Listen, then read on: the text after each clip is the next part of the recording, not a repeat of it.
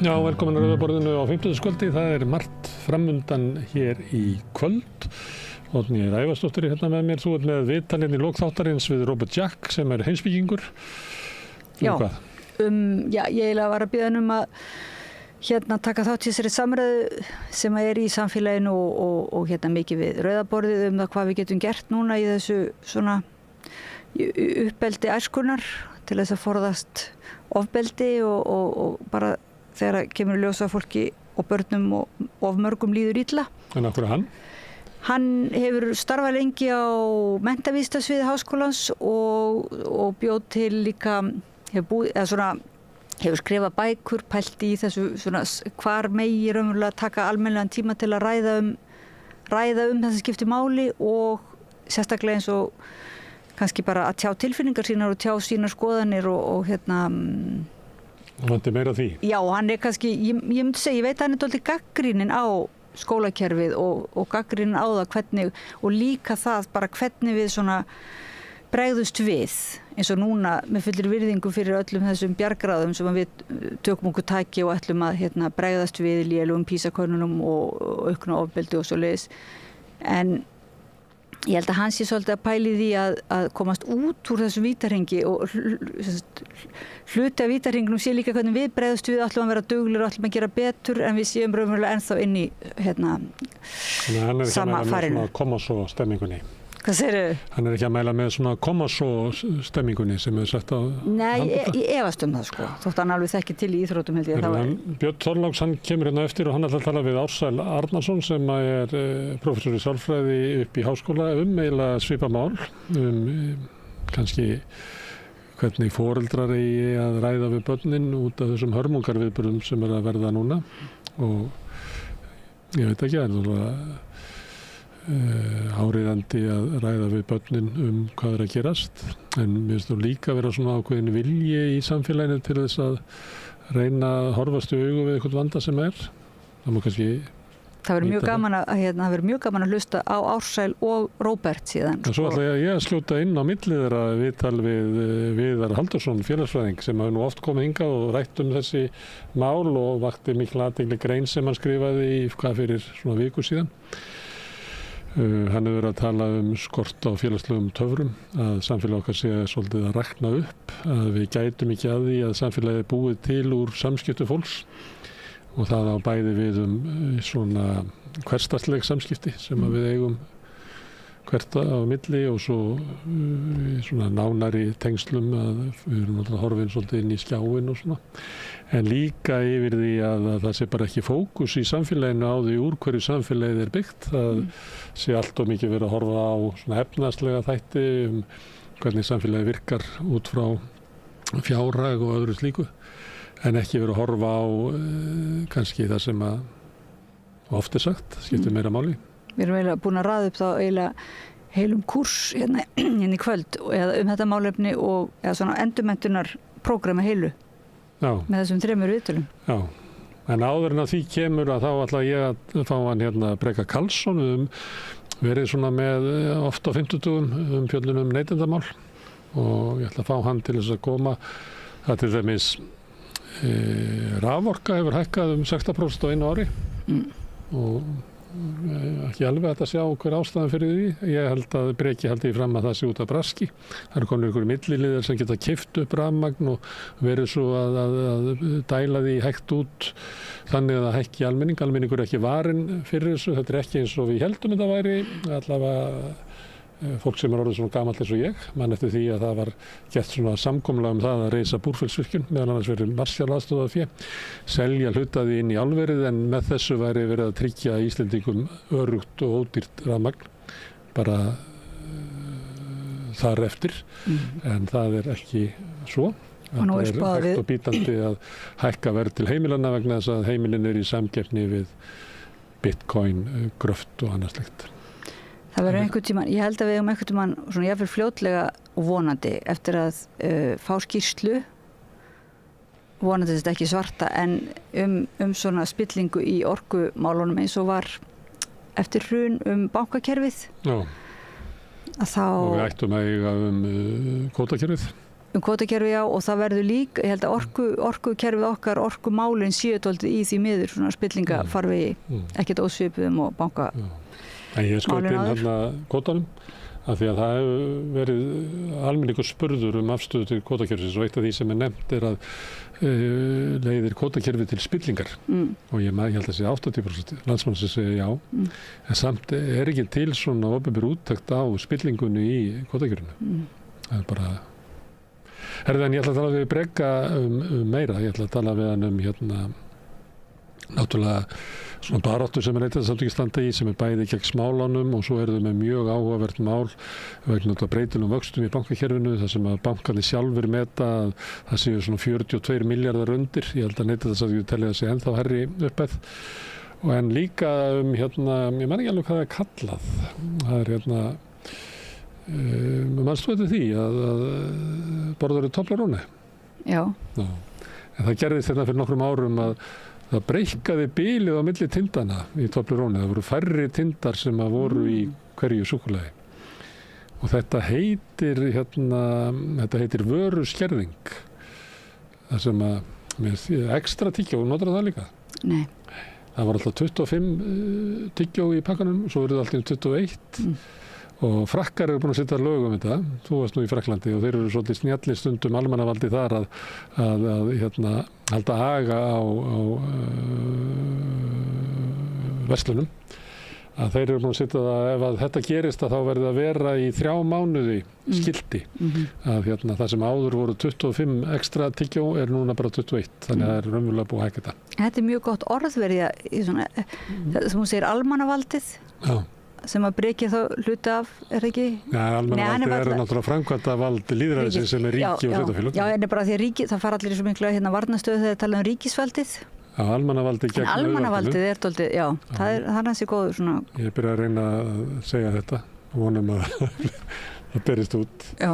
Herðu, en eftir smá skilaboð að þá ætlar þú að halda hér kvennaráðstefnu?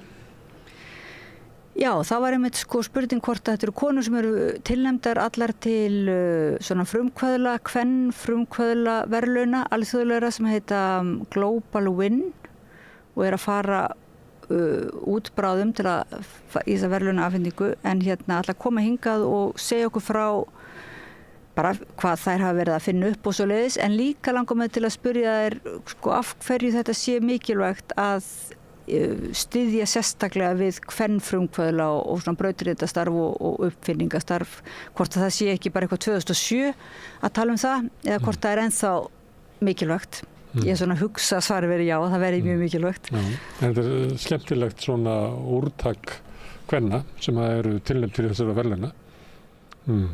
Það er Heiðdís Einarsdóttir, Elínóra Inga Sigurðardóttir, Hraundís Guðmundsdóttir og Björg Arnardóttir sem koma hingað. Já, og það eru fleiri sem eru tilnefndar en það komast ekki allir við borðið hér. Komast ekki fleiri við borðið.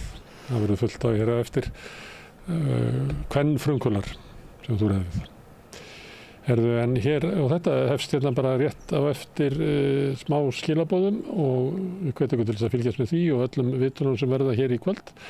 En minni á eins og ég geru ofta að allt sem að þið sjáuð hér og heyrið er í boði áskrifenda. Það er sá hluti áhorfenda og heyrenda sem hafa ákveðið að leggja okkur lið sem að telja samstöðinu vera mikilvægt fyrirbrigði í íslensku samfélagi og vita að það er hægt að halda henni uppi ef að allir leggja lítið til eða þau sem eru aflögufær.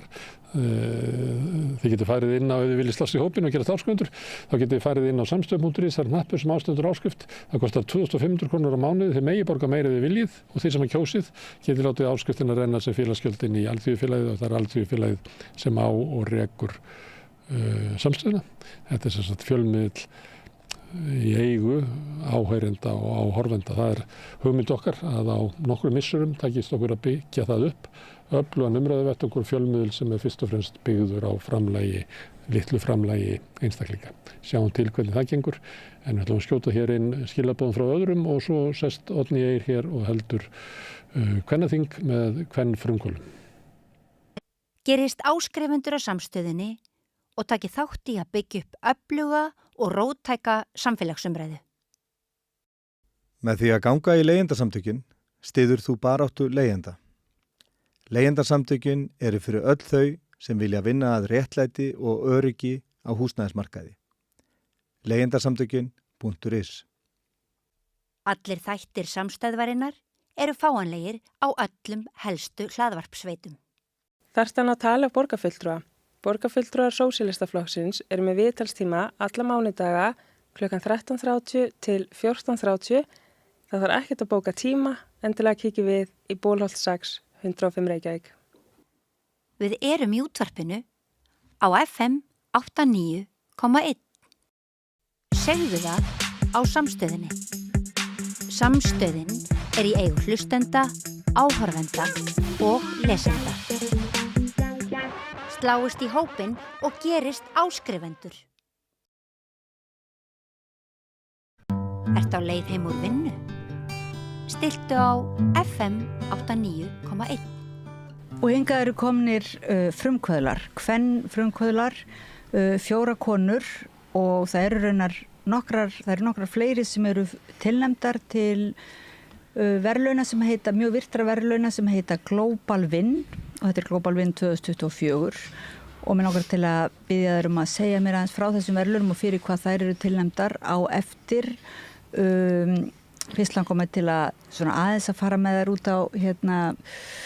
út í djúpið að því ég byrjaði þetta í kynningunni og í spjalli við Gunnar Smára að segja að þetta væri hugsanlega, eða mér langar til að spyrja hvort þetta væri eitthvað 2007 að vera að tala nýsköpun og hvort það væri bara einhver grænþvottur og svoleiðis og þarf að vera að tala eitthvað sérstaklega konur í því samhengi. Ég raunverulega ruglaðist að það er eiginlega 2008 samt. Þetta er ekki 2007 því að það var eiginlega eftir hrunið sem að áherslan á einmitt frumkvöðlastarfið og það byrjaði og af hverju þurfum við ennþá að vera að ítreka það. Til mín eru komnar Sumsé Heiðdís Einarsdóttir, hársnyrtimeistari, förðunarfræðingur og leiðsögumaður. Ég var að spyrja titla og þeir eru allar með svolítið marga titla sem er áhugavert og frumkvöðl þá. Og Hrönndís Guðmundsdóttir, ilmolíufræðingur og skófræðingur. Björg Árnadóttir, ritlistakennari, framkvæmdastjóri Stílvopsins, rithöfundur og frumkvöðl. Blaðamaður, já. Og Elínóra Inga Sigurðardóttir, formaður Kven og hjúkrunarfræðingur, fjölmiðlakona og jarðfræðingur með meiru líklega. Já. Og verið velkomnar. Takk fyrir að koma. Viltu kannski, getur þú byrjað, Elínóra, ég held að þú sért alveg fullkomið kandidatið í að svara þessari svona stóru vondu spurningu þarna. Af hverju þarf svona að gera mikið úr konum sem frumkvöðlum í dag? Sko, konur, það er bara að fá minni upphæðir, færri styrki og miðaldra konur eins og við erum allar, þær eru ekki inn svona venjulega sko. Ef þú hugsar frumkvöðla þá er það yfirleitt ungt fólk, það er verið að hygla þeim og háskólamentað. En þannig að ég held að það sé aldrei of oft gert að klappa fólki á baki fyrir það sem það er að gera góða hluti í sambandi við nýsköpun. Það er svona mitt mat. Og þú varst mjög aktív þarna eftir hrunið og það var þá sem að þið stofnuðuð Kven? Nei, við vorum búin að stofna 2007 en ég var búin að vera formaður fyrsta uppfinningafélags Íslands sem hét Landssamband höfuðsmanna, heitir núna Samtök frumkvöðla höfuðsmanna.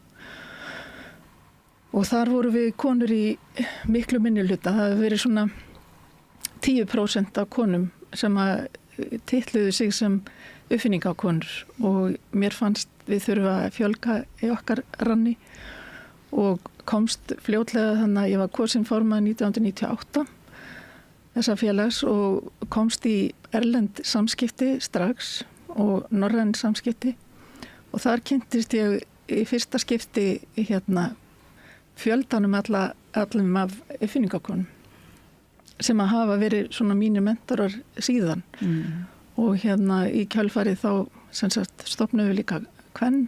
Og Kven er stytting á konum í, fyrir hvað er? Það er bara konur í nýsköpun, félag kvenna í nýsköpun og Kven er, norræna félagi hét Kvinn, eða heitir Kvinn, kvinnlega uppfinnari í Norden og kvenn var svona bara íslenskaða orðið yfir kvinn og ég kynntist líka Bólu Óla Bisi 2002, þá fór ég með FKA til Barcelona og við smullum saman svona eins og flís við rast því að hún var þá nýbúin að stofna bæði Global Win og breska tengslanett fyrir konur í nýsköpun. Veitu hvað heitir hún, segirðu? Bóla Óla Bisi. Bóla Óla Bisi, það er hún sem er stofnandi Global Win. Já. Hún hefur staðið að þessum verðlaunaafhendingum í 24 ár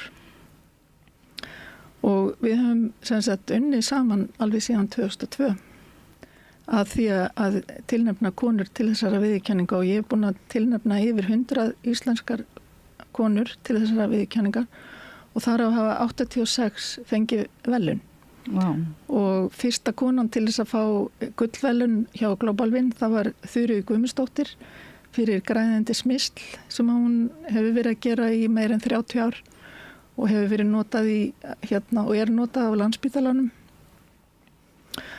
og svo höfum við tvisvarsinnum átt svo kallar overall winners eða sem sagt uppfinningakonur ársins, það var 2017, það var Sandra Mjöll Bús Jónsdóttir og svo 2019 það var á Margrét Vilbjörg Bjarnadóttir fyrir Pay Analytics, hún er með svona jafnlauna vottun á netinu.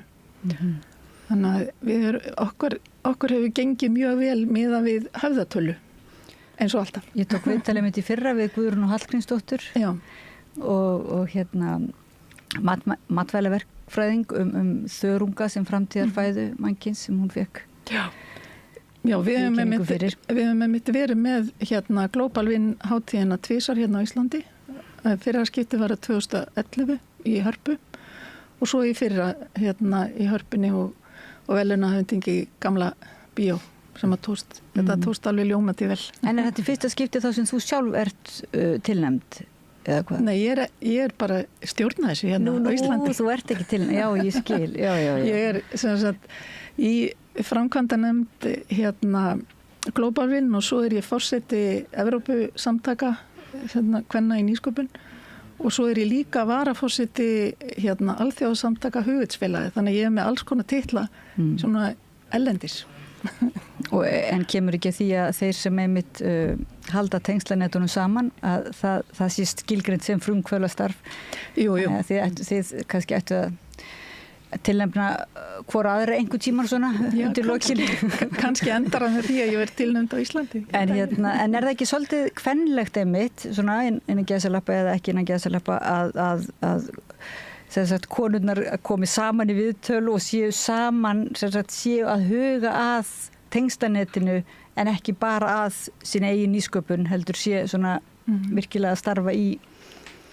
Já, því að við getum við eigum svo margt sameiginlegt. Við erum að ganga í gegnum það sama, hvernig fær maður fjármagn og hvernig, við höfum svo margt að tala og bara styðja hver aðra og það er það sem að tengslanetti gengur náttúrulega út að það er að lyfta hver annar upp og sjá okkur blómstra.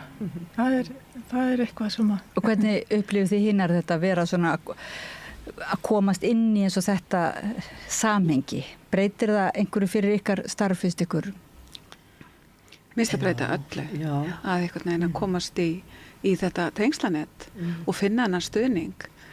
Þannig að það skiptir sköpum þegar maður er að fóta sig í því að vera að stofna fyrirtæki og eins og við erum að gera að fara inn á markað sem er rosalega viðkvæmur. Þá skiptir þetta öllu máli að hafa þennan stuðning.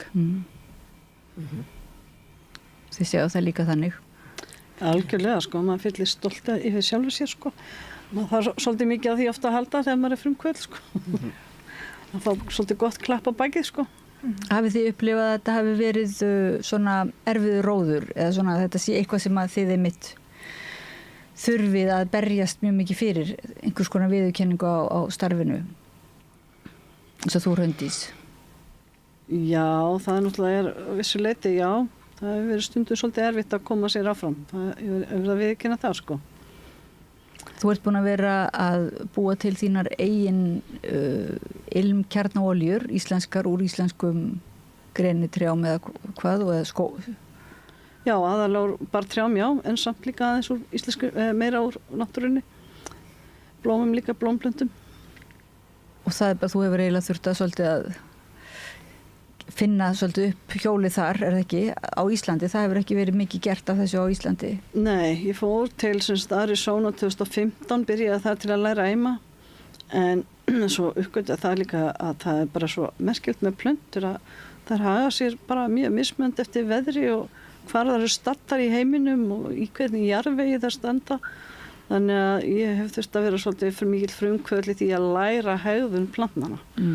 Það hefur tekið mjög mikinn tíma og ég held ég stundum að hugsa að ég verði sennilega aldrei búin að læra almennilega á þessar plöntur hvernig það hega sér. Sérstaklega það sem er mjög stópult og skrítið svona veður ofta á Íslandi, sko.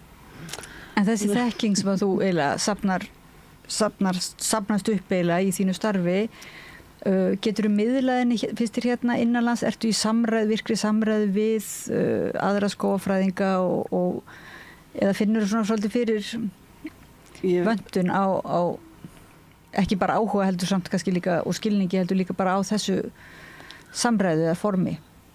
Já, ég reyndi að segja það svo oft, sko, þegar ég fær að tala að eimingarnar hjá mér og svona virkni olíuna, þá skilur mig aldrei nokkur matur hérna í Íslandi. Það veit enginn hvað ég er að tala um. Ég fór svona framhaldsnámskeið í Washington í fyrra og ég bara yes, hópa fólki, allir skildi mig, bara yes. En það er svona, já, það er samt gaman kannski líka að vera þannig, að vera svolítið einn í sínu þannig, en já, það er samt líka einmannalegt. En það er svolítið mismunandi hvernig fólk tekur svona nýsköpun, það er bara þannig. Margir sumir hafa ekki trú á þessu en það er náttúrulega samt bara líka mikið að jákvæðu og flottu fólki sem kaupir aftur og aftur vöruna hjá manni og hafa mikla trú á þeim, sko. Og það heldur manni gangandi. Hvað segir þú, Björg? Þú ert svolítið á öðru sviði, svona, þú ert ekki með kannski neina vöru sem þú ert að kynna.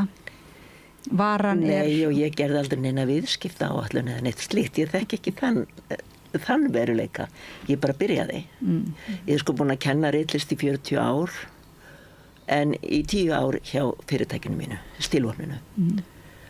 Og ég byrjaði á þessu af því að það urðu breytingar í lífi mínu og ég varð að finna mér eitthvað að gera og þá myndi ég að ég kunni þetta og fór bara, og það var líka að því að samfélagsmiðlar komu og það varð allt í einu svo auðvelt að auglýsa sem er orðið erfitt aftur. En hérna, þannig að þá gæti ég bara svona hendin auglýsingum fyrir eitt og eitt námskeið og svo gekk það vel og þá datt mér í huga að ég gæti kent þetta líka og svo bara vatt það ofan á sig og nú er ég komið með bara alveg heilan skóla eiginlega og á þess að hafa nokkuð tíman, þú veist, sest niður og skipulagt hvað ég ætlaði mér, þetta hefur bara gerst. Þú hefur nú verið svolítið virk, veit ég, í svona alþjóða samstarfi og samstarfi bara á Norðurlöndunum. Ég tekið þátt í 20 samstarfsverkefnum erlendum. Og þannig að þú ert reyfilega búin að vera í því, já, í mjög mörg ár að búa til einhvers konar tengslanett, þess að rillistarkennara og svona skapandi fræðum. En hverju breytir þetta núna, finnst þér þetta tengslanett? Er þetta svona þá, er þetta eitthvað svona eins og meira á viðskiptalags? Já, það er nefnilega ég hef búin að vera svo ólíkir persónleikar í gegnum tíðina, var í náttúrulega fyrst í listnámi í myndlistahandíðaskólanum og var alltaf byrjast við að vera listamaður og svo fann ég að ég var kennari og var lengi kennari, svo var ég í 15 ári í Reykjavíkurakademíinu og þá fannst mér að vera fræðimaður, en svo fór ég í sjávarklassan og held þar til núna og þá bara breytist ég á einni nóttu í frumkvöðul. Þótt ég hafi reyndar og glatt að verið frumkvöðul að því ég get aldrei gert hlutina eins og aðrir en ég bara kann mjög vel við mig í frumkvöðla hlutverkinu. En það er kannski það sem ég langað sem þið myndi að spurja, hver er munurinn á, raunverulega því að þeim bara hugsa orðin svo nýsköpun og brautriðjandastarf. Þetta brautriðjandastarf er náttúrulega mjög svona vítt svið, einhver bara sem riður braut á einhverju sviði, sko. En svona kannski frumkvöðlar og eins og þú nefnilega er uppfinningakonur, er ekki uppfinningakonur? Það er aðeins kannski þrengra, er það ekki, ef verið uppfinningakona, það er svona, maður tengir það nú við svona vísinda rannsóknir einhverjar eða hvað? Já, en samt ekki, sko. Því að hérna, það nefnilega, sko, farið að þinna út orðin eins og nýsköpun og frumkvöðla. Þú ert frumkvöðla og bara opnar verslun út á horni, sko. Þannig að þegar það var byrjaði að kalla alla frumkvöðla, þá svona nýfti ég í fólk að segja, ertu ekki að meina athafnamann eða athafnakonu? En frumkvöðl, það náttúrulega eitthvað sem að gerir eitthvað nýtt, tekur uppfinningu eða uppfinning getur verið alls konar, það getur verið ný þjónusta, ný vara, ný tækni og frumkvöðl gerir eitthvað með þessa uppfinningu, kemur hann á marka. Þannig horfi ég á frumkvöðl. En þá getur nú samt verið hægt að segja að margir sem stunda fræðimennsku og listafólk allavega að rembast við að reyna að gera eitthvað nýtt. Já. Þannig það er alveg ný sköpun. Já, þá er það ný sköpun. Það er að skapa eitthvað nýtt. En þú ert samt raunverulega þrengjandi niður í það að vera að búa til einhvers konar vöru eða þjónustu. Og eins og mér hefur svona aðeins skilist á því að kynna mér þessa allavega þær konur sem eru tilnefndar, alþjóðlegu konur, þá er þetta mjög oft svona til einhvers konar almannaheilla. Það er óvinnur mikið af tilnefningu núna sem að kallar social innovation eða svona nýsköpun á eins og Björg er í þeim samfélagsleg nýsköpun. Það er óvinnilega mikið af því núna í ár en lítið af uppfinningum. En það var nú var ekki fyrra líka, þá var konan sem að fann þarna blindapunktinn einhvern til að hafa fyrir flugslýsarannsóknir. Lahu Keita sem var fyrstu, hún var sem sagt uppfinningakona ásins í fyrra 2023 frá Frakklandi og hún hefur gengið furðanlega vel meðan við það að vera bæði lituð og kona. Þannig en hún er komin í samstarfi Boeing en hún er líka búin að vera að því í 20 ár, svoleiðis. En er það ekki endilega skilir þetta sé eitthvað svona sem nýtist fólki almennt? Ég meina, hafið þið stundum verið að tilnefna einhverja sem hafa gert eitthvað, bara eitthvað brandar, eitthvað fyndið eða brandara eða jafnvel prakkara uppfinningu einhverja? Ekki sem ég man í augnablikinu. Nei, ekki. Nei, ég var líka að reyna að muna hvað ég var að meina. Þú veist, ég er að meina einhvers konar uppfinning að ég hugsaði bara eiginlega kjarnorkusprengjuna, þú veist, eitthvað svona sem hægt er að nota eiginlega til íls, þú veist, eitthvað nýtt vopn eða eitthvað svoleiðis. Það er náttúrulega, það má misnota alla hluti til illra verka, það er ekki það. Eins og til dæmis konur frá Malasíu, þær eru alveg, eru með mikið af uppfinningum sem eru einmitt tengdar svona rannsóknir og þróun. Það maður tekur alveg eftir því að það er aðalatrið, það er að uppfinningin komi úr úr háskólaumhverfinu. Ég vil mitt markmiði er að beina sjónum að alls konar nýsköpun, óháð menntun eða aldri eða kyni eða uppruna. Það er hugmyndir kvikna allstaðar og náttúrulega í þínu næru umhverfi.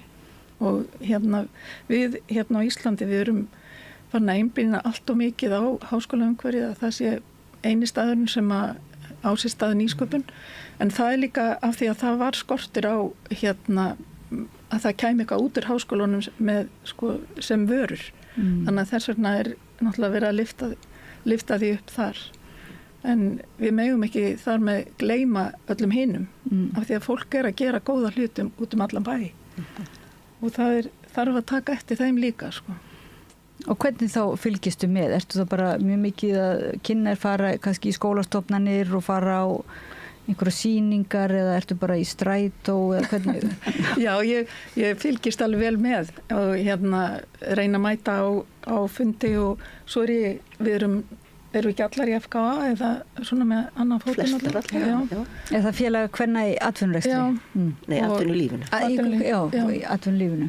Og svo er náttúrulega það sem að birtist í blöðunum og svo í viðtalsþáttum eins og ykkar og svona Þannig að ég reynir bara að hafa augun opin og svo kannski nippar einhver í mig eins og með Hraundísi þá Þuríður sem fékk hann að gullverðlaun 2007.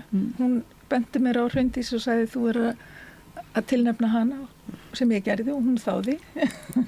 Þannig að bara... En ég hef alltaf lagt þann skilning í nýsköpun og svona frumkvöðulshátt að allavega það sem verðlaunað eigi að vera öllum til heilla. Ekki bara eitthvað engaflip. Já, einmitt. Og að tengslanetið þá nýtist einmitt fleiri konum og það þá ákveðin svona hvatning kannski fyrir aðrar konur að raunverulega láta í sér heyra og láta vita af því sem þær eru að gera. Þetta svona, markmiðið náttúrulega að skapa fyrirmyndir, þannig að við getum speglað okkur í hver annari. Svo komum við náttúrulega allar saman hingað að því við þurfum að kynnast svolítið áður en við förum út.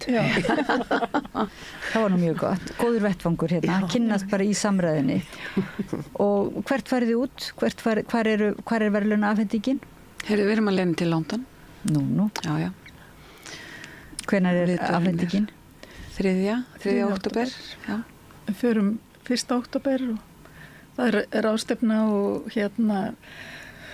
náttúrulega það koma konur, það eru tilnefndar 75 konur frá 23 löndum og þetta er náttúrulega gífurlegt greiðalegt tækifæri fyrir að efla tengslanetið þegar maður mætir svona og það er lagt upp úr því að fræða konur og að það kynnist hvor annari og geti kynnt sína nýsköpun á þessum stað.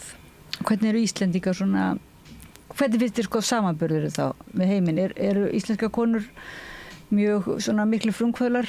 Já, mér finnst það. Hugmyndaríkar og uppfinningasamar? Alveg til fyrirmyndar. En mér finnst það.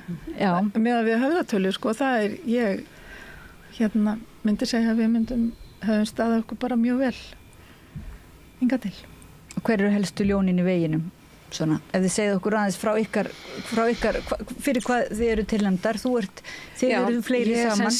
Við erum 3 ár saman sem að eigum og rekum fyrirtæki sem heitir Askabæ og Örns og við erum að framleiða duftker fyrir ösku látina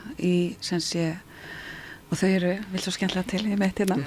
En kerin okkar eru gerð úr endurunnum pappír og eru 100% niðurbrjótanleg og það var svona það sem við lögum upp með að við værum í endurvinnslu hagkerfinu en líka vinna vistvænt. Þannig að við erum með græna sjálfbæra lausn fyrir þennan markað eins og ég nefndi áðan að þetta er viðkvæmur markaðar að fara inn á en okkur langar líka að koma með nýtt útlit þannig að Dögg Guðmunds sem er ein af 3 sem á þetta fyrirtæki hún hannaði kerið og svona vísar í íslenska náttúru þannig að við vildum svona toga svolítið Ísland inn í þetta líka. Þetta er eins og Stuðlaberg. Já, þetta er eins og Stuðlaberg. En svo er þetta líka eins og Býflugnabú. Snjókorn. Náttúran, hún hefur tilhneigu til þess að búa til svona hringláform og þá endar það oft svona sem 5, 6, 7, 8, 9 kantur. Þetta er svona lífhermun. Já, algjörlega. Varst ekki með fleiri liti þarna? Jú, við erum með þessi 3 liti, við hefum hvít. Svo er náttúrulega eitt sem er eins og Stuðlabergið, svona grátt og svo erum við líka með svona náttúrulega lit. Þannig að þetta er svolítið svona, við erum svolítið líka þarna að vísa í náttúruna, við erum að vísa í jarðveginn, við erum að vísa í bergið og við erum að vísa í ísinn, í jöklan okkar.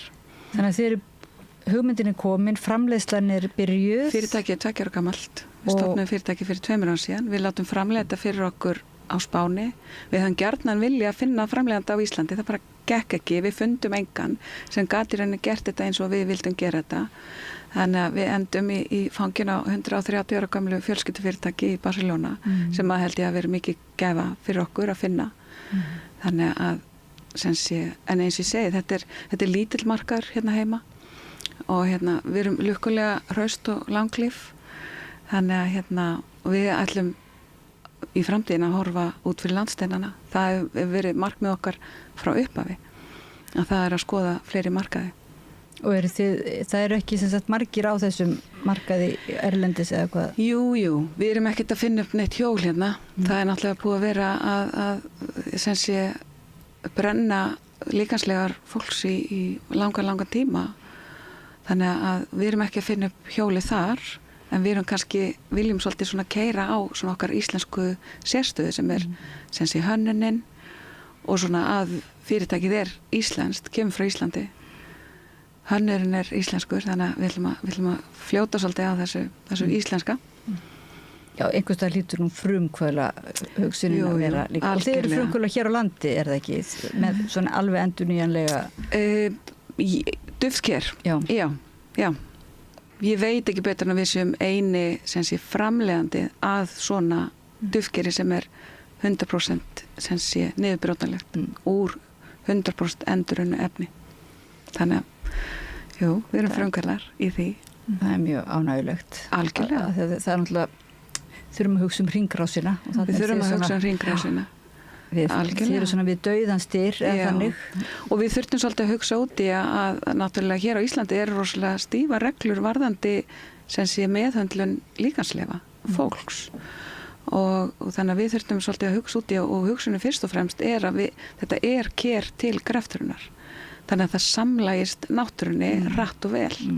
Voru það einhverjir staðlar, var þetta svona einhvern veginn erfitt að komast í gegnum einhverju svona... Nei, alls ekki sko. Nei. Það í sjálfu sér þó að reglurnar séu mjög stífar, þá eftirliti svo sem ekkert endilega neitt sérstaklega stíft. Það enginn að fylgjast með því hvert askan fer sko. En ég segi alltaf svona að þú mátt hafa snata upp í hillu en ekki ömmu. Þú mátt vera með sem sé ösku gældjörna þinn upp í hillu en ekki ömmu. Hún þarf að fara annarkvort í jörðu eða dreifa á sem sé svæði sem má dreifa ösku. Já. Þannig að maður sér svona ameríska bíómyndir, þá ekki fólk oft með svona einmitt duftker upp á hillu og fer með það í flugvél og þetta er í gólfið. Já, en við búum ekki við það.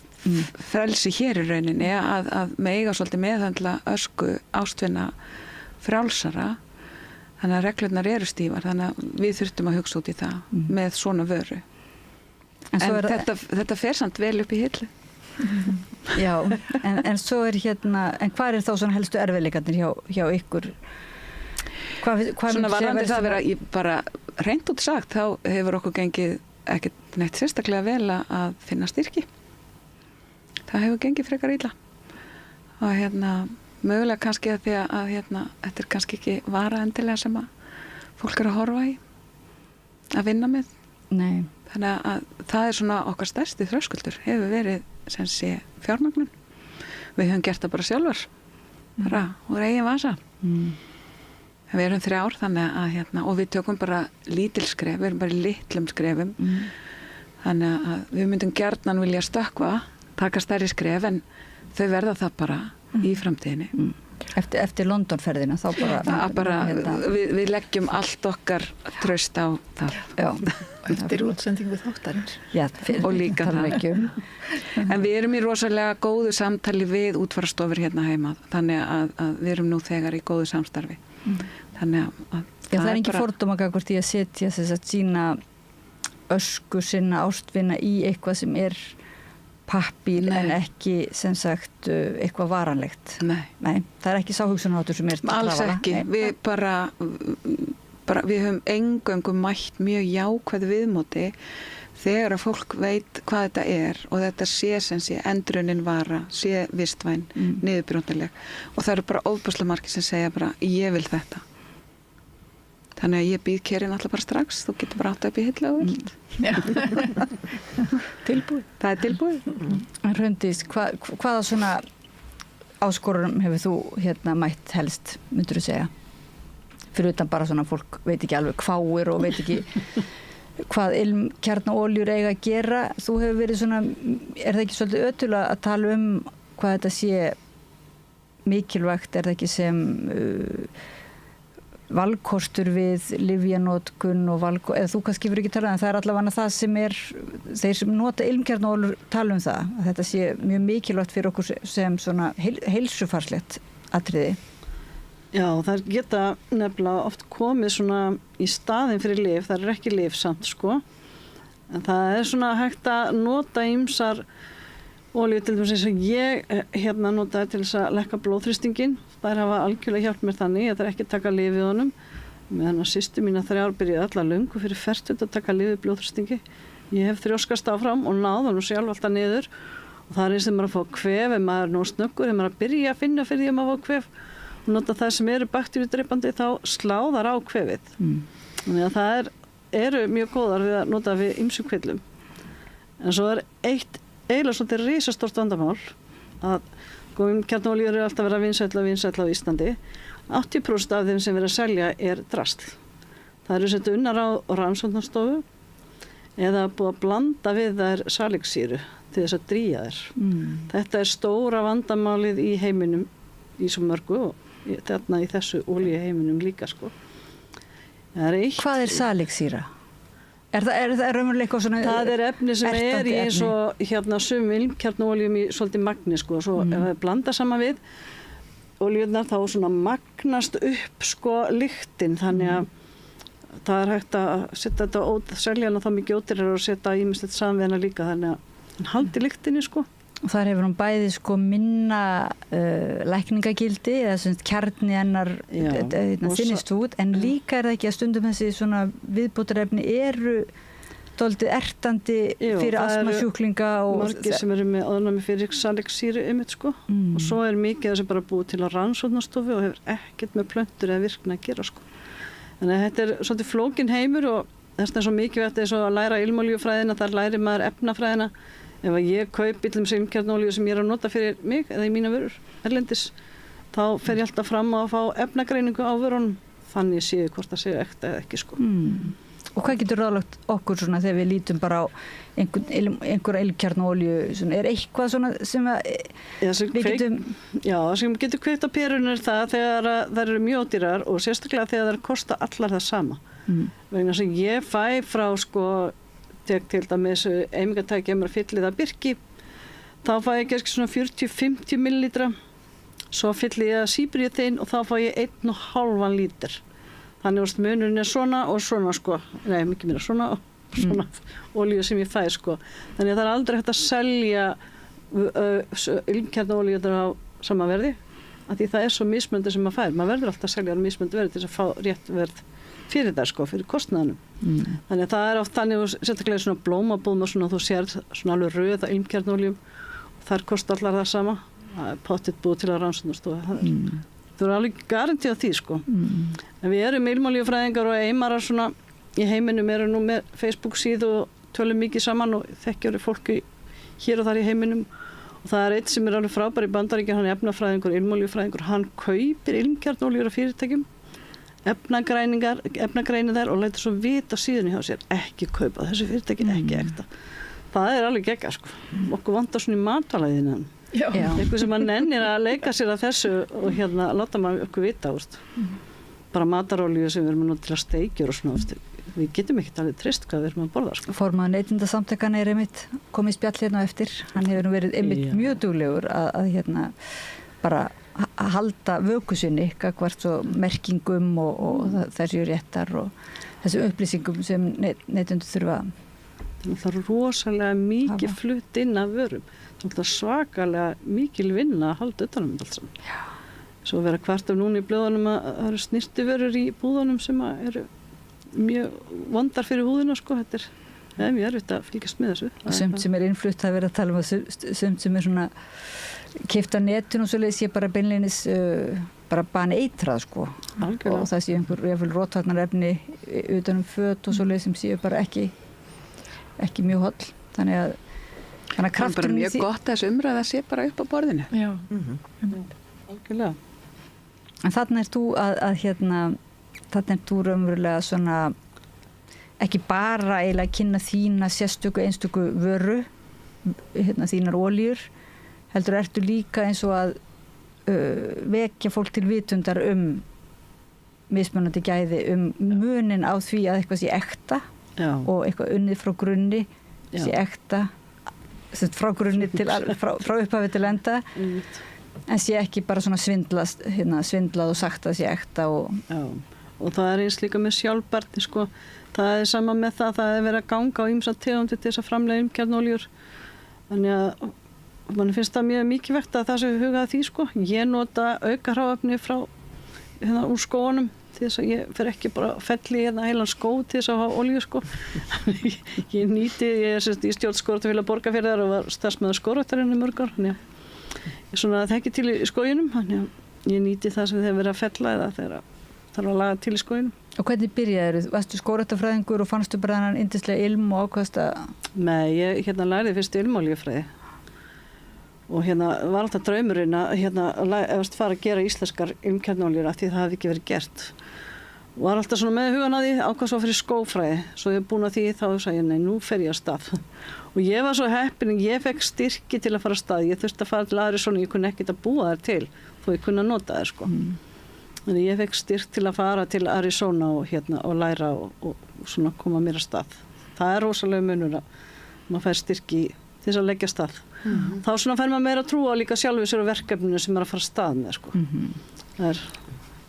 Það er mjög mikilvægt. En það er eitthvað svona, það er styrkjakerfi á Íslandi, það er einhver vitundum mikilvæg nýsköpunar og svoleiðis, en hérna finnst ykkur hafa verið svona stöður uppgangur eða finnst ykkur hafa verið einhvers konar bakslag? Nei, það er búið það er alveg verið að veita styrki en en eins og ég sagði að það bara vantar styrki fyrir konur og tala nú ekki að það eru miðaldra ekki í háskólanum. Það sem að við höfum kannski rekja okkur á að því við erum með vöru er að og við fylgjumst mjög vel með á sem styrkjamarkaði eða markaði, hvað kallar maður þetta, er að allar tæknilausnir eru að fá styrki. Það er mjög erfitt að fá styrki varðandi vöruframleiðslu. Öppin eru inn og svo reyndar tískubylgjur í þessu. Allir sem hafa verið að gera eitthvað þara hafa undanförnu fengið. Þar er rosa mikið inn sko. Og þetta upp og þetta svona tækni. Það ekki þetta með þara kannski. Það er hægt. Já, en það er rétt. Þarin hefur verið mjög mikið í tísku. Þetta er svolítið tískubylgjur. Fiskróð. Já. Og hún aðeins tilvíðina kent stundum kannski. Svona eins og tískubylgjur. Já. Ef mann finnst tískubylgjur en kannski þannig er hægt að rekja þær eitt hvert, ekki satt? Jú. Til einhverja þátta. En Björg, núna sagði Elínóra að það væri svona óvinni mikið af, hvað heitir, samfélags uppfinningakonum. Já, samfélagslegri nýsköpun. Já. Og sín svona ritlistar kennsla fellur undir það svið líklega. Já, ég hef svona verið að sérhæfa mig í valdeflandi og inngildandi kennsluaðferðum sem ég hef verið að læra í öllum þessum verkefnum. Og en má ég líka svara spurningunum sem þú spurðir þær hindranir? Já. Það hljóta nú ef þú ert að leggja áherslu á inngildandi og valdeflandi ritlistarkennslu, þá hljóta nú að vera einhver svona ljón í veginum. Já, en mér finnst samt helsta hindrunin vera þegar maður rekur skóla af þessari stærðargráðu að þetta er ekki gróðrafyrirtæki. Þannig að svona persónulega fyrir mig er það helsta hindrunin og vinkonum minn segir að þetta sé nú bara tómstundabúskapur hjá mér og ég get alveg eins verið að hókra með nokkra kindur sko. En og líka sko fólk ég hef einn titil í viðbót, ég er námskrárfræðingur þannig ég lærði kennslufræðin í myndlistahandíðaskólanum og svo tók ég meistarapróf og þá valdi ég námskrárfræði og námskrá þýðir í rauninni stóra skilgreiningin er allt annað sem við kemur skólastarfi. Allt fyrir utan kennsluna og svo hef ég stofnað og stýrt 3 sem sagt opinberum fræðslufyrirtækjum og stofna 2 viðbútt þannig að ég kann þetta sko og ég legg svo mikla vinnu í að gera þetta að alvöru námi og alvöru skóla og fólk stundum hefur samband við mig og segir en það getur nú ekki kosta svo mikið að rigga upp einu 12 tíma námskeiði en það er bara rosalega mikil vinna á bakvið það og svo fæ ég svona það er eiginlega alveg búið en í upphafi var ég alltaf að fá svona vandlætingu einkum frá eldri mönnum og ég þurfti að passa rosalega hvað ég skrifaði í auglýsingar ég man eftir einum sem að ég hafði sett skráningar hafnar og þá fekk ég athugasemd, væri nú ekki réttara vænan að skrifa skráninghafinn. Og þá sagði ég að ég svaraði öllu sem ég fekk. Ég sagði, já, ég skil hvað þú meinar af því að það hefur hlaupið ofvöxtur í fleirtölu í íslensku tungu, ég skil hvort að meina, en nú það svo að ég sé sjálf skráningar og þess vegna sé ég þær í fleirtölu og og þá bara var þann að smjöra og sagði, já, það svo frábært sem þú ert að gera vinnan og en þetta alveg búið. Já, þetta líka búið, en það líka svolítið búið að það þurfi ekki að kenna fólki að tjá sig, það þurfi ekki að kenna fólki að skrifa. Já, mér var sagt í upphæfi að þetta væri ekki hægt, sko, það væri bara, þú veist að vænan að það ekki hægt að kenna að skrifa. Annarkvort þetta meðfætt gáfa eða ekki. Já. En það líka, fólk lítur ekki þannig á það lengur. Nei. Ég meina það alveg sagt að kenna fólki að skrifa eins og smíða stól, sko. Hvort fekkja þarf maður að hafa í sér á eitthvað nátt, en það hægt að læra tæknina. Læra tæknina, en líka þetta ekki að fá bara hugrekkið eins og þú síðan í þín, þess að þú hefur verið að vinna líka með jaðarhópum að bara virkja fólk sem hefur eitthvað eiginlega mist málið og mist hugrekkið. Já, til þess að gefa því einhver svona tól og tæki og hugrekki til þess að það snýst eiginlega, þetta snýst að mestu leyti það hjá mér, sko. Og það á saman áskeiðinu getur verið fólk sem hefur aldrei skrifað neitt áður og útgefnir höfundar og það læra bara allir af þessari samsköpun. Fólk læri hvert af öðru og fyrir útgefin höfund getur verið mjög mikilvægt að heyra hvað hinir segja það sem þeir eru að skrifa. Ég hef lagt mikið upp úr því að vera með blandaða hópa. Það svolítið erfitt að ná í karlmenn en það hefur verið alltaf því helmingur karlmenn, það gerist og svo vil ég helst hafa allan aldur en ég finn að nemendahópurinn eldist með mér sem mér finnst leiðilegt. Auk þess sem að hjálpar mér að auglýsa stundum á Facebook, hún segir af því að það eru mest miðaldra konur þá áttu bara að auglýsa fyrir miðaldra konur en það finnst mér svo rámt. Þannig að þið farið núna og farið til London og hittið aðrar miðaldra konur, væntanlega. Nei, það á öllum aldri. Á öllum aldri, já. Reyndar. Ég veit ekki á hvað aldri, en ég að meina bara það líka þetta valdeflandi, það að mæta á staðinn, það ekki, og bara gera sér ferð og svona þetta verðlauna, maður getur til dæmis finnst svolítið skrítið ekkur alltaf að gefa einhver verðlaun, en í þessu tilviki þá það greinilega bara mjög jákvætt að þetta bara hvatningar. Já, þetta svona hugsa sem klappa bakið og ég tek eftir, ég veit að þú ert að gera góða hluti og mér langar til þess að tilnefna til þessara verðlauna, það svona mín hugsun bakvið þetta og bara efla konur í að standa saman og bara miðla hvort til annarar, þú veist, maður veit aldrei í hvað tengsl maður kemst í svona hóp. Það eru 23 lönd og 75 konur sem eru tilnefndar, sko, þannig að þú bara að komast í svona tengslan, þetta ómetanlegt.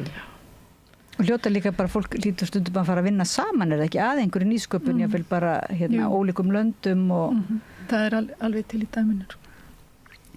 Ef að segja þetta gott í bili og svo kannski gefið okkur fréttir frá þessu verðlauna afhendingunni, hver fekk verðlaunin og vonandi verður það nú einhver af ykkur. En mér langar kannski að koma því að hönnuðurinn, hún Dögg sem með ykkur, hún líka tilnefnd sko frá Danmörkur hliðinni að því hún býr í Danmörku og hún tilnefnd fyrir hvað heitir A Peaceful Place, það Legsteinn. Já, það Legsteinn sensi. Það svona hönnun A Place for Peace. Já. Þannig hún með 2 tilnefningar. Já. En þið eru 7 og svo það Þórhildur sem með ykkur. Já. Hversdóttir? Þórhildur Einarsdóttir. Og síðan það þá svo Ólöf Rún Tryggvadóttir, hún tilnefnd fyrir Eilíf. Hún að búa til fæðubótarefni úr íslenskum vörum eða hráefnum og svo það Heiðrún Ósk Sigfúsdóttir sem tilnefnd fyrir Kate Cut og hún að nota gervigreind hérna í tengslum við fatasíður eða þú veist online og til þess að þú þurfur ekki að skoða 20.000 eintök af fötum þá kannski hérna minkar hann í 500 mögulegar hérna föt sem að þú passar í. Það væri líka gaman að segja frá þinni upphaflegu uppfinningu sem gerði þig á uppfinningamanni. Já, höfum við tími í það? Já, þú verður að þakka þér fyrir Björg. Ég ætla að spyrja á það eins og fór það fram hjá.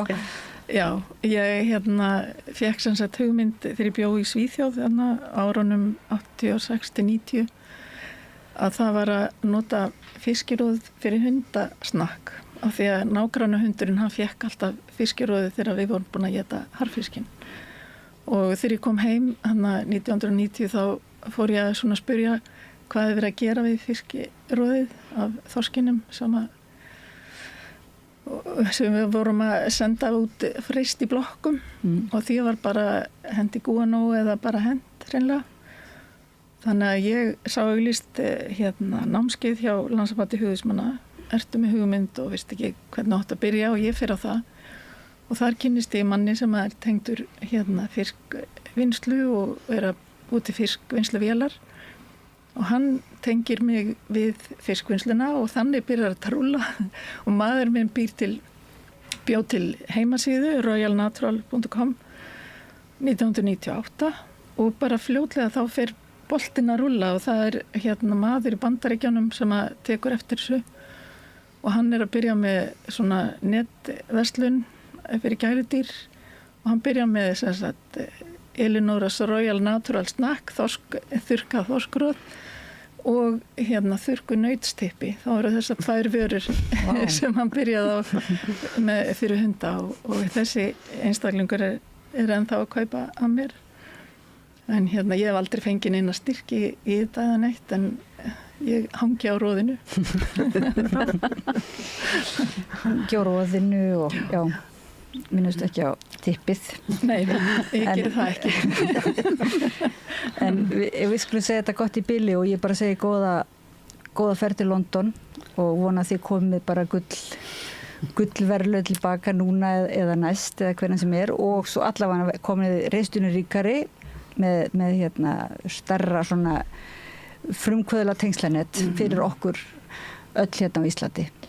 Takk. Það er Heiðdís Einarsdóttir, Hraundís Guðmundsdóttir, Björg Árnadóttir og Elínóra Inga Sigurðardóttir. Kæra þakkir fyrir komuna tilnefndar til Global Win 2024 frumkvöðlaverðlaunanna. Takk fyrir. Og við höldum áfram eftir smástund við rauðaborðið. Samstöðin er í eigu hlustenda, áhorfenda og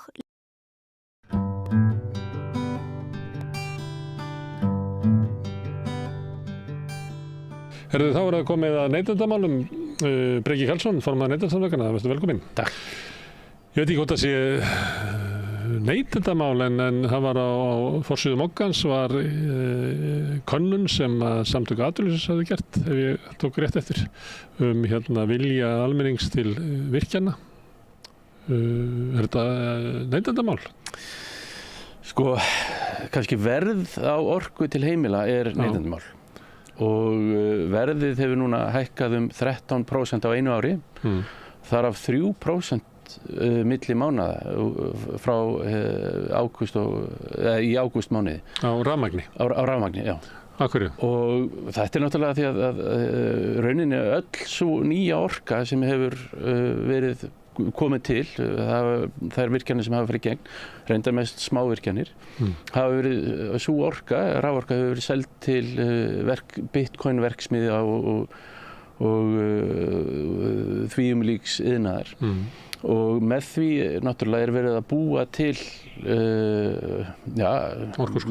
orkuskort í rauninni. Þá er líka að nota þetta orða því það er verið að ofselja.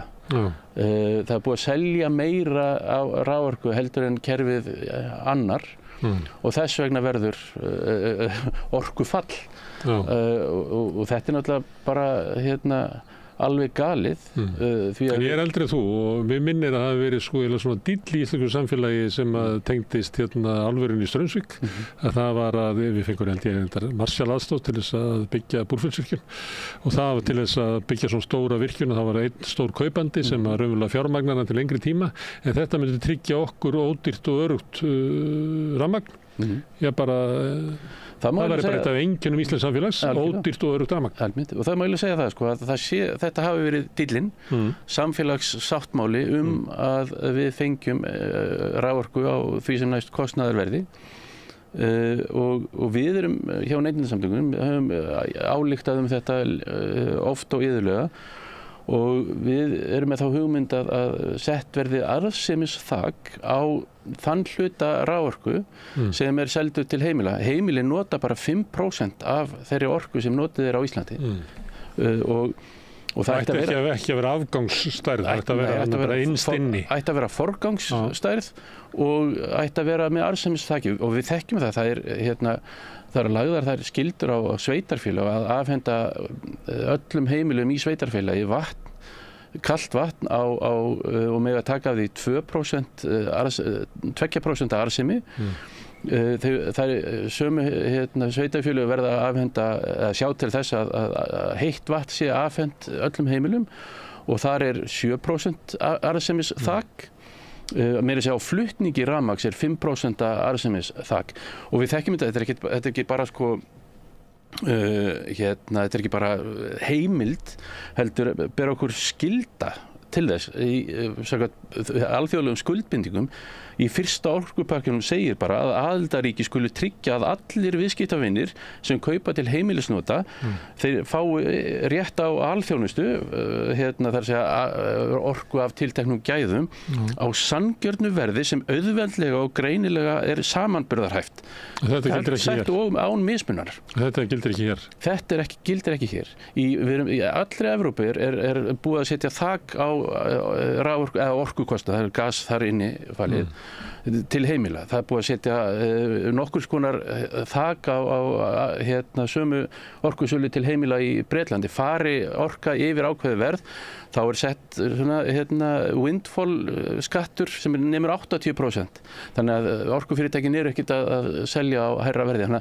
En hér á Íslandi er á eftir, skulum við segja, á eftir að setja þessi lög. En hvar kemur þessi hækkun, þessi 30% hækkun, því að maður sér það í auglýsingatímum þegar maður rekst á sjónvarp, að þá er alltaf verið að einhver orkufyrirtæki, allir byrja að selja orku einhvern veginn, bara olíufélögin og hinn og þessi byrja að selja orku, gott ekki bara símafyrirtæki eitthvað, ég er bara hættur að skilja þetta.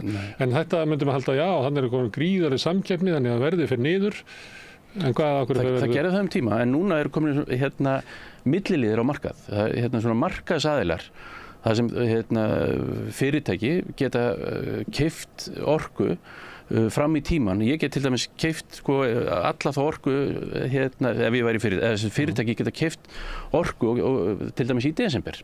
Segjum svo að ég, og þetta gerðist í Noregi, að menn fóru að spekulera og í þessari spekulasjón Enron var í þessu í Kaliforníu en þeir bjó til þar bara orkukreppu í Kaliforníu. Algjörlega sama í Noregi, menn fjórfölduðu, fimmfölduðu raforkuverð til heimila á nokkrum mánuðum í kjölfar innrásar Rússa inn í Úkraínu og menn sáu þar einhverjir markaðsspekulantar sáu sér leika á borði og keyptu upp þá orku og svo biðu þeir bara og seldu hana síðan þegar hún var búin að hækka í verði og það hefur komið í ljós að það var ekki raforku framleiðendurnir sem voru að fá hærra verð fyrir orkuna, heldur voru það milliliðirnir sem þannig að við segjum að raforka er ekki eins og hver önnur markaðsvara. En er það ekki hugmyndin á bak við þessu orkupakka að þetta er einmitt að vera að markaðurinn einhvern veginn leiði alltaf til besta verðs? En með þessar undantekningu, það er bara hér,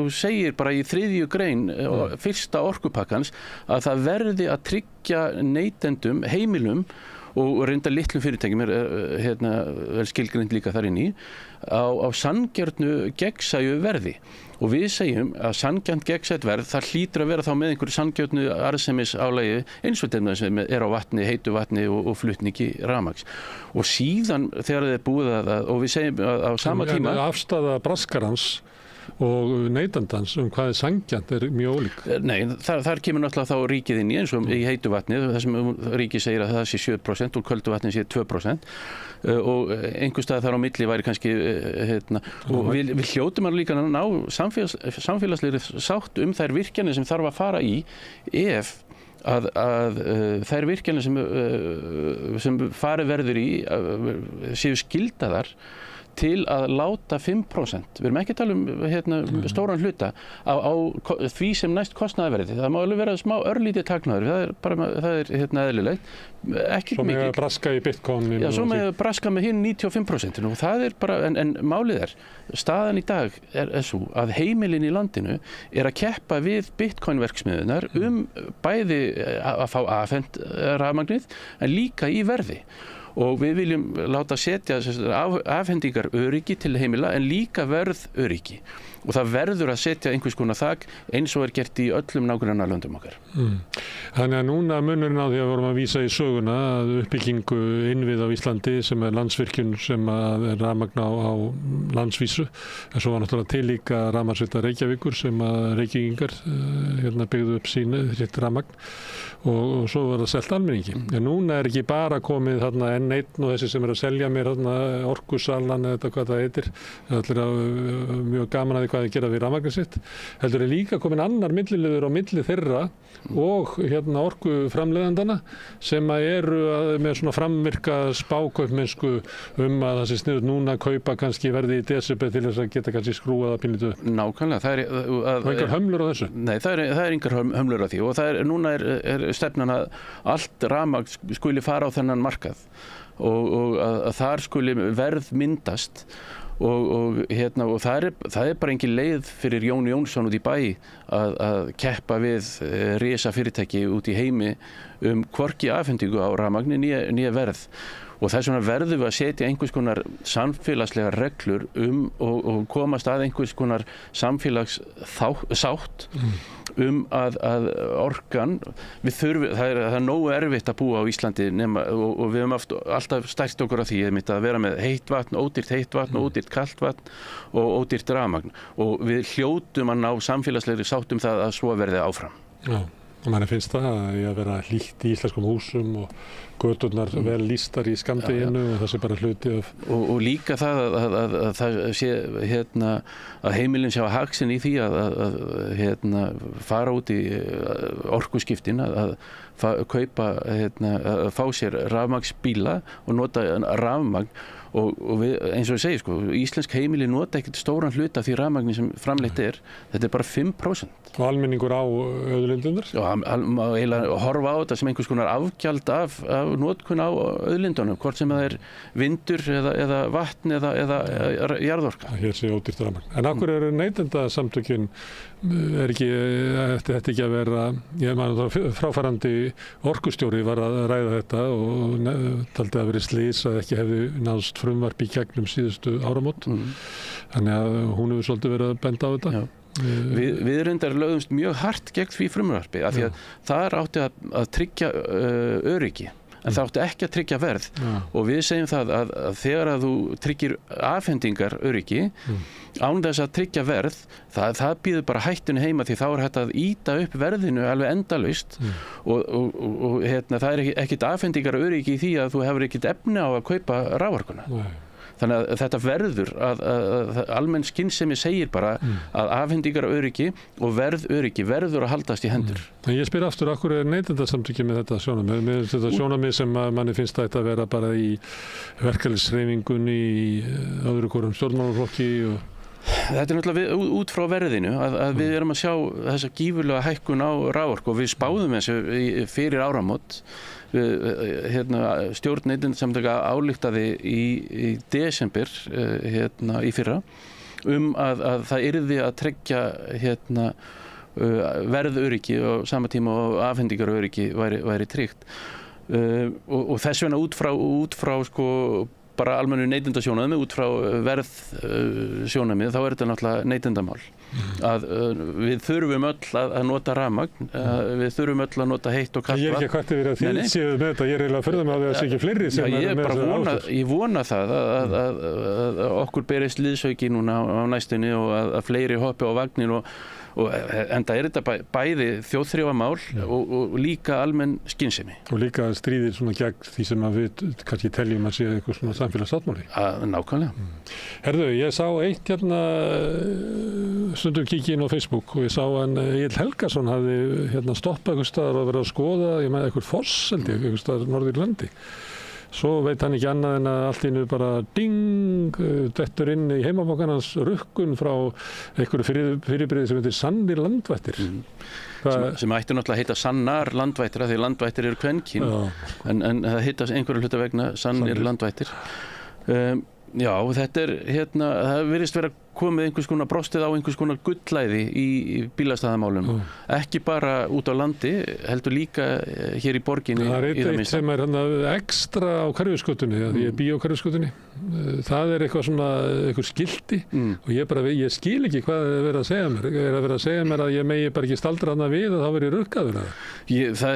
Það er mjög, ég þekki það nú ekki tilteklega dæmi ekki, en þetta er mjög misjafnt og mjög misjafna reglur sem er gilda, til dæmis að þú ferð undir Hörpu og keyrir aðeins svo langt, þá ertu komin í eitthvað annað fyrirtæki og ef þú leggur þar og borgar vitleysu við aðila, þá ertu bara komin í hringavitleysu.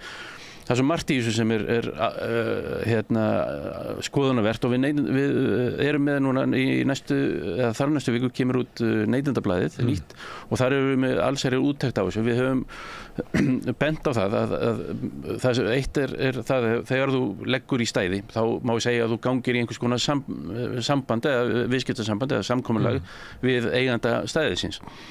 Óaðvitandi stundum. Já, en gott og þú verður þá að vita hverjir skilmálarnir eru og það verður þá að vera mjög skýrt af hendi þess sem er að innheimta gjald fyrir bílastæði og svo verður að taka til þess að samningsskilmálarnir mega ekki vera ósanngjarnir, það er bara samkvæmt lögum, þá verður þeir að vera sanngjarnir.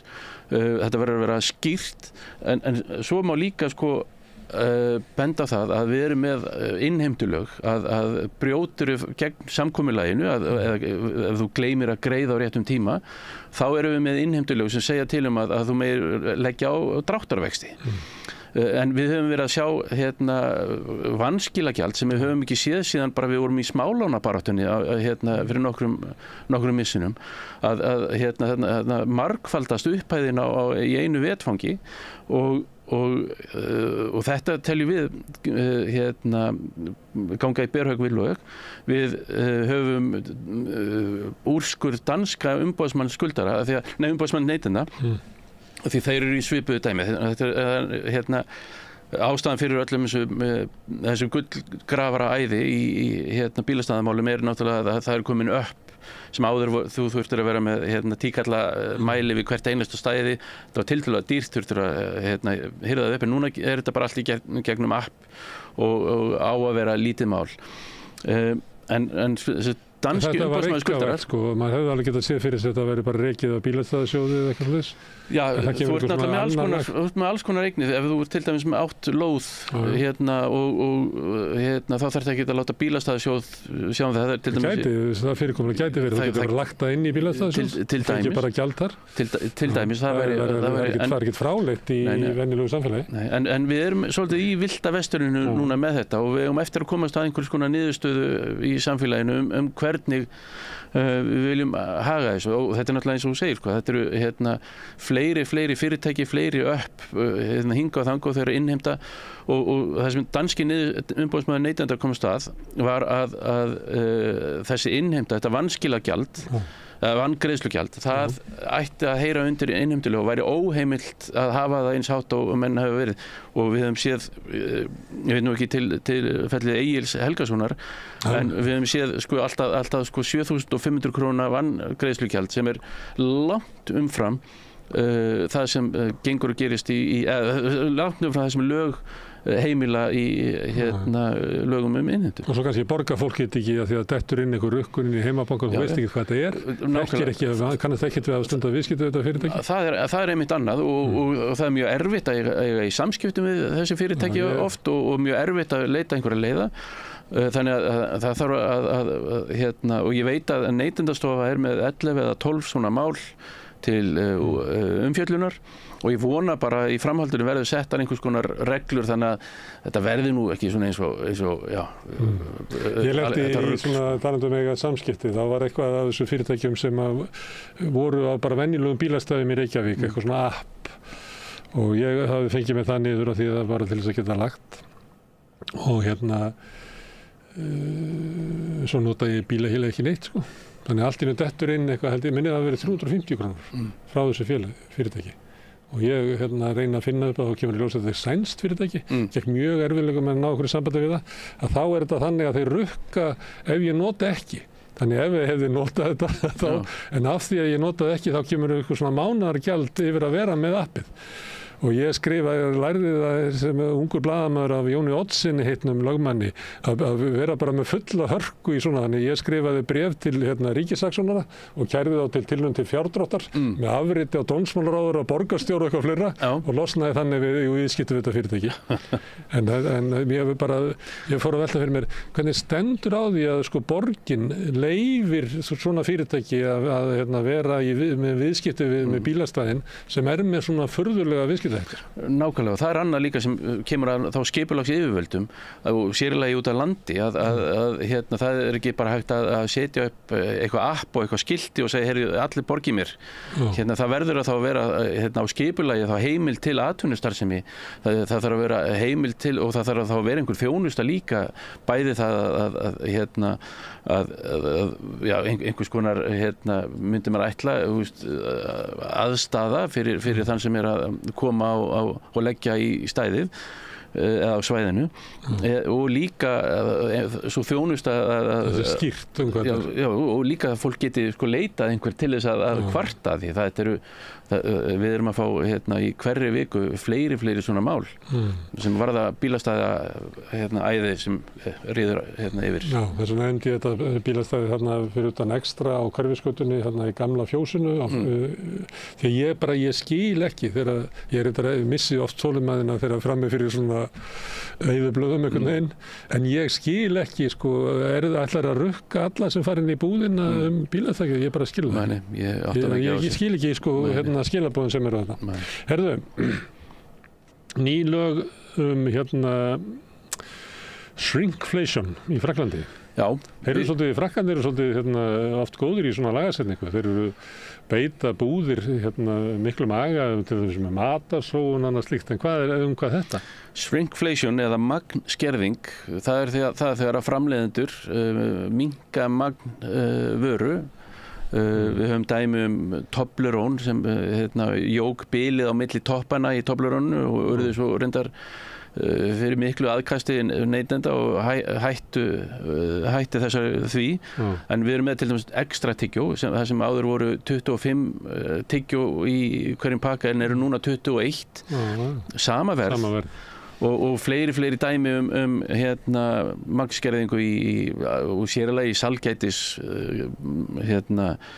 í sælgæti. Og hvernig nær almannavaldi í Frakklandi utan þetta? Þeir bara skylda allar búðir sem eru yfir ákveðinni stærð svona stórmarkaði til þess að merkja það í 3 mánuði eftir að vara hefur verið skert.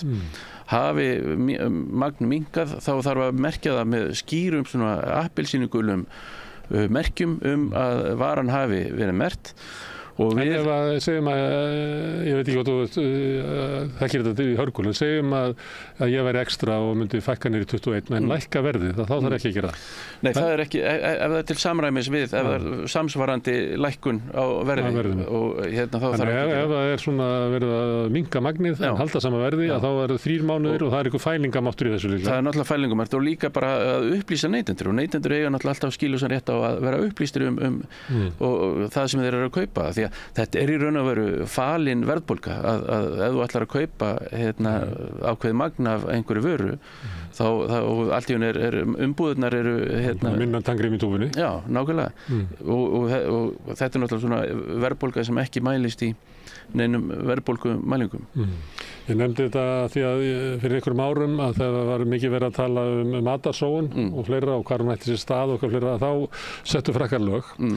Sérstaklega miklu harðari á stórmarkaðina og það bara kultúrist hjá þeim að þeir eru náttúrulega með sitt eigið svona sérstaka matadreifingakerfi sem annars konar, svona eldra, svo eru með þessa stórmarkaði en það var harri kvaðir á þeim. Og þá var það þannig að hver stórmarkaður hann varð að gera samning við góðgerðarfélög að taka sérst matinn sem að gekka af, svo væri þetta að endurdreifa honum til oftast fátakra eða eitthvað svolítið, þannig að mætti ekki eyðileggja eða henda mat eða hella klóri við mat eins og hefur verið gert til þess að hindra það að fullkomlega boðlegur matur farið til fólks og síðan ef að þau voru staðin að þessu þá ég kann ekki tölunar ennþá en sko refsingarnar það voru kannski á svona skala kannski hakups eða bónus voru bara 20 milljónir og svo bara mánuði seinna sko 40 milljónir og það var ótrúlega harðar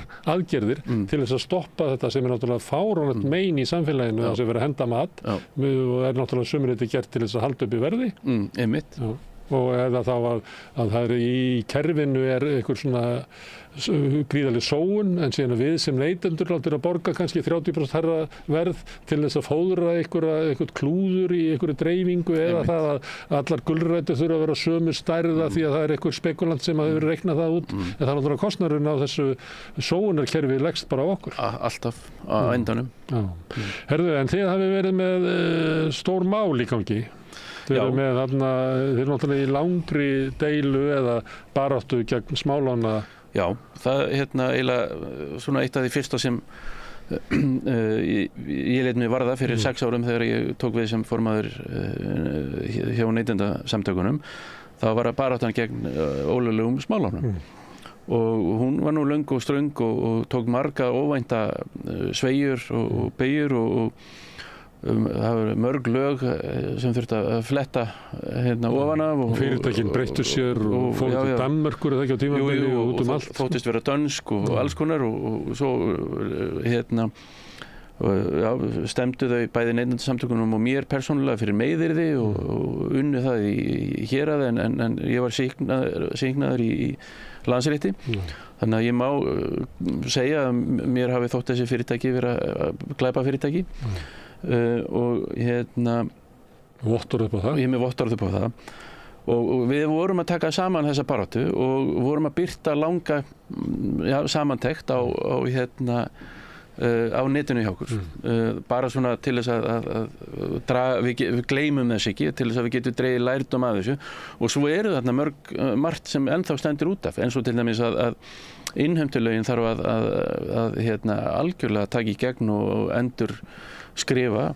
Það er ekkert eftirlit með innheimtustarfsemi lögmanna eða fyrirtæki í eigu eins lögmanns og í skjóli þess gat lögmaður innheimt fyrir þessi glæpafyrirtæki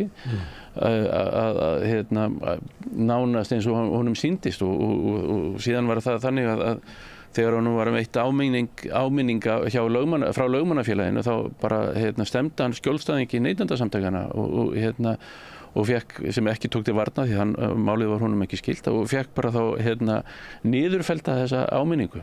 Það er bara alveg galið sko. Og lögmannafélagið vildi ekkert eða gat ekkert eða taldi sig ekkert geta gert neitt eða vildi ekki einu sinni taka til varna. Þannig að þetta þarf að vera en sko stóru fyrirtækin, innheimtufyrirtækin, þau lúta þurfa starfsleyfi frá fjármálaeftirlitinu og lúta eftirliti fjármálaeftirlitsins og það er eitthvað sem öll innheimta þarf að gera það þýðir ekki að undanskilja einhverjum hundum á fátækasta fólk á Íslandi. Og við erum með dæmi núna að stóru innheimtufyrirtæki séu með undirverktaka sem eru þá fyrirtæki í eigu eins lögmanns sem eru svona innheimta fyrir sig, þessi sko kröfur sem eru svona myndum að kalla væntanlega sem þær vilja ekki gera, þessu stóru innheimtufyrirtæki vilja ekki gera sjálfur. Þannig að það líka kallar á svona einmitt endurskoðun. Þannig að fátæka fólkið sem að neyðist til að taka smálón, og það er þannig að þú tekur ekki lán á þessum kjörum nema þú hafir ekkert annað að leita. Þetta er bara baráttunum að eiga fyrir mat eða einhverju. Þetta er eitthvað svona dæmi að eins og stundum er verið að draga upp að þessi fólk sem er einhvern veginn bara ræður ekki við sig og er alltaf að versla og sjálfs tilsvistdæmi, en það eru, ég held að meginþórinn er bara að reyna að lifa af með einhverjum hætti. Stundum fólk sem er í einhverjum vandræðum. En það er engin vernd fyrir þetta fólk að þegar að þessi lán eru komin í vanskil, að þá getur einhver svona lögfræðingur bara nánast eins og gerist í þessu dæmi eða þessum dæmum þá eru sendar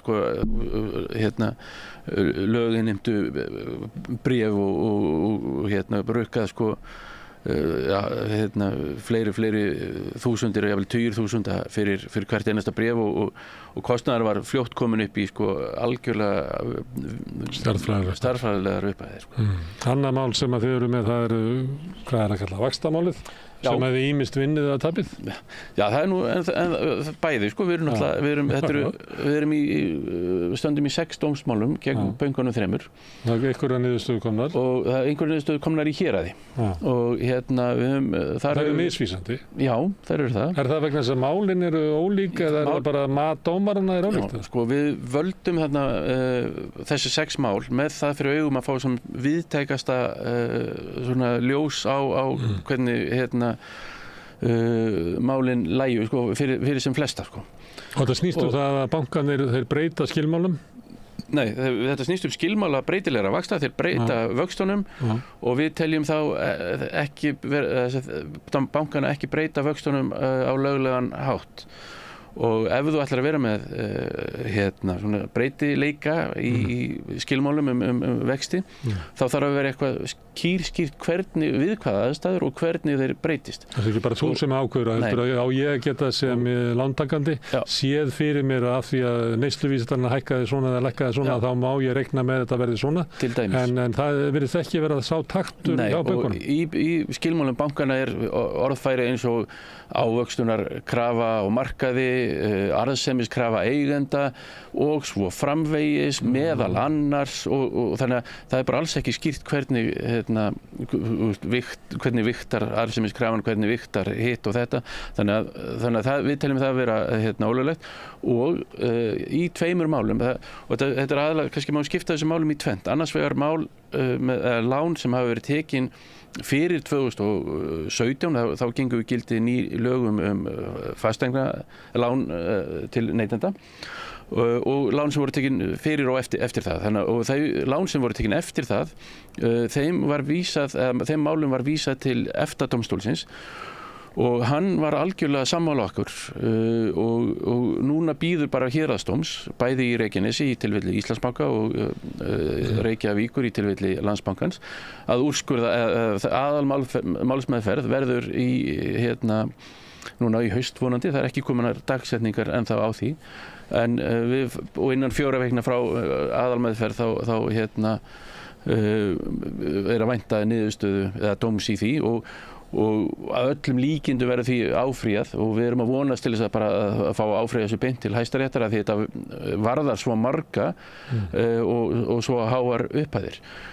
Bara í hálfsársuppgjörum bankana þá gera þeir ráð fyrir sjálfir að þetta muni kosta þá 43,5 milljarð króna. Við teljum reyndar að neytendur eigi rétt á mun hærri upphæðum í endurgreiðslu, en þeir eru væntanlega að róa því öllum árum að sem mest að þessar upphæð fyrnist og þess vegna hvetjum við alla lántaka að leita réttar síns til þess að slíta fyrningu að því að bankanum muni tefja málið eins og geta.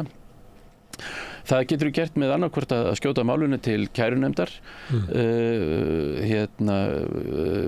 eða fá lögfræðingi í málið. Við erum með allar upplýsingar þetta er tiltölulega einföld skref á vaxtamálið.is. En bara passa það að mitt mál fyrnist ekki, að ég hefji eitthvað svona...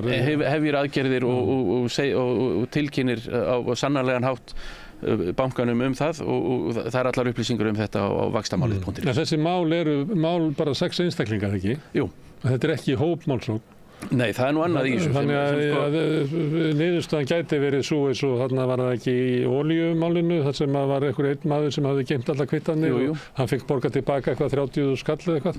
En þrátt fyrir að það var augljóst að olíufélögin hefði verið að svindla á neytendum marga milljarða og 10 milljarða, þá þurftu þau ekki að borga neitt af þessu. Er ekki hætt við að þetta mál verði líka þannig?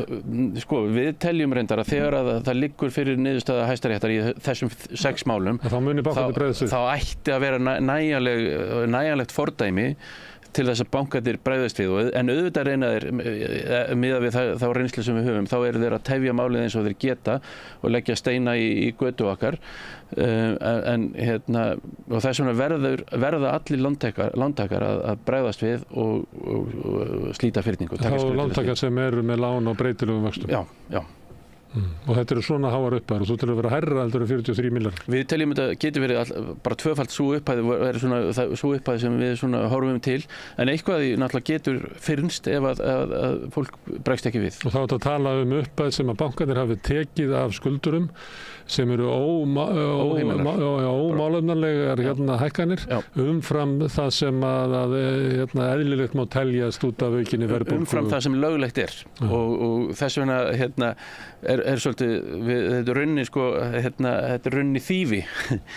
Má líta á þetta sem þýfi falli málsvextir eins og falli málin eins og dómar eins og við ætlumst til og teljum þá má eiginlega líta á þetta sem þýfi og sem þeir tóku á frjálsri hendi og eru þá að reyna að skila sem minnstu af því tilbaka til neytenda sem er náttúrulega alveg galið og alveg galið og þetta er náttúrulega eins og þú segir með hópmálsókn lögin hópmálsóknir á Íslandi eru ágætt en dómaframkvæmd er þannig að ef að málin er ekki alveg eins nákvæmlega bara samkvæm þá er þeim vísað frá og í þessum máli náttúrulega er fólk ekki að taka lána nákvæmlega sama degi, þetta er ekki nákvæmlega sem er skilmálar oft þannig að það þarf að breyta líka lögum hópmálsóknir þannig að það er virki í raun og séu þá líka fælingarmáttur fyrir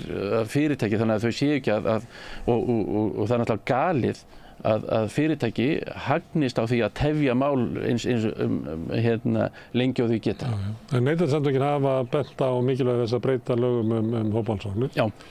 Og þetta er svona dæmi það sem að maður myndi ætla að vera svona bara sjálfsagt mál til þess að bæta svona almannahag í baráttunni við sérhagsmuni og þetta er svona víðast í kringum okkur og miklu betra. Hérna þetta er sérstaklega vont. Samt bara þingmennið bara náðu þess ekki gennum þingið. Okkur ekki? Það er bara meiri hagsmunir á móti? Það er greinilega miklir hagsmunir sem eru á móti þessu en aftur eins og hvað var það raforku þarna eru almannahagsmunirnir og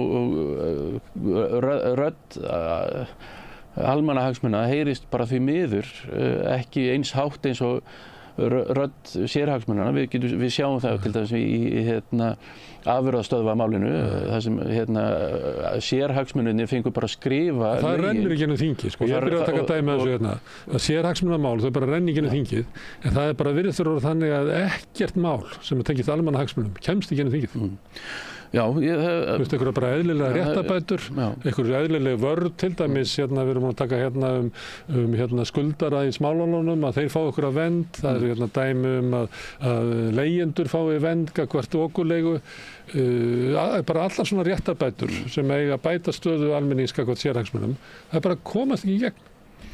Það virðist vera allan mörg þessara mála sem við erum með mála skrá bara sem og ég hef hitt þingflokkan á hverju ári allir segja bara já og amen fáum alltaf þétt handtak og Guðs blessun en síðan er svona spilaði ekki sem söngum emdirnar og nefndirnar. Já. Það kannski annað mál, það eru neytendasamtök Alþingis, það heyrið ekki alveg undir ykkur. Breki, gaman að fá þig hérna og fróðlegt. Takk kærlega. Bestu þakkir. En við setjum hérna áfram og reynum að skilja þetta samfélag sem við lifum í og kannski okkur sjálf í leiðinni. Næsti kafli eftir augnablik. Með því að ganga í leigjendasamtökin styður þú baráttu leigjenda. Leigjendasamtökin eru fyrir öll þau sem vilja vinna að réttlæti og öryggi á húsnæðismarkaði. Leigjendasamtökin.is.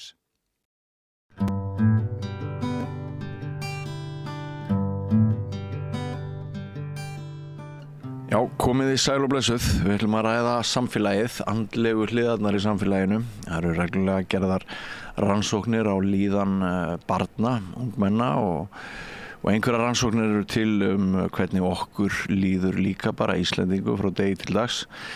Við höfum verið svolítið upptekin af myrkrinu síðustu daga. Það eru mjög vond mál sem hafa komið upp. Við erum hrædd öryggi barnanna okkar, það er hnífaburður. Við erum örvilnuð vegna þess að 3 börn hafa látið lífið í ofbeldisverkum. Og það er svona margt sem segir okkur að krökkunum líði ekki nógu vel í skólanum. Það er einhvern veginn, maður er hálfdofinn. Maður veit ekki alveg í hvaða landi maður býr og maður veit ekki hvert stefnir. Og þegar okkur líður þannig, þá er nú gott að skyggnast aðeins yfir í fræðin. Hvað segja fræðin? Hvað segja rannsóknir? Og hingað er komin Dr. Ársæll Arnarsson, prófessor á menntavísindasviði Háskóla Íslands. Vertu velkomin til okkar. Takk fyrir. Það er væntanlega ekkert sem kemur þér óvart í því sem ég var að telja upp núna í inngangnum að við erum svolítið týnd. Já, algjörlega. Það er auðvitað, maður finnur fyrir svona djúpum trega í samfélaginu vegna þess að maður hefur verið að gerast og það er auðvitað augljóst að nokkru leyti að þá eru við ekki á góðri vegferð með ákveðna hluti og við þurfum að grípa inn. En ég held að við þurfum samt að horfa á að þarna eru auðvitað miklir harmleikir, alveg óskiljanlegir harmleikir sem að eiga sér stað. En þeir eru kannski ekki alveg jafn lýsandi fyrir samfélagi sem við búum í. Harmleikir einstaklinga en ekki harmleikir þjóðar. Nei, þetta verður auðvitað harmleikur þjóðar þegar svona gerir. Við finnum öll gríðarlega til. En þetta er fyrst og fremst einhvað sem að kemur upp og ég held að það er auðvitað auðvelt að fara að benda á einhverja kerfislega þætti en við komum aldrei til með að geta smíðað kerfi sem að algjörlega gera okkur frjáls undan svona atburðum. Þetta gerist, þetta er skelfilegt en við komum ekki til með að geta búið til einhver kerfi sem að kemur í veg fyrir alla svona hluti. Nei, ég var í Bridge-klúbnum mínum í gærkvöld. Þar er yfirleitt svona bara mjög veraldleg og hófstillt umræða á milli spila. Þá bar svo við að það vildu allir spyrja hvort ég hefði einhverjar upplýsingar lát 10 ára gömlu stúlkunar og það voru ofboðslega margar útgáfur af erlendum mafíum í umræðinni og öllu því og allir að spyrja hvort ég vissi eitthvað meira því ég er blaðamaður og ég fann bara svona hvernig ég hugsaði bara með mér ég hef aldrei upplifað svona mikinn ótta í áhugamálunum mín sem að spila bridge ekkert í svona gögnum af því að þú hefur verið að rannsaka lýðheilsu eða andlega líðan aftur í tíman ég var með forvarnafulltrúi hérna í vikunni sem hélt að landadrykkja væri að koma aftur inn og eitthvað svona og hvað er að marka tilfinningar okkar óttan og svona einstaka heimild sem stígur fram og segir það er alltaf að fara til fjandans hvernig er samband veruleikans og umræðina? Ég held að það samband sé ekkit sérstaklega gott. Nei. Og ég held að við sem samfélag erum orðin alveg óskaplega full af ótta og það sem er skrítið að því að sko það hefur sennilega engin þjóð nokkuð tímann haft það eins gott eins og Íslendingar í allri mannkyn sögunni skiljið. Og við sitjum hérna í okkar góða samfélagi og segjum já það allir innviðir bara hrundir. Þetta allt bara komið á fótum fram sko. Og maður bara, hvernig getur þú sagt svona? Það þetta fullt af hlutum sem við þurfum að takast á við. Það fullt af fólki sem á verulega bátt sem við þurfum að hjálpa. Já. En að halda því fram að sko hér sé allt bara í kalda koli, það einhvern veginn bara engin, sko, það bara merkjum enga raunverulega tengingu. Og það sem er hættulegt, sko, það alltaf mjög hættulegt þegar að óttinn fer að stjórna samfélögum. Já. Af því að við þekkjum alveg dæmi úr sögunni sem að sýna á hvaða vegferð þau fara. Og það sem þetta býr til, sko, það alltaf verið að selja okkur einhvern skort. Okkur skortir þetta, þetta ómögulegt, þetta hrunið. Og sko tilfinningin sem að fólk fær alveg gríðalegt óöryggi. Þú veist, þú að passa og þá fer fólk auðvitað í það að reyna að passa sitt. Passa upp á sína og sitt og það gerir það verkum að við fáum samfélag sem skortir örlæti. Já. Það verður skortur á örlæti, það verður skortur á sko hugsunum almannahag og þess áttar. Og þetta bæði sko hægri og vinstri sem hefur spilað þetta. Ég meina við getum sem dæmi sko hægri skortina þá það sko að það sé raforkuskortur á Íslandi. Það bara þvæla, skilur. Það bara verið að búa til einhverja auka eftirspurn sem að enginn var að biðja sko og þá orðið skortur, skilur. En það sama með sko, þú veist, öll okkar kerfi og hvernig við ræðum það. Þannig að þú veist, við fáum einstaklingar sem að verða hræddir, þeir þora ekki að takast á við það eru upplifa vanmátt og þú veist, þú vilt ekki fara að vinna í grunnskólakerfinu vegna þess að grunnskólakerfið alveg hrunið, þar líður öllum illa. Þú vilt ekki vinna í heilbrigðiskerfinu vegna þess að það líka hrunið, alveg ómögulegt, skilur.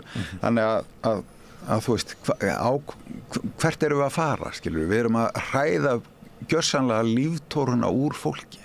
Það þú veist, ég ekki að gera lítið úr því, það ákveðnir hluti sem þarf að taka á, það að taka á þeim með festu, en við skulum líka átt okkur á því hverslags forréttinda fólk við erum og hvað við höfum mikið að gera og hvað við getum gert mikið sjálf. Við getum ekki alltaf sagt bara, já þetta bara ríkinu að kenna eða þú veist, þetta þeir sem að ráða. Við berum ábyrgð á þessu samfélagi. Við búum í lýðræði samfélagi, skilur. Þetta okkar fulltrúar sem að stjórna öllu apparatinu. Þú veist, vissulega misjafn sauður, sko, en enga síður. Við þurfum að taka ábyrgð á því sem við erum að gera. Sennilega sko einhver hluti á þessum ótta ekki bara byggður á vondum tíðindum sem hafa skekið þjóðina, heldur sko óttinn við paradísar missi, að við séum að missa þetta góða samfélag út úr höndunum á okkur. Það virðist tengjast að einhverju leyti hugmyndum okkar útlendinga, vaxandi rasisma. Það bara best að henda því á borðið. Ég held að sé bara nokkur ljóst að þar hafa margir fundið einhvern óvinn til þess að skella skuldinni á, en það fleira. Það sko í upphafi ársins, þetta ár það byrjaði á banaslýsa hrinu og menn höfðu bara aldrei séð hana eins. Og það eru ansi margir sko viðmælendur núna í seinni tíð sem hafa rætt spennuna í samfélaginu. Það sé sitthvað sem bendir til þess að við ökum aðeins hraðar, umferðin sé aðeins villtari, þannig að verður líka alltaf fleiri og fleiri bílar sem að berjast réttin að komast leiðar sinnar hérna á höfuðborgarsvæðinu og verður alltaf meira og meiri pirringur út af því.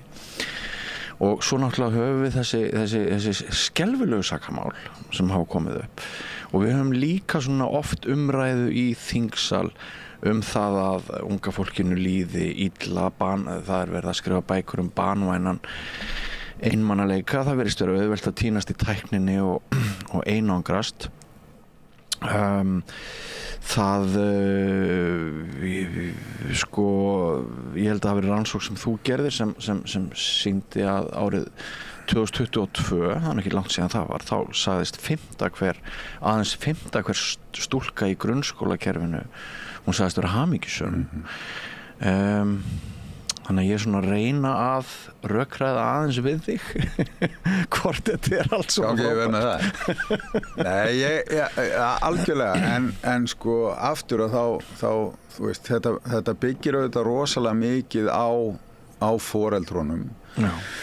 Og það sem við höfum verið að gera og þú veist, er ofta að vekja ótta foreldra. Þú veist, ég held að sko það er að vera að tala að vandamáli sé kvíðin börn. Jú, það er alveg einhvað til í því, en á baki því liggur líka rosalega mikill kvíði foreldra. Já. Skilurðu, og þá fer maður að hugsa, við höfum bæði börn, þú veist, og hvað varst þú gamall þegar þú átti síðasta barnið þitt?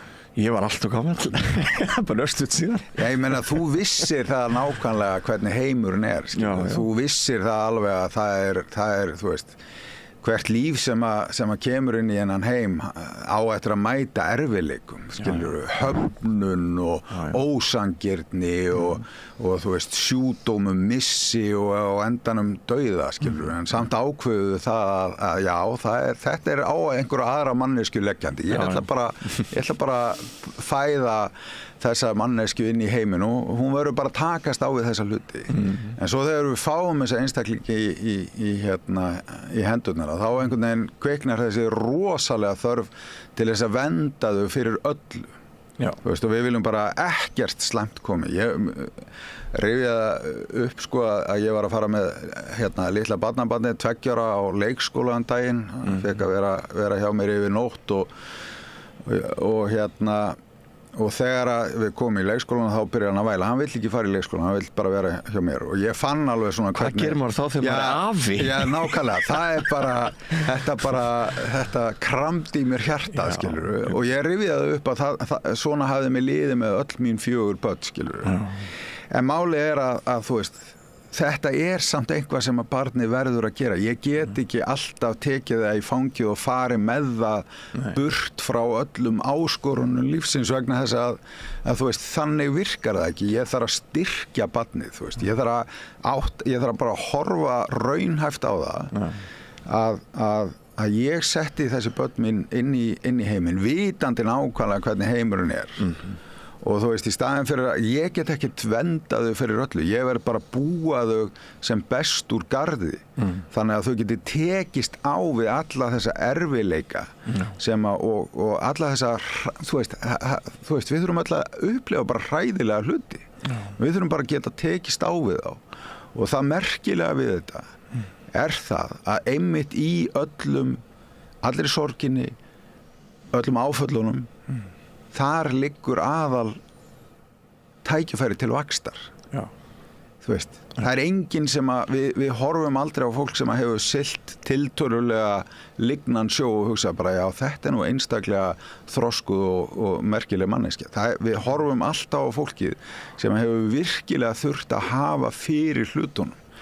Og það er fegurðin í þessu og þegar ég horfi til dæmis á þetta hræðilega morð þarna á menningarnótt að þú veist ég sko þú veist það hafa alltaf verið til ódæðismenn sem að gera hræðilega hluti sem að valda óafturkræfum skaða og þetta er svo tilgangslaust og hræðilegt en sjáðu þessa stelpu sem að verðu fyrir þessu þú veist, ég bara horfa á hana krakka og ég hugsa bara þú veist, þessi krakki, hún hefur sko meiri mannkosti í litlapötunum heldur en við báðum til saman, skilur, þú veist. Þú veist, það sem að lesa hana, það sem fólk er að skrifa hana, þú veist, situr þarna með vini sínum í bíl sem er sko flóttamaður frá Palestínu og þú veist, sér einhverja mannesku sem er í sko stórkostleira hættu og hvað gerur hún? Hún bara stígur upp og bara, þú veist, reynir að bjarga manneskinu, skilur. Þú veist, það er málið. Þetta er bara Nýja testamenti saga. Já, ég meina þetta, þú veist, þannig að þú veist að fyllast af einhverju sko hatri og drunga yfir þessu sko. það ekki, mér finnst það bara ekki verið að heiðra sko minningu svona sko stórkostleira mannesku sko, eins og ég bara, þú veist, ég þekki hann ekki. Þetta góða punktur. En vá, þú veist, hvað þetta er stórkostleg manneskja sko, og þessi, þú veist, það til svona ungt fólk til. Skilur, sem einhvern veginn sko á tímum sem við sko heyrum svo ofta þau hugsi bara sjálfa sig. Nákvæmlega. Einstaklingshyggjan sem búið að útrýma nákvæmlega allri sameiginlegri velferð og því öllu sko. Þannig að þetta svona fólk náttúrulega auðvitað, maður á að heyra minningu þess með því að sko fyllast bjartsýni og hugsa bara, þú veist, ég verð að gera betur, ég verð að vera betri sko. Það alveg rétt, sko, við höfum náttúrulega í flestum tilvikum eitthvert val það hvort við horfum inn í ljósið eða myrkrið. Algjörlega. Og en er það val, sko? Nei. Það er ekkert val, sko. Það í raun og veru ekkert val. Við vitum alveg, þú veist, við vitum hvernig heimurinn er. Við verðum bara að taka honum eins og hann er, og við verðum auðvitað bara að stíga upp, gera okkur í brók og gera betur. En það fæst ekkert út úr því að vera sko í einhverju sjálfsvorkun og drunga með eitthvað, þú veist, getur fundið fyrir mikilli samúð með öllum aðstandendum sem að mistu þennan frábæra einstakling út úr sínu lífi. En ég meina að ég fara að sko, þú veist, hugsa að, þú veist, einhverju útlendingar ætti ekki að vera hérna, eða þú veist, það ætti að taka upp dauðarefsingar eins og maður hefur bara heyrt sko, það er bara svo, mér finnst að vera svo andstætt þessum karakter sem ég les út úr þessari stelpu. Já. Þú veist, það er bara ekki, þannig heiðra maður ekki minningu svona fólks. En svo er líka alltaf einhver hópur okkar sem að í rauninni hefur hag af því að tala vandamálinu upp og bjaga myndina. Þannig að það getur verið svolítið erfitt að átta sig á því hvað er bara propaganda og hvað er staðreynd. En til dæmis bara í þessari viku þá hefur við þetta rauða borð, þá hefur komið hingað fólk til mín og það hefur talað að það séu vísbendingar að land að drykkja sig aftur, að verða vandi eftir að hafa legið í láginni ansi lengi, söfnun ungmenna án eftirlits. Það sé vandi sem sé aftur að koma upp eftir mjög miklar bragabætur í þeim efnum. Í Mosó funduðu foreldrar held ég í fyrrakvöld vegna þess sem gerist á útihátíðinni þar var visst töluvert slæm unglingadrykkja og þar kom upp hnífamál, og það jú þessi hnífamál sem við erum öll alveg skítrætt við og bara finnst alveg hrikaleg. Af því að þú ert búin að vera að rannsaka svo lengi hvernig í rauninni íslensku börnin okkar, ég túlkaði það ekki rétt, bara hafa alltaf orðið betri og betri núna töluvert skeið. Við útrýndum nánast unglingadrykkju og óbáslega margt sem að hefur verið til bóta. Er það einhver staðreind núna, sýna einhver gögn það hjá þér að við séum að fara niður í einhver dal? Nei, ekki dal. Nei. Við höfum svona, þú veist, við höfum ekki náð kannski að viðhalda, þú veist, þessu, þú veist, þetta er ekki að hverfa, unglingadrykkja er ekki að hverfa. Þú veist, það teikar upp nokkur prósent sko, og þú veist, við þurfum auðvitað bara, eins og góðu vinur minn segir alltaf, forvarnir eru ferskvara. Við erum alltaf að fá inn nýja og nýja árganga, skilur, og það þarf alltaf að gera, þú veist, maður lifir ekkert á fornri fræð, við þurfum alltaf að gera, þú veist, sömu vinnuna. Og kannski það sem að ég hef svona, þú veist, að því að tala um þetta að við svona hluti af samfélaginu lifir af því að búa til vandamál, þú veist, við erum báðir í því, skilur, þú í fjölmiðlunum og ég í fræðunum, skilur, við erum svona hei, þú veist, hérna er nú ákveðið próblem sem það er að ræða og ég skal taka það af mér, skilur, þú veist, þetta er og það er alveg, það er valið, sko, ef maður bara gerir það í, sko, stóru myndinni, sko. En það ekki þannig að krakkar séu, að það sé alltaf fara til andskota. Það lengi verið talað um það til dæmis að kannabisneysla sé alveg stjórnlaus, sko. Það bara alls ekki rétt, sko. Það ákveðin hópur sem að reykir kannabis mjög mikið, mjög oft. Það mjög slæmt, mjög slæmt.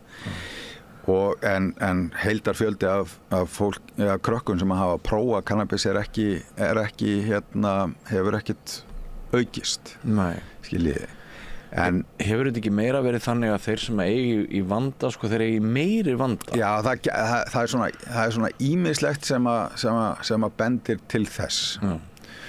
Og við þurfum auðvitað, þú veist, og þá kemur að því aftur, sko, að við ætlum að búa til kerfi, við byggum til rosalega fínt kerfi sem minnkaði, sko, úlingadrykkju þannig að eftir var tekið út allan heim. Það var kerfi, skilju. Það við eyðileggja núna, til þess að hagkaup með því að fara að selja. Já, algjörlega, það náttúrulega bara, þú veist. Hvað finnst þér það? Já, ég meina þú veist, mér finnst, sko, þetta skref hjá hagkaupum finnst mér mjög dapurlegt. En það lýsir þessu, sko, þessari afstöðu okkar sem við höfum til áfengis. Við þekkjum öll fólk sem hefur hreinlega dáið eða orðið bara, sko, að vesalingum af neyslu áfengis. Skilur, og eyðilagt allt í kringum sig. En við erum samt svona á sama tíma, sko, ekki allir að fá sér, sko. Og reyndar bara búið að vera, sko, ég nú löngu hættur að drekka.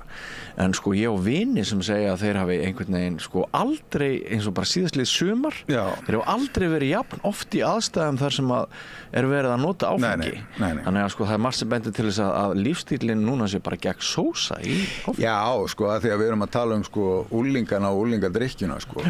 Þú veist, horfðu á, sko, tölurnar yfir, sko, drykkju fólks, sko, 60 ára eldri. Einmitt. Þú veist, þar eru stóru fréttirnar, þar eru stóru fréttirnar, þar faraldurinn í gangi, skilju. Þannig að, en við erum alltaf svo upptekin af unga fólkinu sem auðvitað bara gott, að við gleymum að horfa til þess að aðrir hópar í miklu verri málum, sko. Sko, hérna, þú fordæmir hagkaup. Já, ég held að það sé ekki gott skref. Ég held að aukið aðgengi, sko, meira brennivín hefur aldrei verið gott svar við neinu vandamáli. Nei, og það hefur verið litið til okkar eins og kannski aðeins komst inn á aðan sem ákveðna fyrirmyndar í forvörðum vegna þess árangur sem náðast hefur. Og aðgengið áfengi klárlega mikilvægur liður í forvörð. Já, það líka, sko, þetta að við vitum að áfengi getur verið rosalega hættulegt og það bara, við vitum það bara á tölum að það bara drepur alveg óskaplega fjölda fólks á hverju einasta ári á Íslandi, plús það að, sko, leggja, sko, fjölskyldur í rúst og fólk bara einhvern veginn getur aldrei, sko, unnið úr þeim skaða sem áfengisneysla veldur. En svo finnst okkur einhvern veginn að allt í lagi að fá okkur og þarna verður til svona bara tvískinnungur, skilur það sem að, og svo vælum við yfir því að, sko, já, en þú veist, ríkið ætti nú að setja meiri peningar í meðferðir og svona, skilur þú veist, það sem vandamálið það að við normaliserum ákveðna hegðun. Ég segi oft sögu að við félagarnir vorum einhvern tímann á tvítugsaldri að fara eitthvað út á land, snemma á laugardegi og fyrir utan einhvern stað situr kona með hvítvínsglas og það var laugardegi hádegi. Við vorum tvítugir, það langt síðan og við vorum á leiðinni á djammi, sko, og við vorum algjörir djamhundar en þetta fannst okkur alveg skelfileg sjón. Þú veist, þarna var bara manneskja að drekka vín í hádegi á laugardegi. Við bara náðum ekki utan þetta, þú veist, og bara vonuðumst til þess að þessi kona ætti ekki börn, sko. Já, þetta væri bara skelfilegt, sko. En nú þetta orðið alveg viðtekið, skilur, þú veist, kippir sér enginn upp við þetta. Þannig að við erum að horfa á það hvernig normaliserum við, sko, neysluna og þegar við erum farin að, sko, geta, sko, haft aðgengi að þessu bara hvar og hvenær sem 24 tíma sólarhringsins helst, að þá verður neyslan normaliseruð og áfengisneysla alltaf hættuleg. Já, en sko eldra fólkið sem að fá sér, ekki margt sem bendir til þess að það sé að fá sér út af vanlíðan, einmanaleika og... Jú, eflaust það. Það auðvitað vantar strúktúrun oft, þú veist, þú gerir ekki greinamun á hvaða dagur skilur, það bara alltaf frí og þá vitum við það auðvitað,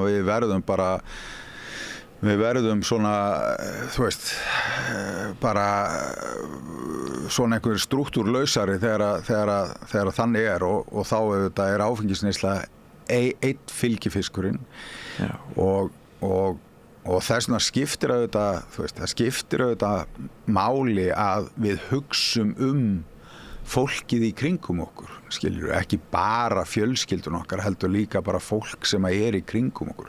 Það alveg rosalega mikið af mjög einmana fólki á Íslandi. Það það.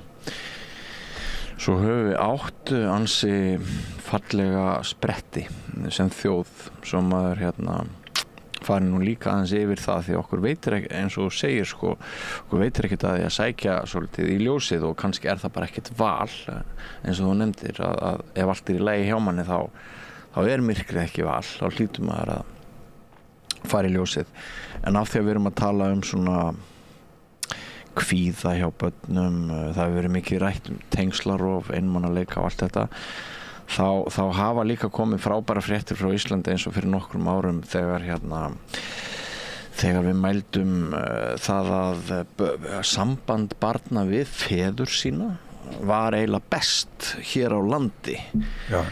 Og það náttúrulega segir okkur að heilmikill árangur hefur orðið. Ég hefði nú bara lýst mínu sambandi við föður minn sko sínum tíma þegar ég ólst upp sem þannig, jú það var mjög gott en ég sá hann eiginlega aldrei því að hann var bara alltaf í vinnunni, elsku kallinn og en bara svona hvað það sem að, ég veit ekki hvort þú manst þetta eru ekki nýjar niðurstöður en hvað það sem gerir svona íslenska feður skárri í dag en var áður? Já, ég held að það sé auðvitað svona jafnréttis áherslan sem hefur verið á Íslandi og þarna aftur erum við komin með sko, við búum til kerfi sem virkar vel. Við tökum upp fæðingarorlof fyrir báða foreldra og það sem að máli skiptir þar auðvitað þessi svona frumtengsl sko, að feður fái sem sagt pláss á fyrstu dögum, fyrstu mánuðum, fyrstu árum. Það ræður öllu. Veist, og við erum auðvitað bara að sjá árangurinn af þessu fæðingarorlofskerfi skila sér í þessu. Það reynda þannig að sko íslenski feður skara fram úr í þessum rannsóknum framar öllum feðrum, þeir eru samt lakari heldur mæðurnar. Já. Íslenska mæður standa sér miklu betur heldur en íslenski feður þegar kemur að tengslum við börnin sín en við höfum þokast mjög í rétta átt þarna og þetta skiptir miklu máli. Það skiptir máli að foreldrar taki allir virkan þátt og þegar við erum að horfa á þú veist sko flestir þeir sem að lenda í vesinni og valda ógæfu eru auðvitað fólk sem að kemur frá brotnum fjölskyldum. Það eru undantekningatilfelli en lang stærsti hópurinn hefur lent í einhverjum vandamálum eða alist upp við aðstæður sem að eru ekki í lagi sko. Það bara þannig. Og þá kannski, þú veist, við getum nota kerfi til þess að hjálpa en við þurfum líka alltaf að vinna þetta á einstaklingslevel og það sem að, sko, við þurfum að passa okkur á í þessu að ef við ætlum að fara að búa til einhverja kerfislæga breytingar að passa að áherslan sé ekki á yfirbygginguna heldur á fólkið á gólfinu. Það það sem að skiptir það það fólk sem að býr alltaf til árangurinn í kerfinu og það svolítil svona hætta alltaf, þetta verður ekkert með ríkisrekstur eða einkarekstur, ég hef unnið hjá sko risastórum einkafyrirtækjum sem eru að glíma við nákvæmlega sama vandamáli að yfirbyggingin verður of stór. En til dæmis þetta, hvernig ég var í úthlutunarnefnd fyrir sjóð hérna út í bæ og þar var lögreglan að sækja fyrir samfélagslöggæslu. Lögreglan þarf að betla pening í sjóði út í bæ fyrir samfélagslöggæslu. Nú þegar við erum búin að lenda í þessum hræðilegum málum að þá það orðið eitt af helstu markmiðunum. Lausnin felst í samfélagslöggæslu. Já, lögreglan hefði getað sagt þetta fyrir mörgum árum. Þeir eru búin að vera að ganga hérna með betlistaf í hendi bara árum saman og biðja pening í þetta verkefni. Það er rosalega blóðugt að það þurfi svona atburði til þess að við vöknum. Annað eru til dæmis eins og félagsmiðstöðvarnar.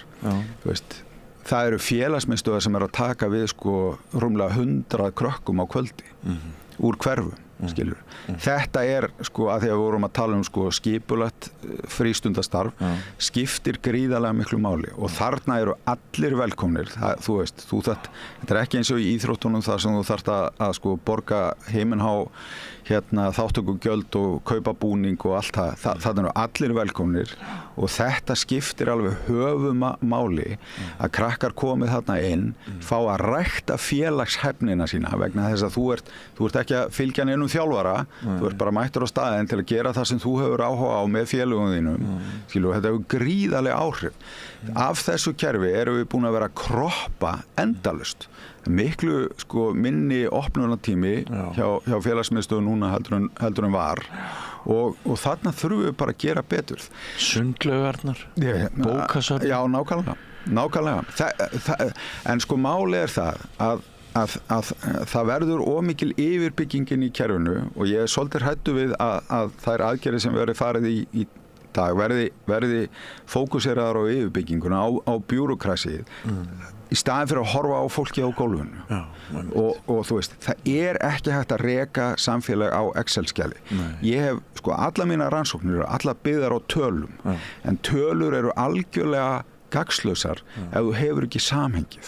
Þú veist, bókasafn er aldrei að fara að líta vel og út í einhverjum talna leikfimi. En við vitum bara að bókasafn er bara, þú veist, það er ekkert verðmætara í mínum efnislegu eigum heldur bókasafnskortið mitt, skilur. Það er bara, þú veist, það er þvílíkur dýrgripur, Já, aðgengi að bók og lestur einnar bókar, bara ein málsgrein, hún getur búið til stórkostlega mannveru sem glæðir samfélagið óendanlega mikið. Algjörlega. Það er bara þannig. Við þekkjum það örglega báðir, að bara, þú veist, ég hékk á bókasafni alveg endalaust þegar ég var krakki, þú veist, og það er bara einhvað sérstakt sem að maður upplifir á svona stöðum. Ég las upp allt bókasafn Mývetninga. Já, nákvæmlega. Einhverja þætti 100 ára aftur í tíman. Já. En Sæli, þetta með sundið líka, ég kallaði Sæla þegar við erum gamli kunningar.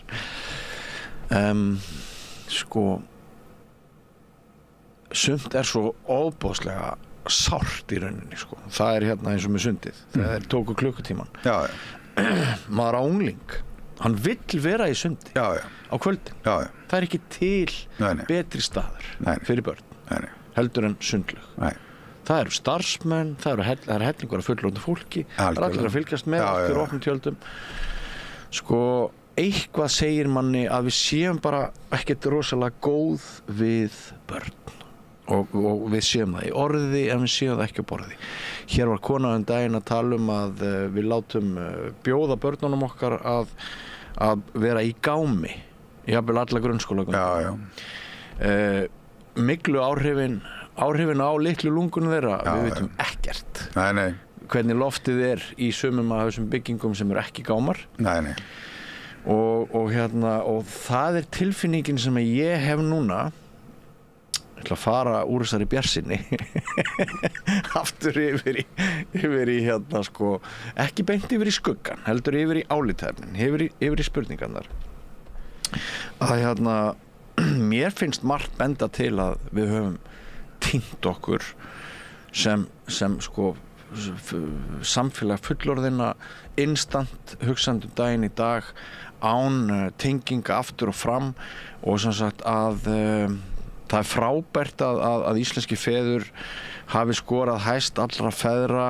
Það áhugavert að samt eru íslenski feður ekki að standa sig jafnvel í tengslum og skildum og mæðurnar en bara ekki eitthvað sem bendir til þess að við þurfum sko þrátt fyrir allt, þrátt fyrir þína jákvæðu áru og uppbyggilegu svona nálgun er ekki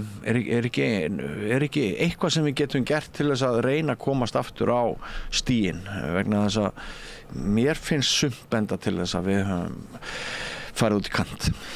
Já, sko, ég meina hvenær áttu við síðast gott tímabil? Ég myndi segja til dæmis í COVID.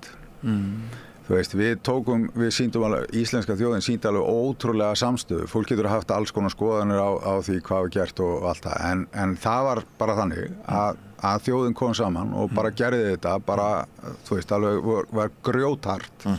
Og bara leta allt ganga og fólk bara tók á sig, þú veist, heilbrigðiskerfi bara vann á yfir snúningi, skólarnir náttúrulega alveg bara stóðu sig eins og bara snillingar, sko, þú veist, með að láta allt þetta ganga í þessum erfiðu aðstæðum. Það ekkert lengra síðan en það að við sýndum úr hverju við erum gerð, sko, þú veist. Nú erum við hins vegar kannski svolítið að uppskera áhrif þessa faraldurs, þú veist, og það var svo sem það var alveg búið að benda á þetta gæti valdið einhverjum hnjaski síðar meir og ég held að það sé alveg rétt og þá auðvitað bara rífum við okkur upp aftur og bara, þú veist, hættum að væla og bara gerum þetta, tökum ábyrgð á sjálfum okkur og öðrum og þú veist, bara mætum óttanum bara, þú veist, af mennsku, ekki karlmennsku, heldur bara af mennsku. Það er eina leiðin til þess að mæta honum og við gerum bara betur. Við þurfum,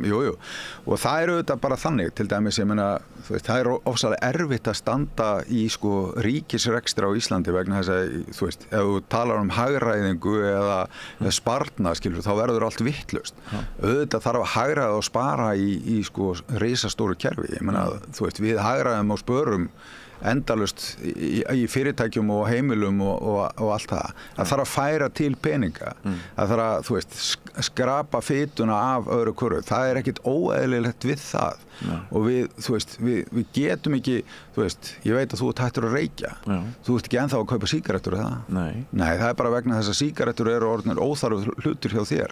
Og það, þú veist, en ríkið er ennþá að kaupa sígarettur, skilur við. Þú veist, það er ennþá að, sko, fjármagnum hluti sem að, sko, eru orðnir obsolít og þú veist, það þarf stundum að vera ákveðin til þess að geta nýtt fjármagnin þar sem að mest þörfin er. Það þarf að skera fitu, það er bara alltaf. Það er alltaf.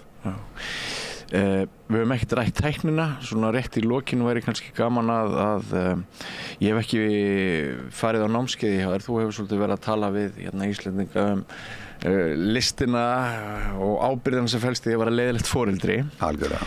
Og svona mig grunar það að þar sértu aðeins að líka að ræða hömlur og tæknina. Algjörlega. Er það ekki? Jú. Já. Það eru þetta, þú veist, sko, við þurfum auðvitað að taka tæknina eins og hún kemur. Hún er partur af okkar veruleika og gerir ýmislegt gott en við þurfum auðvitað að setja ramma utan það. Sko ég hef í sjálfu sér engar áhyggjur af því þó að sko krakka spili tölvuleiki eða sé að skoða einhverjar síður, svo lengi sé að séu ekki einhverjar óþörra síður en það er ekki mitt áhyggjuefni. Mitt áhyggjuefni er það að það taki of mikinn tíma af öðru. Skilur, og þá sérstaklega þessum sko tíma sem þau hafa með öðrum börnum, skilur, og að þessi svona, og þess vegna fáum við svona þessa minni félagsfærni einfallega út af því að þau hafa ekki eins mikinn tíma til þess að reyna sig áfram og það er drullu erfitt að vera í félagslegum samskiptum. Það er ekkert alltaf næs. En ef við ætlum að sko geta, þú veist, eignast vini, haldi góðum samskiptum við fólk, þá verðum við að læra það og við verðum ofta að læra það með erfiðum lexíum, skilur við. Þannig að það, þú veist, þegar að krakkar eru farnir að leita kannski meira í það að vera bara heima í tölvunni heldur en að standa í þessum erfiðu samskiptum, að það eru auðvitað slæm þróun vegna þess að við þurfum alltaf að takast á við þetta erfiða verkefni. Já. Þegar manni líður eins og maður þurfa að segja nei, það skiptir það miklu máli hvernig maður segir það. Já, algjörlega, en sko það eru auðvitað þessi upplifun allra barna, skilju, við eignuðum börnin okkar og við ætlum að vera svo, þú veist, happy go lucky og við ætlum að vera svo skemmtilegir og allt það, sko. Það tók stundum. Já, auðvitað, það er ekki spurning, en þú veist, manni finnst stundum að sko algengustu orðin sem maður segir við börnin séu nei eða ekki. Þú veist, og þá hugsa maður, þetta er nú ekki alveg romantist eins og ég ætlaði, en þetta eru mjög mikilvæg orð. Og sko þegar maður, þú veist, það var mjög skemmtilegt þegar ég fór á stað með þetta námskeið endurmenntunarlistin að vera leiðilegt foreldri, að þá sagði einn vinur svona minn, sko, pabbiðin er bara að bulla. Hann, þú veist, hann lætur allt eftir þér. Hann er ekkert leiðilegt foreldri. Nei, hvað er hann að reyna að selja, skilur? Og það er alveg rétt. Ég er mjög eftirlátt saman við börnum mín, en ákveðna reglur gilda. Skilur, og þær gilda bara, þú veist, það þarf ekkert að spurja það. Þannig að þú veist, það er bara rammi. Þú veist, ég hef bara búið til ramma utan það sem er, sko, boðleg hegðun og það sem er ekki og innan þessa ramma er rosalega margt skemmtilegt í gangi. En þú veist, það er ekkert, þú veist, það má til dæmis ekki meiða annað fólk. Nei. Það er bara bannað, sko. Já, vandamáli sem ég sé við þetta kerfi sem að þú ert væntanlega að kynna þarna er að maður þarf að vera svo ansi góð fyrirmynd sjálfur. Já, nei, ég er nefnilega, ég er að kenna þetta námskeið, ekki vegna þess að ég sé svo frábært foreldri, heldur vegna þess að ég hef gert alla vitleysundar í uppeldinu sem að hægt er að gera. Nýtir þið reynslu? Ég nýti þá reynslu. Og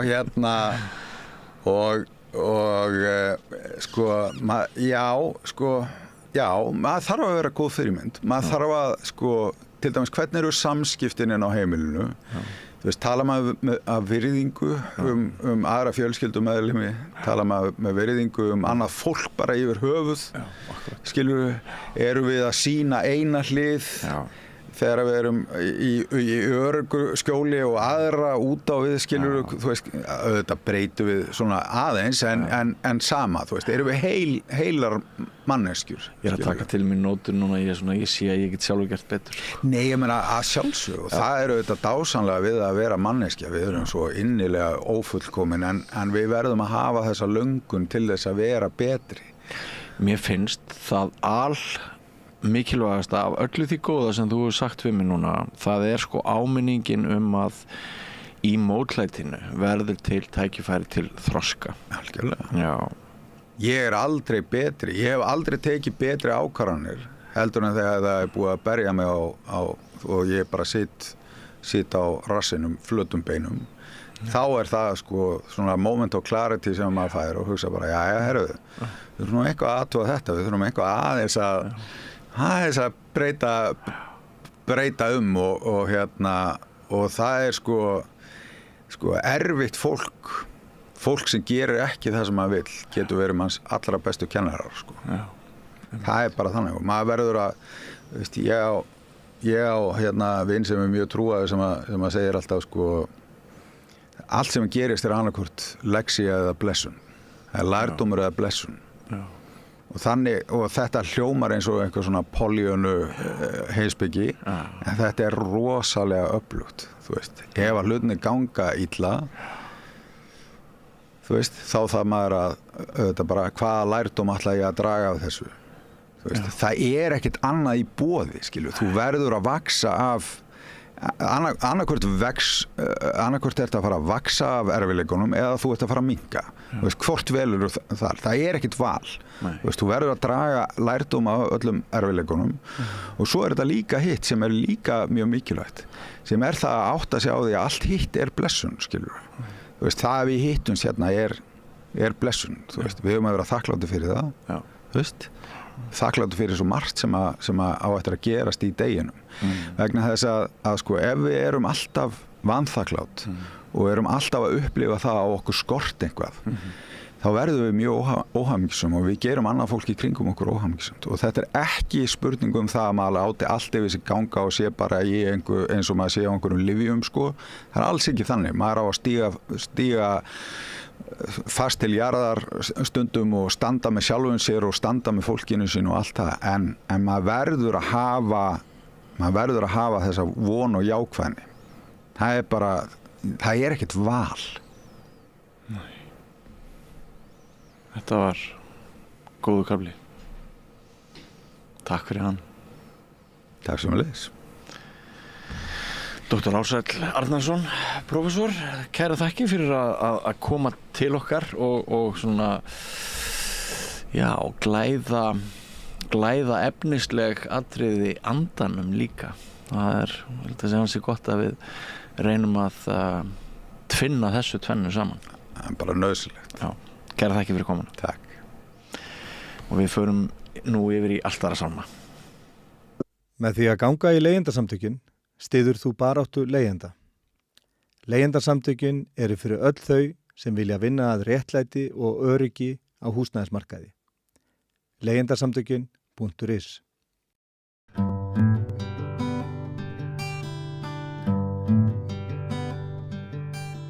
Já, við ætlum að halda áfram að ræða ástandi í samfélaginu, þennan svona grunum að samfélagi sé einhvern veginn að rakna upp, að það sé meiri einmannaleiki, kannski afrakstur af einstaklingshyggju liðinna ára. Viðar Halldórsson, félagsfræðingur, hann nú oft komið hingað og skrifað greinar, sem að meðal annars grein í Vísu daginn sem að vakti mikla athygli og tekið þátt í þessari umræðu þetta. Og af því að þú nú búin að ræða þetta svona greininguna á ástandinu og hvernig birtingamyndirnar eru hérna við rauðaborðið, á því sem að spyrja þau núna bara, ok, ef að það er staðan, að við séum einhvern veginn að missa samfélagið og ekki bara á okkurum stórum level, heldur líka bara í svona venjulegum samskiptum fólks og þetta er ekki bara tæknilegt vandamál sambandi við farsímana eða við takmörku þá lægist allt eitthvað. Þetta er eitthvað djúpstætt sem er í menningu okkar. Og þá er spurningin, hvað er að gera í þessu? Það er auðvitað ekkert eitt einfalt svar, sko. Samfélagið er samansafnað af samhangandi hlutum. En það sem ég hef verið að reyna að benda á er að við erum haldið svona athyglisblindu gagnvart í hvernig við byggjum upp samfélag. Og áskorunin sem við stöndum frammi fyrir og verkefni sem ég er að reyna að varpa ljósi á er hvernig samfélag verður til og hvernig samfélag verður heilbrigt. Og þá verðum við að gera okkur grein fyrir því hvernig svona hversdagslegar og svona oft svona okkur finnst réttmætar athafnir okkar móta svo samfélagið. Samfélagið sé smíðað úr félagslegum samskiptum okkar. Já, samfélagið smíðað og daglegum athöfnum okkar sem við teljum kannski ekki vera mikilvægar eða merkilegar, sko. En þegar það safnast uppsöfnuð áhrif þeirra búa til samfélagið. Og við erum haldin svona athyglisblindu gagnvart þessu og það var einhver hagfræðingur sem talaði sko svona tyranny of small decisions, sko, eða svona harðstjórn smávægilegra svona ákvarðana og athafna. Og við svona, gerum okkur ekki endilega grein fyrir því þetta er eins og bara, bara með mataræði. Ef við borðum óhollan mat, það er bara voðalega gott og þægilegt að kaupa skyndibitamat, en það hefur neikvæð áhrif á heilbrigði okkar, líkamlegt heilbrigði þegar til lengri tíma er litið. Ég hef verið að tala þetta í skólunum þegar það er svona auki streymi og fjarkennsla, sko, að því er það rosalega þægilegt fyrir alla að bara senda kennslu út í gegnum skjái og allir eru heima hjá sér. En uppsöfnuð áhrif þess verða að fólk hættir að mæta í skólan og þá kannski deyr háskólasamfélagið. Og hefur líka áhrif á fólki sjálft persónulega? Já, fyrir utan það, sko, fyrir utan það. En ég er að tala um þessi uppsöfnuð áhrif bara í hvernig byggjum upp samfélag. Svo sjáum við þetta líka í bara, hvernig við notum skjái og allt þetta, sko, og bara þurfi ekki að fara í bankann eins og við rætt hérna áður og þetta allt bara einhverju appi og allt þetta og þá kvarnast upp úr samskipti fólk í samfélaginu þegar það hittist og tekur þátt í samfélagi með öðrum. Þessu svona tilvinnalega kendu hversdagslegu samskipti við annað fólk. Já, og við lítum á þessi, þannig við sjáum ekkert endilega hvernig, og áttum okkur ekkert endilega á því, hvernig þessi samskipti og þessi hversdagslegu atburður safnast upp og verða þá einhverju öðru og meiru en viljum halda. Eitt ágætis dæmi, ég búinn að hugsa þetta síðustu dögum til að reyna svona að skýra þetta. Það bara bílaumferð.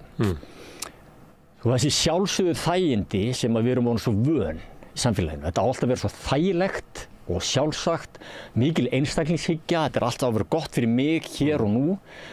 Og ég í Garðabæ og að fara að keyra niður í háskóla á morgnana, og ég fer upp í einkabílinn minn, og einn í bíl og bara þægilegt og bara rúlla niður eftir. Það svona einstaklingsbundið þægindi, hversdagslegar athafnir. En í umferðinni þá áttar maður á því að þegar ég komin af stað, þá lendi ég bara í trafík og lendi ég bara í umferðarteppu. Það sem að það eru fleiri en ég sem eru að gera þetta nákvæmlega sama. Og þannig verða uppsöfnuðu áhrifin af einstaklingsbundum athæfum okkar sem okkur þykir sjálfsagt að fara í einkabílinn og keyra í vinnuna. Þarna birtast þau okkur. Það verður bara umferðarhnútur sem gera það verkum að ég verð pirraður og ég verð rosalegt fórnarlamb. Hvað allt þetta fólk að gera hérna? Og ég fer að agnúast út í borgaryfirvöld fyrir að byggja ykkur brýr og veit ekki hvað og hvað. En samfélagi aðlagi sig ekki að einkaþörfum mínum. Já. Það veitum við að ég aðlæði mínar þarfir að samfélaginu. Nákvæmlega, þetta svona einstaklingshyggjan og þannig að það kannski ágætt að við lendum í þessari umferðarteppu vegna þess að hún kannski ágætið svona birtingarmynd þess hvernig uppsöfnuð áhrif hversdagslegra athafna birtast. En ég gerir mér ekkert endilega grein fyrir því þegar ég að agnúast út í umferðinu og borgaryfirvöld í umferðinni, ég gerir mér ekkert grein fyrir því að ég hluta vandamálunum. Og þetta við allt sem við gerum, við þurfum að átta okkur á því að hversdagslegar athafnir okkar, þegar að safnast upp, þá móta samfélagið. Og þá þurfum við að spyrja okkur hvernig erum við að lifa lífinu, hvernig neysluhegðun okkar til dæmis. Það sem við neytum miklu meir en við þurfum. Við erum að kaupa alls konar hraðtísku fatnað, ég veit ekki hvað og hvað sem er fluttur hérna með einhverjum gámaskipum frá hnattræna þurrinu og allt þetta sem hefur áhrif á jörðin okkar og allt, og það er kannski þessi athyglisblinda sem við þurfum að byrja að átta okkur á hvaða áhrif hún hefur til lengri tíma þegar hún safnast upp. Að samfélagið sé byggt á athöfnum okkar í samfélaginu. Það sé til eitthvað, leikur við að mér langi til að vitna í Margaret Thatcher sem sagði að það var ekki til eitt samfélag, heldur bara safnhaugur af einstaklingum. Og þá var það hugmyndin að við eigum ekki að ræða hvernig samfélagi á að vera á millum okkar. Heldur eigum við bara, það er bara verið besta samfélagi ef ég hugsa bara mínar langanir og þú þínar og út úr þessu verður til besta samfélagið. Ef við förum að hugsa það hvernig við ætlum að hafa samfélagi á millum okkar, þá lendum við ykkur svona vanda. Og við erum náttúrulega að koma út úr nýfrjálsíku tímanum sem var svolítið með þessa hugsun. Þannig að umræðan það hvernig samfélag við vildum hafa á millum okkar hefur ekkert verið svo sterk. Þetta sér það í pólitíkinu, hún hleypur strax í einhverja svona tæknilega lausnir og á í erfiðleikum með að vera til dæmis að ræða það hvers konar framtíð við viljum. Við frekar vera að verja okkur fyrir ykkur. Þannig að kannski erum við ekkert svona sérlega vön því núna að ræða samfélagið sem eitthvað sem við búum til með virkni okkar. Nei. Og það er eitt eins og við varum að tala með einstaklingana, að svo eru það stjórnvöld og fyrirtæki. Hver er samfélagslega ábyrgð þeirra? Og þá eru oft líka kannski svona ótilætlaðar afleiðingar af athöfnum og nú sjáum við að stjórnvöld eru hérna að innleiða tæknina í allt, bara krafum rafræn skilríki. Maður kemst ekkert áfram í daglegu lífi nema að vera með rafræn skilríki. Sem þýðir það að ég þarf alltaf að vera með snjalltæki með mér. Sem er ekkert endilega það sem allir vilja, en það er verið að þvinga okkur alltaf inn í þessar lausnir að við þurfum að vera í tækninni en hún hefur einhverjar svona safnast upp einhverjar svona afleiðingar þeirra athafna. Það er líka ýtt á þig ef þú átt ekki samskipti við stofnanir og líka við fyrirtæki eins og tryggingafélög sem er náttúrulega stofnanir þótt að séu einkareknar að það er verið að ýta þér í því að eiga samskiptin á netinu. Ég vil ekki fá því heimsókn. Alveg klárlega, það verið ýta okkur í það og bara samfélagar alltaf að ýta okkur í þessar áttir og bara 2 dæmi, bara smá saga, ég var út í Helsingi daginn með konunni minni. Hún var að ráðstefnu þar og eitthvað. Svo vorum við að fara heim og vorum á hóteli og löbbuðum ykkur 4-5 mínútur á veitingastað og ætluðum svo að taka leigubíl. Og það var leigubílar fyrir utan veitingastæðin. Og á hliðinu á leigubílnum stóð sko stór auglýsing, kostar 35 eurur að fara út á flugvöll. Við tókum leigubílinn og stökkbum við á hótelinu sem tók svona 5 mínútur og fórum svo út á flugvöll. Og svo komum við þangað og þá kostaði leigubílinn 73 eurur, en ekki 35. Og þá bara, á hverju það? Já, þetta bara úr pantari gegnum appið. Skilju, þá verið að þrýsta okkur í það að downloada einhverju app, hlaðniður appi sko, fyrir eitthvað fyrirtæki til að fá þessi kjör. Svo komum við á Leifsstöð og fórum í fríhöfnina og ég er mikill svona stuðningsmaður kassa, þar á kassan. Það er svona einhver samskipti og augnsamband og það er einhver svona sameiginleg tilvist. Nú er búið að breyta svolítið þar inni og það er komin fullt af sjálfsafgreiðslukössum í fríhöfninni og bara einhverjum 2-3 svona afgreiðslukassar. Og það var bara einn opinn sem sé og það var einn afgreiðslukassi opinn og það var búið að setja svona strappa fyrir eitthvað, þannig að það var ekki ætlast til að færi hann, það var samt einhver þar á kassanum. Og svo er eitthvað fólk þarna sem er að fara, einhver erlendi ferðamann sem er alltaf að fara á kassan og kemur einhver starfsmaður. Bara eru þau að borga með peningum, paper money, sko bara, nei, þá farið ég þarna. Skilu, það er alltaf verið að þrýsta okkur þangað af yfirvöldum, af fyrirtækjum og allt það. Með hugmyndur með eitthvað svona hagræði, skilur. Og ég segi sko að samfélaginu miklu meira stjórnað á efnahagslegum forsendum heldur en á manneskjulegum forsendum. Það hefur verið hluti af þessu sem í þessu samfélagssáttmála sem hefur verið ríkjandi hérna, sem er byggður á einstaklingshyggju. Hann er líka byggður á því að leiðin til þess að finna réttu lausnirnar séu það sem er hérna, skilvirkast. Já. Það sem er mest arðsemin. Þannig ef við hérna, reynum að trimma allt niður þannig að oft er þannig bara svo sem áða geti grætt mest, þá er það raunverulega það sem stjórnar ferðinni. Já. Og það er það sem ég verið að tala um sko, þarna verða þessir félagslegu töfrar hversdagslífsins, þarna fara þeir þverrandi og þá dregur úr samúðarskilningi og samvinnu og samvitund og öllu þessu sem ég var að ræða. En þarna komstu líka inn á punkt að ég segi sko samfélagi er í svona ákveðni, það er ákveðin svona keppni ákveðna póla, það er annars vegar svona sérhagsmuna og almannahagsmuna. Og þetta sem þú varst að minnast og er akkurat part hluti af því að sko sérhagsmunir snúast það að það þurfi að spara og það þurfi að græða meira. Og þess vegna erum við sendið í appið í leigubílnum sko allt það og látum gera svona áskrifendur að einhverjum vörum frá fyrirtækjum. Já, og veit til þess að kannski er afslátturinn bara til þess að hlaði niður appinn og sett ekki með önnur leigubíl app og verður háður í að nota þetta og þá skrúaði bara verðið upp aftur sko. Það er ekki þannig að þú sért að fá kostnaðar það sem sparast, þú ert ekki endilega að fá það í afslátt. Þetta færðu afslátt fyrst til að lokka því í viðskipti. Já, nákvæmlega. Og svo Volt þegar að koma hingað þá gaf það bara var rekað með tapi í einhverja mánuði þá til að fólk voru vandi að panta hjá Volt. Já. Og þetta er náttúrulega alveg svo samfélagsmiðlarnir sko, sem að voru bara, þú veist, svona Facebook og Twitter og allt þetta. Nú er byrjað að selja svolítið aðgang að þessu sko, alveg svona sem komu inn og voru með svona göfugar hugsjónir að styrkja tengsl og bæta heiminn, en hvorugt hefur átt sér stað vegna þess að það er ekki raunverulegur tilgangur við þeirra. Sko. Þetta eru fyrst og fremst fyrirtæki á markaði sem snúast það að græða peninga og öðlast völd. Og þá erum við komin með það hvernig þessi sérhagsmunaöfl sem vinna ekkit endilega með almannaheil, þau hafa náð svona tökum á samfélaginu. En annars í fullyrðingum það að þeirra hagsmunir og þínir hagsmunir fara alltaf saman. Já. En það bara virkar ekki þannig sko. Þessi fáið sem trúið því ennþá, en þannig var það raunverulega innleitt að það væri alltaf sameiginleg hagsmunir, því meira sem að fyrirtæki græddi, því betra að verða fyrir samfélagið og einstaklinga. Já, en það er held ég löngu búin að sýna fram að þetta virkar ekki þannig í reynd sko. En þessi sérhagsmunaröfl, þau eru að ná og eru búin að ná samfélaginu á sitt band. Og almannahagsmunir sem sé líða fyrir það. Við sjáum nú bara kannski nýjasta dæmið það sem að ein svona risi á matvörumarkaði á Íslandi er farin að dreifa áfengi heim til fólks í heimsendingu. Sem er akkurat svona ágætis dæmi þetta, sem eru bara svona sérhagsmunir þessa fyrirtækis en hafa mjög slæm áhrif á almannaheill. Og er gegn vilja mikils meirihluta þjóðarinnar. Já, og þetta er bara lýsandi dæmi á hverju staðan er sem hún er.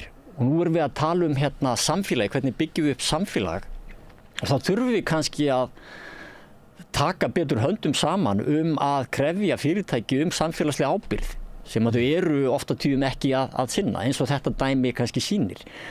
Og bara, þú veist, í tengslum við þetta til að setja þetta í samhengi. Núna erum við að verða vitni af alveg hörmulegum atburðum, trekk í trekk, bara hörmungar einstaklinga, fjölskyldna, fólk bara alls konar, það eru komin morð, barnamorð sem að maður bara nær ekki orðum yfir. Og Margrét Valdimarsdóttir, afbrotafræðingur og félagsfræðingur var einmitt að tala þetta í Morgunblaðinu í morgun að það er svona óvenju mikið að gera sem ákveðin merkjum að eitthvað í samfélaginu. Morðtíðni, þú veist, það er mjög flókið fyrirbæri og margt sem kemur þar að, en hún sagði það er tvennt sem að einkennir samfélög sem að eru fyrrt að þessu leyti og eru haldin þessum sjúkdómi, má segja. Annars vegar það er mikill ójöfnuður, það sem að mikill munur milli þeirra rík og fátæku. Það er eitt og það sem vímuefnaneysla er mikil, skilur við. Og í þessa umræðu þá þessi maturrísi að fara af stað með þetta og þetta eru svona uppsöfnuð áhrif á svona starra stigi, ekki bara við sem einstaklingar heldur þegar að fyrirtæki eru farin að standa fyrir eitthvað svona og í eigin hagsmunum sem hefur slæm áhrif á heilsu þjóðarinnar, á heilbrigði þjóðarinnar, sem sé bara, þú veist, á öryggi íbúa þjóðarinnar til lengri tíma, sko. Og við erum algjörlega svona haldin svona athyglisblindu gagnvart þessu og því okkur haldið uppteknum með öðrum hætti, kannski, þú veist, eins og Marx talaði með ópíum fólksins, sko. Okkur haldið uppteknum í snjalltækjunum okkur og með einhverju afþreying og alls konar dægurþrasi, sko. Og þannig að við sjáum þetta ekki endilega og þetta það sem að ég gerði þessa bók sem þið sjáum samfélagið.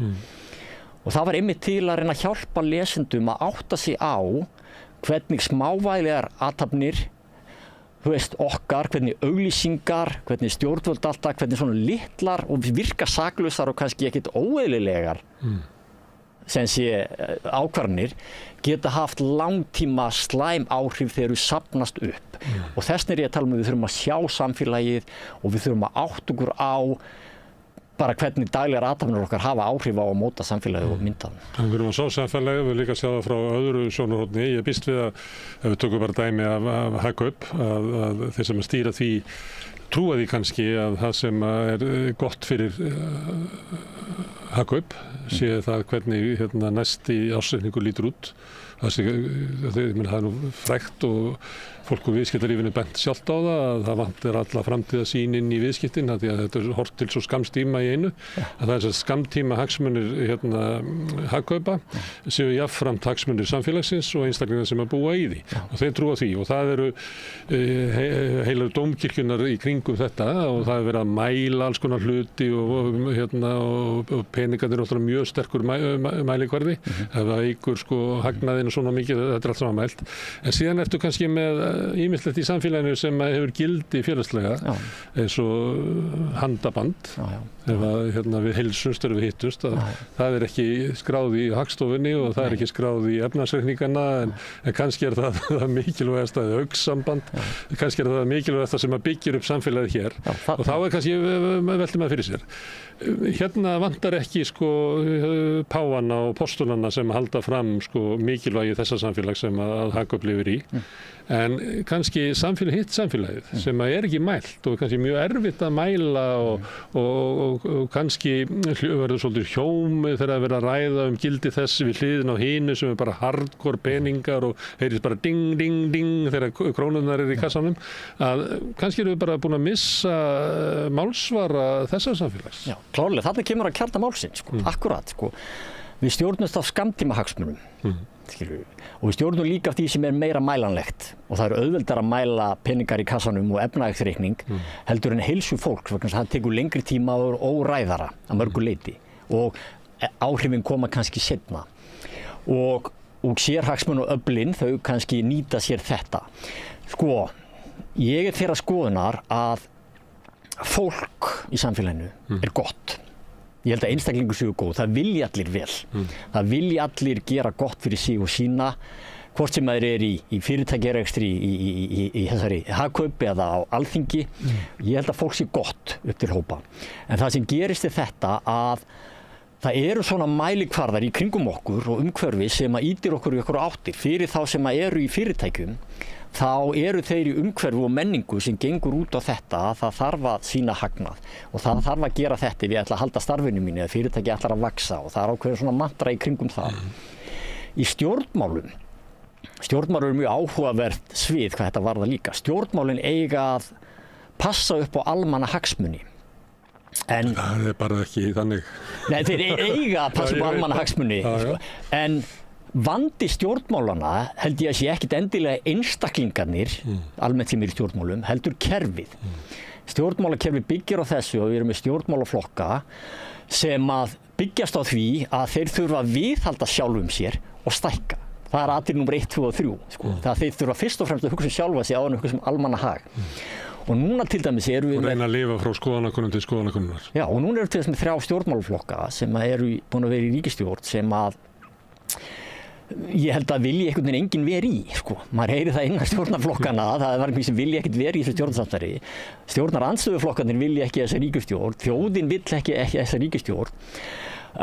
En samt sem áður ætla þessi flokkar að halda áfram til að reyna að efla eigin hag fyrir næstu kosningar, til að standa betur fyrir næstu kosningar. Og þetta er eðli kerfisins og þetta er galli kerfisins vegna þess að meira segja aðilarnir sem eiga að passa upp á almannaheill, þeir eru ekki að gera það.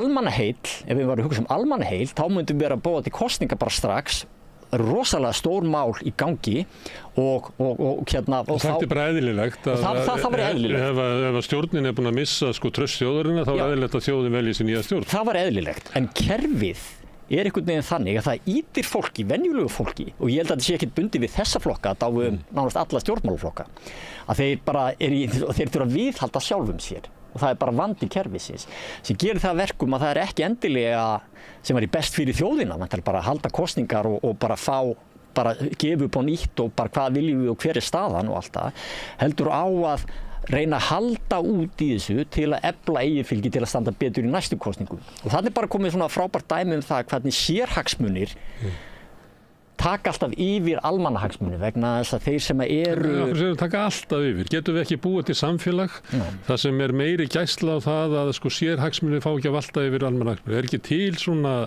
eitthvað tricks eða eitthvað aðferðir eða eitthvað svona form og það er til dæmis með því að hafa öfluga andstöðu og aðhald og það er til ýmislegt til þess í svona fjölbreytilegu lýðræðislegu samfélagi þá ætti háskólinn að vera með aðhald og verkalýðshreyfingin og allt þetta en svo er það kannski meira og minna svolítið veikt í dag. Já.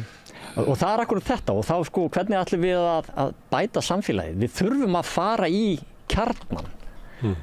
Við þurfum að sjá samfélagið, við þurfum að átta okkur á einstaklingsbundnum athöfnum okkar, við þurfum að átta okkur á hvernig þetta virkar, við þurfum að átta okkur á að stór fyrirtæki á samskiptanum Facebook er ekkert að gera heiminn að betri stað, þetta er fyrst og fremst til að græða peninga, og við þurfum að átta okkur á að svörin, hvernig byggjum við samfélag, liggi alltaf hjá okkur sjálfum, hvernig við hegðum okkur, hvað við gerum, hvað við kjósum, hvernig við eigum samskipti og einstaklingshyggjan sem er orðin mjög ríkjandi finnst mér og skjávæðingin hefur ýtt okkur meira út í svona allt það, hún dregur okkur í sundur, hún dregur samfélagi í sundur og eins og ég segi, við þurfum að fara að gefa meira til samfélagsins en við tökum frá því. Við þurfum að tala meira við fólk. Ekki spyrja hvað samfélagi getur gert fyrir þig, heldur hvað þú getur gert fyrir þig. Já, kannski. Við þurfum að spyrja fólk hvernig við hefur það. Við þurfum að tala við ókunnuga, við þurfum að láta ykkur, við þurfum að taka þátt í sjálfboðaliðastarfi. Við þurfum að taka þátt í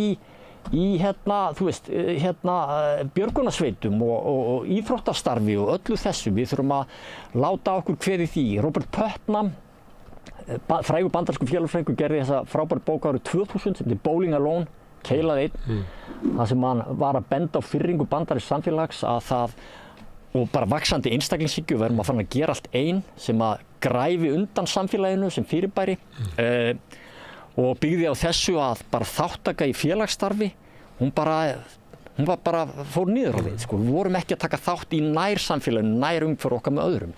Það sem við tengjumst öðrum, sköpum, það sem kallar félagsauð, social capital, sem að byggir á trausti, byggir á öryggi, byggir á samhjálp og öllu þessu. Félagsauður fer þverrandi og það sem hann var að tala um í bók sinni árið 2000 sem hefur allt ræst í Bandaríkjunum, og Bandaríkin eru kannski ekki, það er ekki svo leið sem við viljum feta að fara í slóð Bandaríkjana, en við erum bara á þeirri leið vegna þess að það sem hann var að tala um þar í bók sinni 2000 sjáum við allt að gerast í Ísland akkurat í dag. Þannig við þurfum að læra af reynslunni og átta okkur á þessu að það er þetta félagslega sem er bara grunnbindiefni samfélagsins, sem er grunngerð samfélagsins byggir á, en við erum haldin eins og ég segi í athyglisblindu, það sem við sjáum ekki þessar daglegar athafnir okkar að séu mikilvægar, það er ekki smælanlegar, það er virka réttmætar, jú það er auðveldar að gera bankaviðskiptin á netinu og auðveldar að fara í skólan með Zoom, en þetta hefur uppsafnaðar afleiðingar og við þurfum að átta okkur á þeim. Þetta minnir mig á, ég bjó skammarstund í París og hafði þá svona áhuga á mat og tók þá náttúrulega eftir því að það eru tvenns konar dreifingakerfi á mat í París. Það er annars vegar það sem við höfum sem eru svona stórmarkaðir og það sem þú lappar inn með kerruna þína og þú sérð aldrei kaupmanninn, þú sérð kannski einhverja dreng eða stúlku sem að vinnur á kassanum. Þú sérð ekki þá sem að framleiða matinn og þeir sem eru á því að tala við þig í gegnum umbúðunar, 30% afsláttur, engin fita, misa heitir hreisti og maður átt að segja mjög fljótlega á því að þetta er bara höll lýgingar þar sem að það er engin sem horfir í augun á þér sem að þú áttur í viðskipti við og þegar það er komið, þegar svo fjarlægð er komin, að þá er þetta eiginlega svæði þar sem að má eiginlega segja hvað sem er og hins vegar er gamla dreifikerfi sem er ennþá til í París og víða í Frakklandi og það er þannig að þú fer í ostabúðina og skiptir við hjóni sem er eitthvað það sem að eru með góð sambönd við Britann og eru með sérstaklega osta þar og smjör þaðan en síðan líka við Byrgja sem aftur er með tengst þar. Svo ferðu til slátrarans og þarframvindugotunum og grænmetissalans og þú hittir alltaf kaupmanninn. Og kaupmaðurinn hann hitti sína Byrgja og jáfnvel sína bændur og fleira.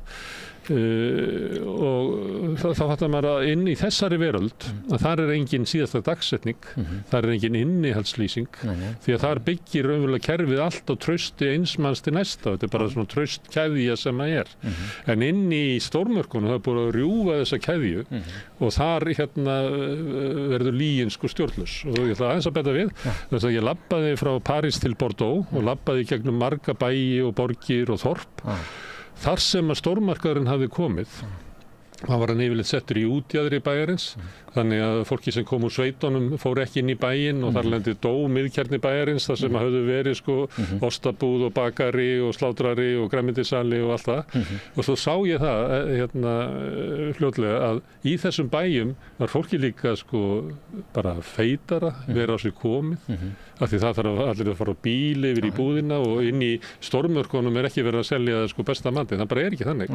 Það er miklu líklegra að ef ég er að selja þér fiskinn eða kjötið að ég get ekki gabbað þig því að þú kemur aftur. Ég bara missi þið sem viðskiptavinn. Já, og þú ert að horfa í augun á viðskiptavinnum og standa fyrir þessu. Kannski er 1% af fólki sem getur logið og horft í augun á fólki, en ég segi eins og þú, fólk er bara almennt mjög gott og bara fæstir ráða við það. Og þannig að slíkt kerfi, það sem er svona einhverju á mannlegum skala, einhverju mannlegri keðju, er ekki til hjá okkur. Við erum bara inn í stórmarkaðunum þar sem að við, sem manneskjurnar, göngum inn í kerfið sem hefur verið hannað út frá okkur allt önnum sjónarmiðlum mannlegum skala. Þetta er ekki svæði sem okkur líður vel í, ekki sem er gott fyrir okkur. Þannig að þessi krafa að við sem virkar í þáttakendur, að þá erum við líka inn í kerfi sem er umverulega, svolítið ómennst. Já, ekki spurning og líka það, ég bæti við, ég er alveg sammála þessu, líka bæti við að við erum farin að eiga meira viðskiptum okkur í gegnum skjámiðlan okkar sem eru búin að sem sé muna kortanúmerun okkar og ef við förum í stórmarkaðinn þá borgum við jafnvel með úrin okkar og alltaf þegar það er svona lengra á milli þá áttum við okkur ekki endilega á nákvæmlega hvað við erum að gera og kauphegðun okkar byggist á þessu því einfaldari sem hún verður því meira kaupum við. Það er líka verið að kræki okkur þar. Þannig að vera með kortið sitt í úrinu eða snertilausar skjáir og allt það. Þetta gerir það bara merkum við eyðum meira líka. Og þarna er líka... Það er líka lakari vöru. Já, og þetta er svona fjarlægðin á milli. Hún verður alltaf meir og meiri og þetta er bara eins og í stríðsrekstri. þú veist, það er eitt að drepa mann í stríði, skilur, stinga hann með einhverju byssu sverði eða eitthvað. Það er annað að vera eitthvað þar í allt öðru lendi og senda dróna á eitthvað, sko. Það verður miklu... Eða verið hersöðingi sem að sigar einhverjum... Já, einhverjum öðrum. Þeir sem taka ákvörðuna ekki þeir sem á ívillinum. Nei, en það einhver kannski sem ítir á takka á tölvu sem sendir sprengju á eitthvað fólk einhvers staðar. Og því lengra sem verður á milli fólks, því minna verður trausti, því ómannúðlegri verður athöfnin og allt þetta. Og þetta tengist hvort sem við áttu að tala um stórmarkaðin eða bara stríðsátök. Og samfélagið og kerfi samfélagsins að færast þangað, það verður alltaf ómanneskjulegra, það sem ekki sömu tengsl á milli athafna og afleiðinga. Og við þurfum að fara að sjá tengsli milli athafna og afleiðinga og ég held að það sé lykilatriði í svarinu sem við erum að sækjast eftir, það er ekki einfalt, en að við áttum okkur á þessu. Og mér finnst núna, ég að vonast til þess að við séum kannski aðeins að opna augun. Oft þarf hörmungar atburði til þess að við áttum okkur og núna hafa þeir verið bara hérna í hrönnum sem gera það verkum að umræðinni í samfélaginu núna mjög sterk. Ég er búin að finna gríðarlega svona fyrir því í mínum málflutningi og fæ bara endalaust að skilaboðum og finn það að fólki finnst samfélagi bara vera á vondri vegferð. Og eins og ég sagði, það hefur týnt sjálfu sér og ég finn rosalega sterkan hljómgrunn með þessu. Ég vona það að við þurfum ekki fleiri hörmungar atburði til að við svolítið opnum augum og sjáum hvað að gerast. Það okkur samt líkt að oft í samfélaginu þá gerist eitthvað og það verður svona mikil umræða svo deyr hún og hverfur hún, sko. En ég bind vonir við það og þess vegna ég hérna svolítið út allt að reyna að tala þessa dagana og það margir að taka upp og margir hafa stíð upp. En við þurfum að sjá samfélagi, við þurfum að átta okkur á athöfnum og afleiðingum, stórum sem litlum og það finnst mér vera svona stóra atriðið. Við þurfum vitundarvakningu hvernig við byggjum upp samfélag. Þú vilt hafa mjög breiða vitundarvakningu að sko samfélagi sé einhvern veginn rakna upp vegna þess að það vefnaðurinn sem að samfélagi ekki búið til úr öðru heldur vefnaði samskiptum okkar. Og ef við erum kærlaus með það þá bara rakna samfélag okkur upp. Umræðan svona eins og hefur verið undanfarnir ár og áratugi þá líklega að þetta leiði út í umræðu einhverjum svona snjalllausnir á tilteknu vanda vanlíðan ungmenna eða aukið ofbeldi. Þú sást að fyrstu viðbröðum voru bara að setja málmleitatæki við skólaböll. Já, bara plástra á sár. En þú ert að kalla á að nú tími til þess að við skoðum bara samfélag okkar í heild og hvernig það að rakna. Já, og ég held líka að við höfum tækifæri til þess vegna þess að við erum smáþjóð, við erum eyjaþjóð og við erum með þessi hverfi og bæjarfélög og það auðveldara fyrir okkur að vinna í okkar nær umhverfi og nær samfélagi heldur en kannski í stórborgum, það sem að þetta svo gigantíst og bara þessi félagaformlegi svo risalega sterk og stór. Hérna höfum við aðgengi að fólki kringum okkur, við getum búið til félagsstöð, við höfum aðgengi að stjórnmálamönnum sem eru bara vinir okkar og ættingjar okkar og í tengslanet okkar og allt þetta, eða sum okkar, skiluru. Og það þessi 1 gráðu fjarlægð milli fólks, það frekar auðvelt að ná sambandi svona almennt séð við fólk. Þannig við höfum kannski meiri tækifæri til að breyta samfélaginu hér og bregðast við þessum hörmungum sem að sko fólk að upplifa með einum öðrum hætti, hvort sem að fátækt, hvort sem að andleg líðan, hvort sem að ótti, hvort sem að öryggismál, allt þetta. Og við höfum tækifæri vegna þess að við getum gert ýmislegt. Við getum stuðlað að því að bæta nærumhverfi okkar og byrja á að gefa meira til nærumhverfisins okkar heldur við tökum. Georg Simmel, félagsfræðingur, sagði sem sko félagslindi gjöf einstaklingsins til samfélagsins. En þá þurfum við svolítið að láta aðeins af þessari einstaklingshyggju, við þurfum aðeins að... Ekki spyrja alltaf hvað það út úr þessu?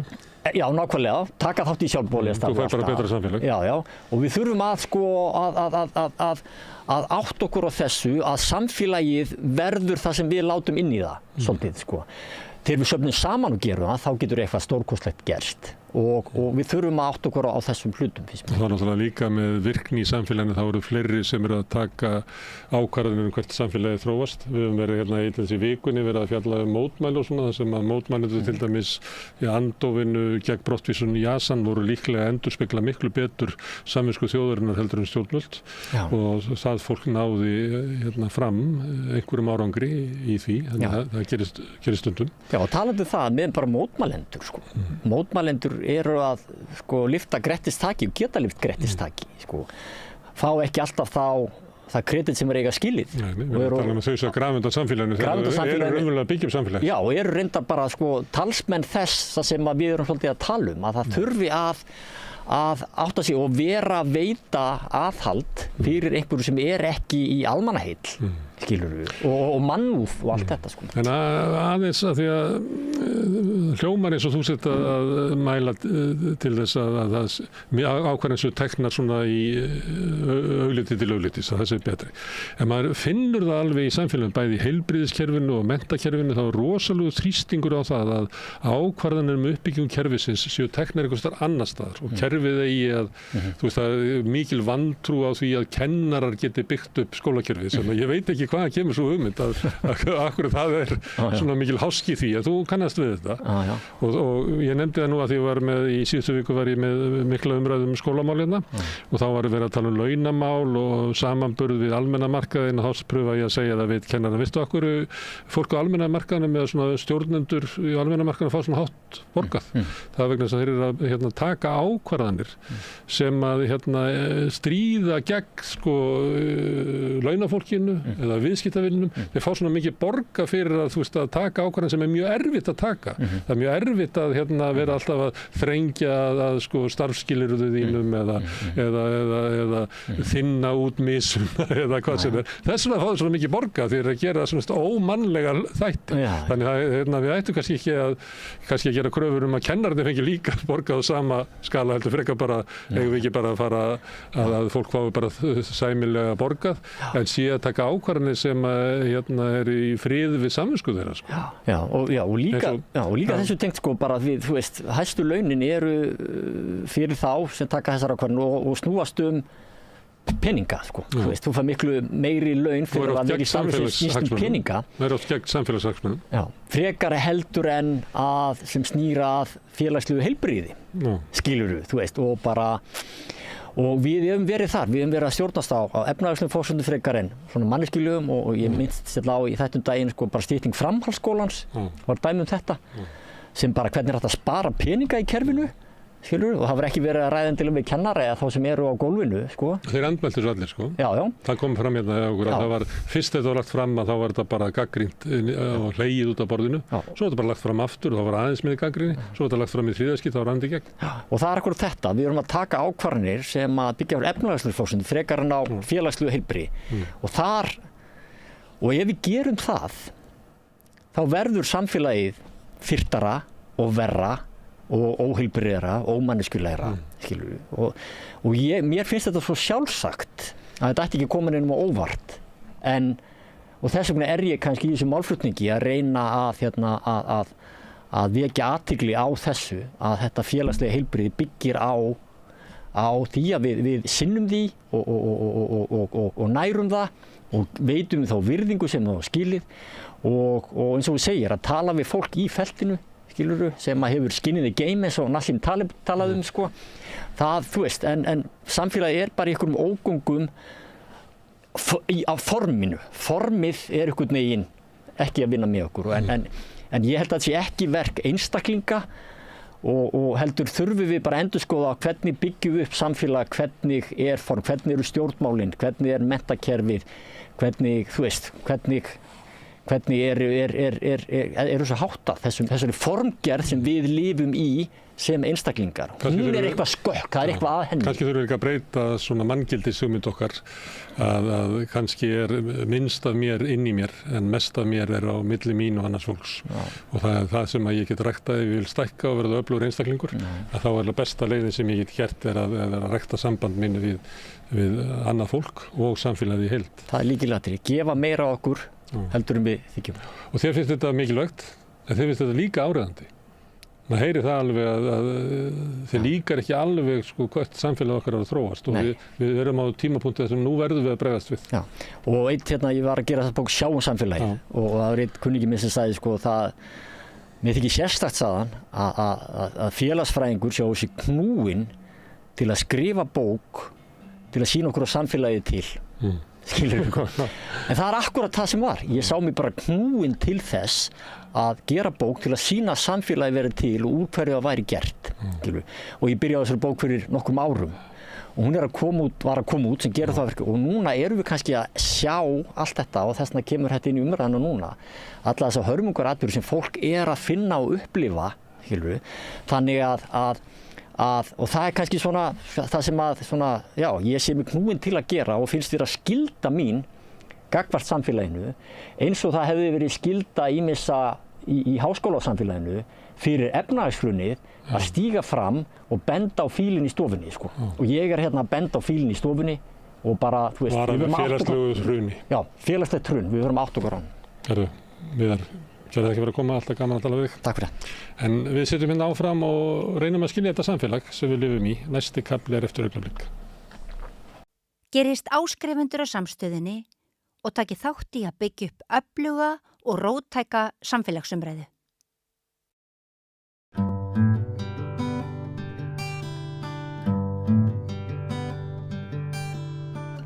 Komið sæl og verið velkomin að Rauðaborðinu.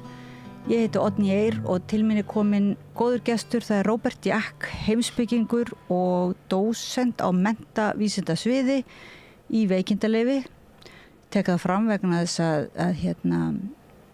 það er svolítið gaman að biðja fólk stundum að koma hingað til samræðunar, ekki endilega sem einhverju tilteknir embættismenn heldur líka, eiginlega fyrst og fremst sem svona borgarar, virkir borgarar í þessu okkar samfélagi og borgarinn getur þá bæði vísa til sinnar persónulegu reynslu og til sinnar faglegu reynslu. Já. Vel orðað. Þakka þér fyrir. Já, það er ágætt að nefna líka í síðu veikindalegi að ég er smá laskaður sko, þegar mér líður þannig. Og það er kannski líka það sem við ætlum að ræða sko, að þú ert kannski ekki alveg sá eini sem ert laskaður. Það er að segja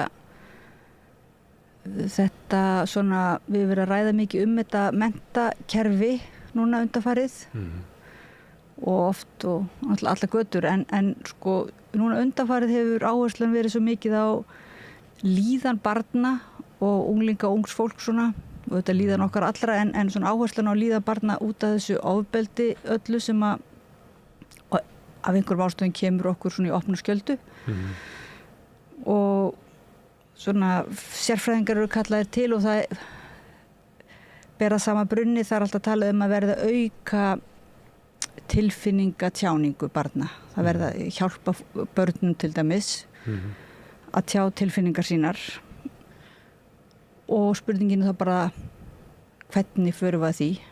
Getur þú svona, hvað finnst þér þá niðurstöðu? Jú, mér finnst hún bara mjög góð. Ég meina, hún er bara mjög eðlileg og hún er búin að vera eðlileg mjög lengi, finnst mér. En mín tilfinning er að það hef ekkert verið mikið svona hlustað á það, ekki nægilega mikið. Þess að við kannski, mér finnst þetta, ég hef verið að kenna lífsleikni á menntavísindasviði, eða þess að kennarnemum og það er þetta bagalegt að vera ekki sjálfur alveg inn í kerfinu þegar maður er í háskólanum þá reynir maður að hafa einhverja tengingu en maður er ekki alveg sjálfur inni en mín skynjun er að svona, það sé fjallað vel þetta sumstaðar og kannski bara óvæntum stöðum líka, ekki það sem maður er endilega að vona því en þetta er bara ekki nógu veigamikið þáttur í skólastarfi. Nei. Það er bara ekki nógu mikið hugsað að gera þetta vel og faglega eða með leiðildi orðið faglega, það er svona að því að ég held að þetta sé ekkit endilega eitthvað sem að við þurfum öll eitthvað að læra eitthvað svo mikið, við þurfum ekki að fara og fá próf í þessu, skiljiði.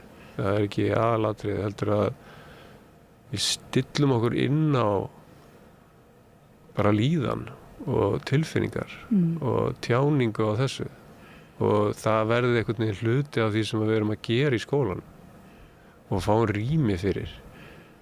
Þannig að það er svona kannski alveg það sem að mér finnst það skipti máli sko. Ég meina, já, en ég ætla ekki að tjá mig með einstaklega mál þannig að því að, þú veist, ekki að því að eða bara því að ég er ekki alveg inn í þeim, skilur. Nei, en við erum nú að tala kannski almennt svona, en sko það er í stundaskrá í grunnskólum núna, víða allavega, lífsleikni, er það ekki, og vinátta til dæmis, bara, þetta lítur rosalega vel út og ég hef heyrt alveg sumstaðar séð þetta mitt bara mjög vel gert, en þetta er ennþá eins og einhvers konar bara eitt fag, þetta er kannski ekki svona eins og þetta er ekki svona almenna viðþorf kannski sem að þyrfti kannski að gegnsýra allt er það ekki, eða ekki gegnsýra en svona einkenna allt skólastarfið. Það er þetta að líta á þetta með mörgum hætti. Ég meina ein leiðin og sem ég er alveg aðhyllist þá hugmynd að við látum skólan snúast meir hið góða líf. Bara hvað er það að lifa góðu lífi? Hvað þurfum við að gera til þess og það að hjálpa nemendum einhverjum hætti til þess að vera hamingjusamir í lífinu að það er að vera grunnstef í skólanum. Það er bara að halda utan skólan. En það eru bara ekki allir sammála það og skólinn í dag er ekki byggður á þessum grunni. Hann er byggður á einhverjum öðrum grunni. Þar sem að við erum rosa upptekin af tölum læsi og ég veit alls konar skiluru sem að mér finnst renni stundum bara alveg hjákátlegt af því að þetta er eitthvað svo ég veit það ekki mér finnst þú bara ekki vera rétt leið til þess að nálgast mannesku að vera greinana í tölum ég meina við verðum hysterísk yfir tölum sem kom úr skólanum yfir út af einhverjum prófum og við reynum að jafnvel að fegra tölurnar og einhvern veginn en þá tala þegar börn komið einhvern já, eða, þú veist, þú veist svo PISA-kannanir, þú veist alveg bara allir verða bara alveg allt fyrir yfirum og ég held við höfum yfirleitt farið bara í þveru eða sko, mín hugmynd er að við þurfum að slaka á og ég held að það ákall hjá mjög mörgum að vera mitt alveg þveru öfugt sko að við núna þurfum að fara að spýta í lóana og við þurfum að fara að herða tökinn og þú veist, við þurfum að vera þú veist, að börnin er ekki læs og þú veist, við þurfum bara að vera að bjarga þessu þú veist, þetta gerist ekki svona það bara er þannig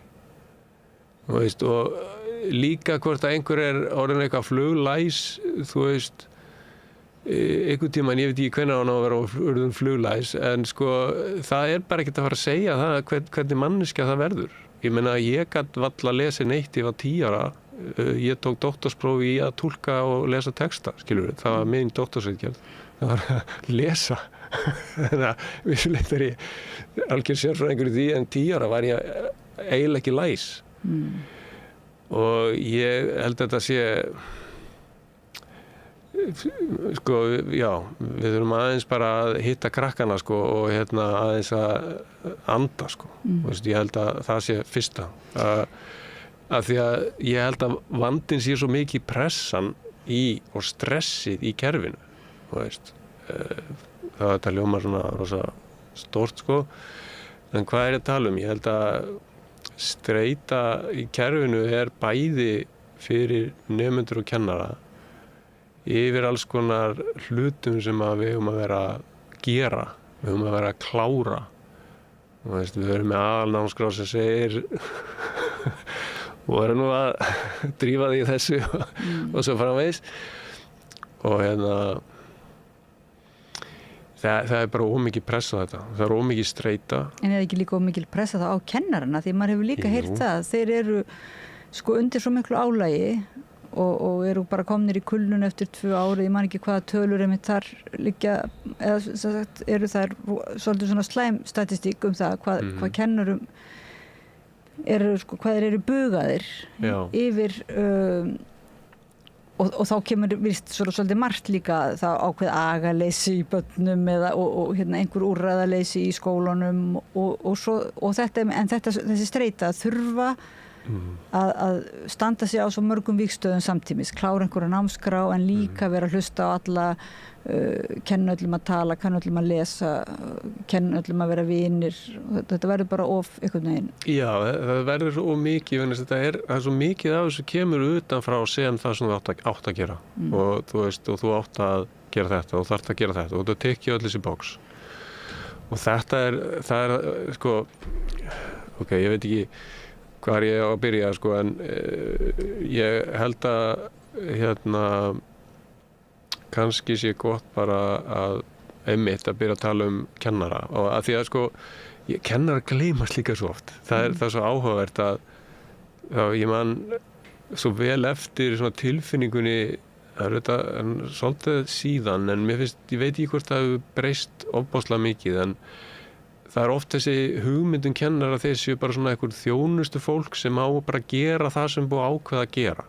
Það verður svolítið þannig hugmynd.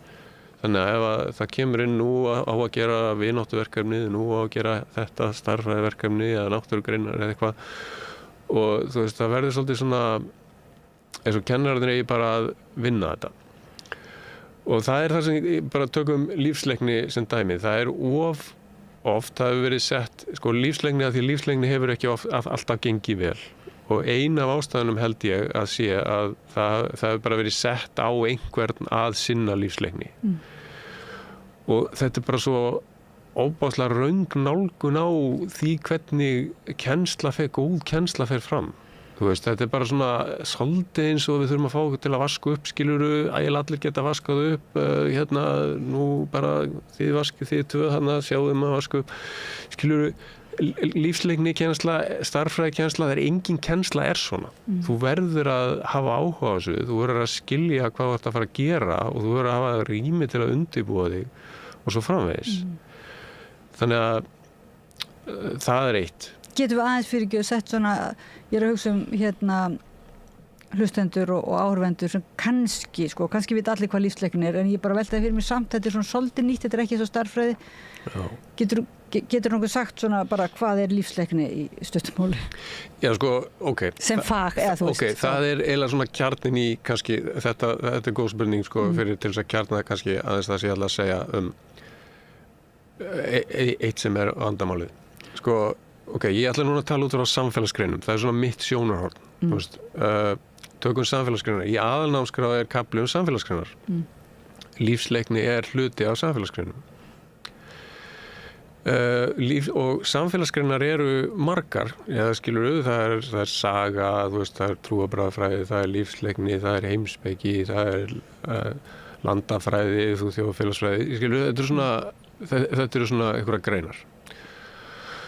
Og þetta er mjög margar greinar og mismunandi. Það er taka á öllum samfélagsmálum, það er taka á, þú veist, líka á svona hvernig maður, einhvers konar sálfræði eða lífslist eða hvernig maður lifir góðu lífi, þú veist, lífsleikni á að fjalla eitthvað slíkt. Þetta er líka inn í samfélagsgreinum.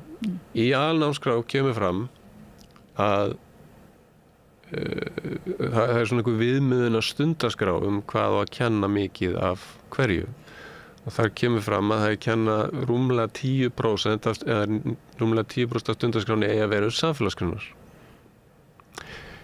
Samfélagsgreinar fyrsta lagi eru samfélagsgreinar mjög vítt svið sem gerir það verkum að það er mjög erfitt að ákveða hvað á að vera í þessum 10% af því að 10% er mjög lítið.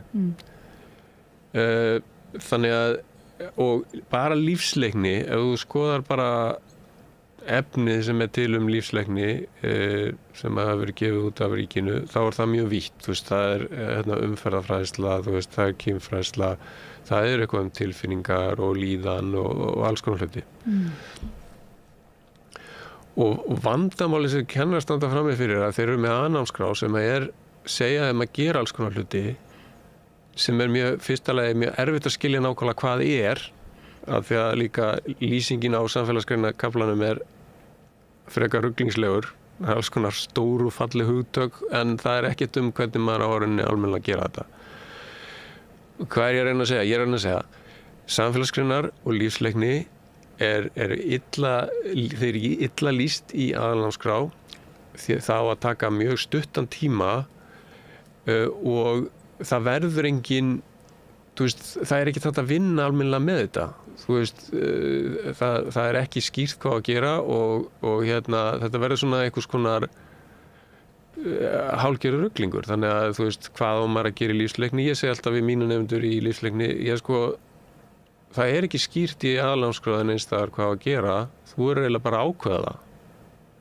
Og þá er það rauninni á herðum kennarans að ákveða hvað að gera, sem er gott, finnst mér, af því að ég vil dreifa valdinu til kennara, en það er erfitt fyrir kennara að taka þetta að sér, vegna þess að það er mjög margt annað í gangi og svona, þannig að...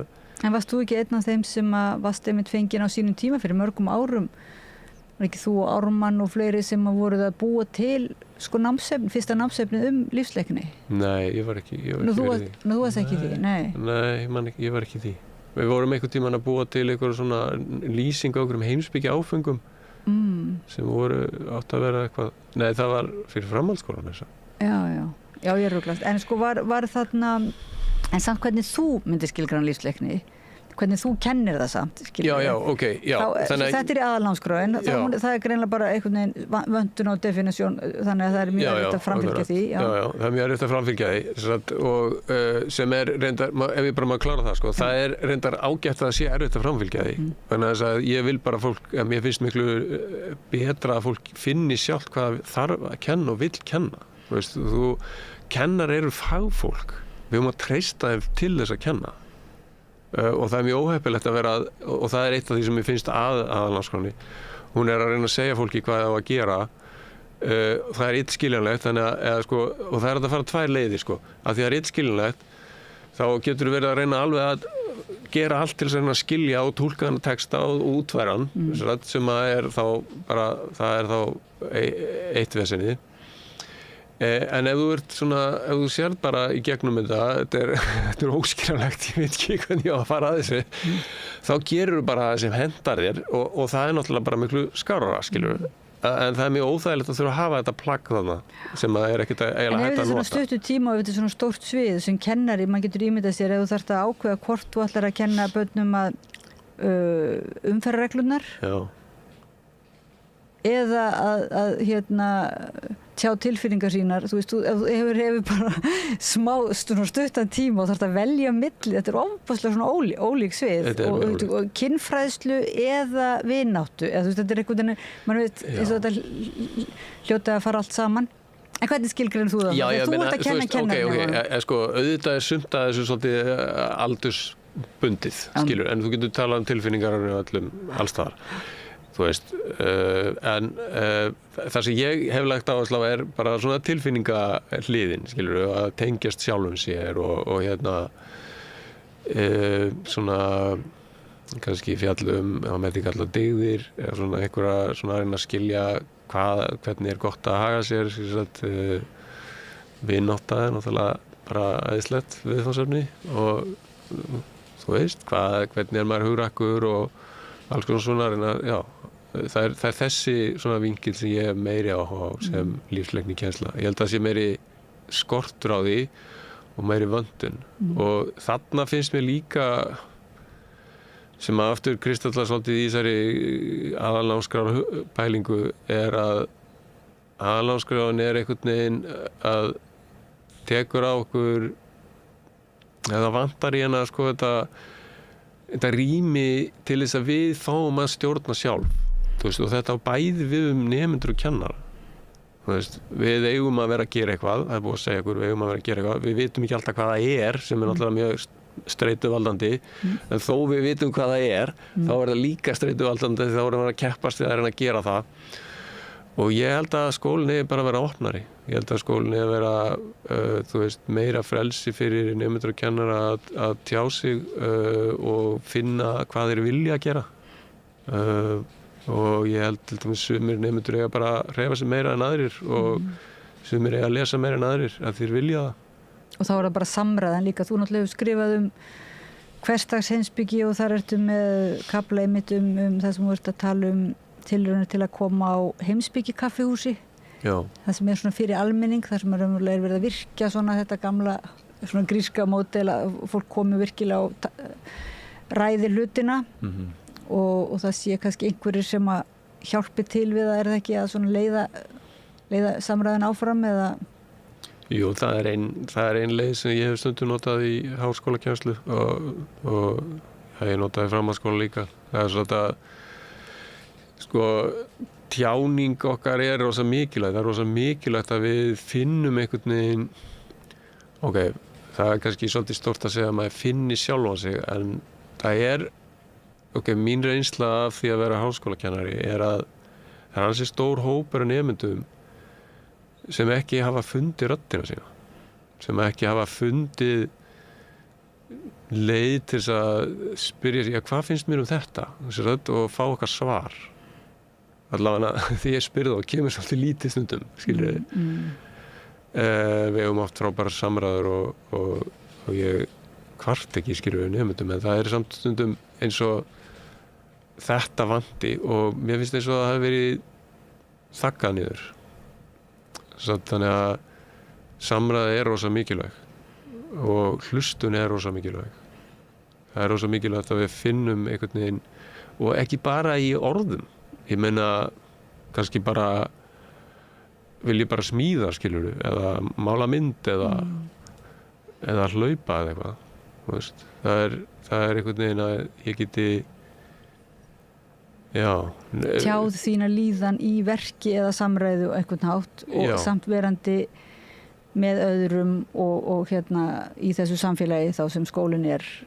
Já, skólinn er náttúrulega samfélag. Þú veist, hérna er ég að tala það er náttúrulega mjög mikilvægt en það er einhvern veginn eins og svona að það sé eitthvað frírými í skólanum þar sem við getum þar sem hver og einn hefur stjórn á því hvað hann að gera.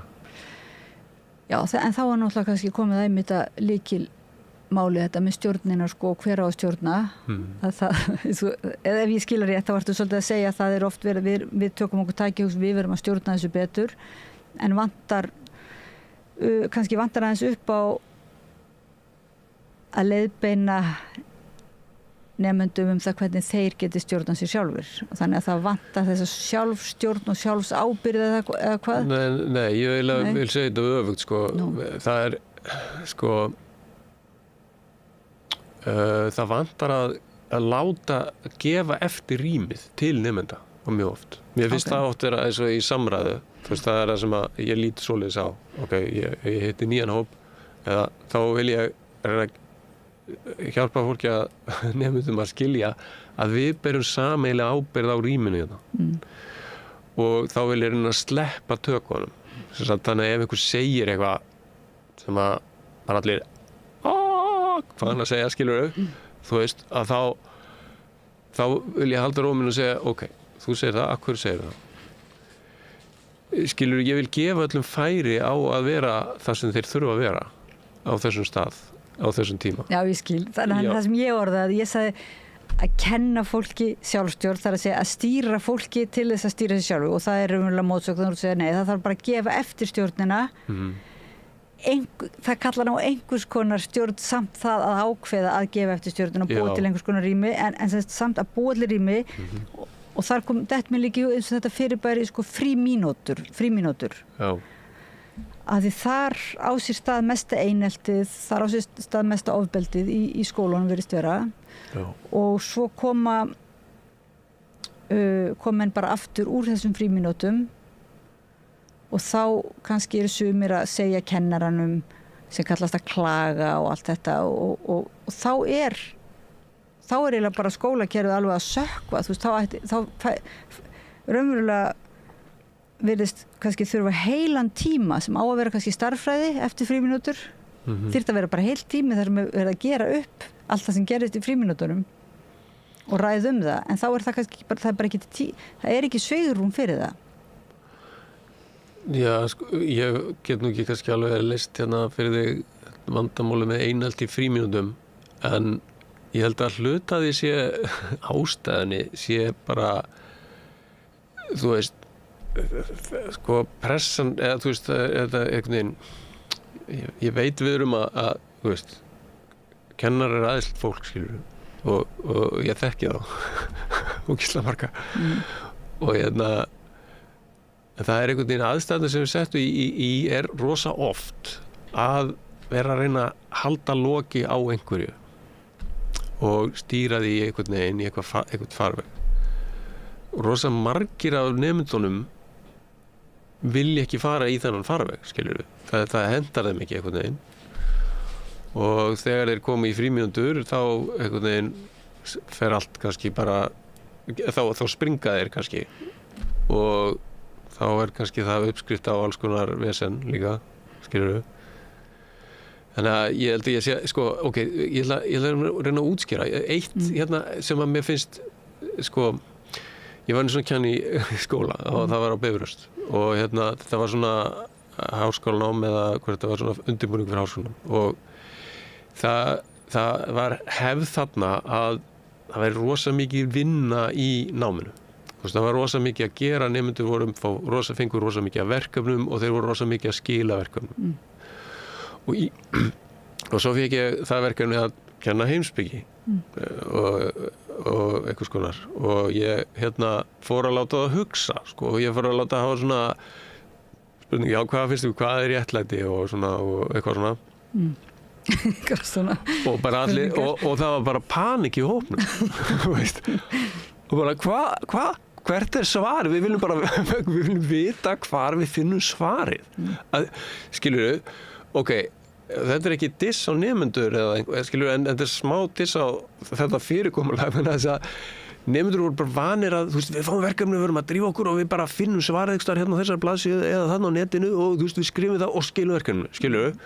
Svo allt í einu fengum við eitthvað svona verkefni þar sem við bara, já, nú ætlum við bara að pæla í þessu. Og það bara kunna ekki að fást við það, skilurðu. Það er það sem gerist oft í svona kerfi þegar þú ert alltaf í einu fari eða það verður alls ráðandi, þá ef þú ætlar að fara að gera eitthvað annað, þú ætlar að fara að slaka eitthvað á, þá verður bara allt brjálað, skilur þannig að ég vil meina að sko vandamáli sér svona djúpstætt skilur, þannig að það er svona að vera alltaf að lappa upp á eitthvað sem er ekki í lagi þú veist, það er bara erfitt. Já, manni líður aðeins þannig núna þegar ég hugsaði mér, svo gengur þetta hjá sko, þú veist, þetta það var svona hræðilegt atvik að það slys í miðbænum með hnífum, morð, bara missir og þetta er svona vekur okkur öll til svona vitundar að það sé eitthvað að og við erum öll einmitt á því að það sé eitthvað að og það eru kallaði til sérfræðingar og það eru þetta bara lítur að vera af hinu góði eins og líka til hruni þegar það er alveg séns ég trúi því, við getum alveg kannski breyta þessum stefnu en spurningin er þessi, hvar mitt er samt svigrúmið til þess, eins og þú ert að segja ef það er raunverulega ekki innbyggt í skólakerfið á það þá að vera bara á heimilunum þú veist, á eftir, er þetta foreldrarnir segjum sér svo núna að við getum ekki breytt skólakerfinu bara fyrir áramót hvar getur þú svona séð hvernig hvar getum við byrjað á að svona koma þessari tilfinningatjáningu til dæmis eða virkja eða örva eða við þurfum að hlusta á alla skilur og börn líka skilur við þurfum að hlusta á börn við þurfum að leyfa þeim að tala og leyfa þeim að vera vitlaus og leyfa þeim að segja alls konar skrípá og við þurfum bara og líka taka þau alvarlega veist, í því sem þau eru að gera og þegar sem þeim finnst alvarlegt og það er þessi nálægð við, þú veist, við manneskjuna sem að skiptir einhvern veginn öllu máli, þú veist, í svona. Þú veist, ég ekki, þú veist, einhver sem að dregur upp hníf í aðstæðum og, þú veist, það er eitthvað að, skilur við. Þú veist, það er eitthvað mikið að. Ég veit ekki, ég þekki ekki sögun eins af neinum sem við erum að fjallum í fjölmiðlum en þú veist, það er bara Ég trúi því að allt svona hegðun og svona sem af þessu tagi eigi sér rætur í bara áföllum og erfiðleikum sem að, þú veist, ekkert alltaf þetta, ég veit ekki hvernig að orða það, hvort það að koma í veg fyrir það. Stundum þetta bara í uppeldi okkar, vegna þess að við vitum ekki betur. En svo er bara heilmikið, þú veist, krakkar sem inn á heimilum sem einhver skilgreindur vandi, skilur, það bara ógeðslega erfitt. Og þau þurfa bara nálægð, skilur. Þau þurfa að fá tækifæri til þess að tjá sig, þau þurfa að fá tækifæri til þess að vera reið, þau þurfa tækifæri til þess að finna einhverjum ekki væntu þau og svo framvegis, þú veist. Þetta bara það sem við þurfum að gera sem manneskjur, það svona einhvern veginn, já, við þurfum einhverja faglega þekkingu, ég meina, við þurfum bara að vera mannleg, skilur við. Það fyrst og fremst. Þú veist, mér leiðist rosalega þetta að við þurfum alltaf einhverja fagmenn, þú veist, ekki að dissa fagmenn, en ég bara segja, ef enginn gerði neitt að því að hann væri að bíða eftir fagmanni, þá gerðist ekkert í heiminum, skilur við. Þú veist, við þurfum ekkert fagmennsku til þess að vera manneskileg og sína kærleika, skilur. Það bara hluta því að, þú veist, vera manneskjur. Við þurfum að skilja, þú veist, að sumir eiga erfitt, suma dag og meir en aðrir. Og bara eins og, já, þú þarft ekki að vera fagvinur, þú ert bara vinur einhvers, þú ert í vináttusambandi og og ástarsambandi og slíku. Þetta náttúrulega rosalega áskoranir, vináttan og ástin og sem að við verðum að þjálfa okkur í, sko, en sem og getum alveg þetta fengið hjálp frá fagfólki. Ég verð nú að segja það er mjög gott ofta að fá hjálp, sérstaklega ef það eru mikil áföll og allt þannig, en þetta bara hver er það þá að foreldrar og allir bara, kannski bara að við gefum okkur það meiri tíma ég meina, þetta er náttúrulega til þess að hlusta á aðra kannski og spyrja hvernig einhverjum öðrum líður og hlusta þá til enda og að biðja einhvern að hlusta okkur einhvern vin okkar og ekki og kannski engin afsökun þótt að það séu þetta verið að segja núna, það er efnahagskrísa og fólk er bara svolítið bugað líka, hefur lítinn tíma og er meira að vinna og getur kannski minna lyft sér að svona dvelja með börnunum sínum í þessu svona rýmum sem eru óskilgreind, svona frírými. Já, ég meina þetta er það eitthvað svona klísja, skilur, að við þurfum að hlusta börnin og þetta, en það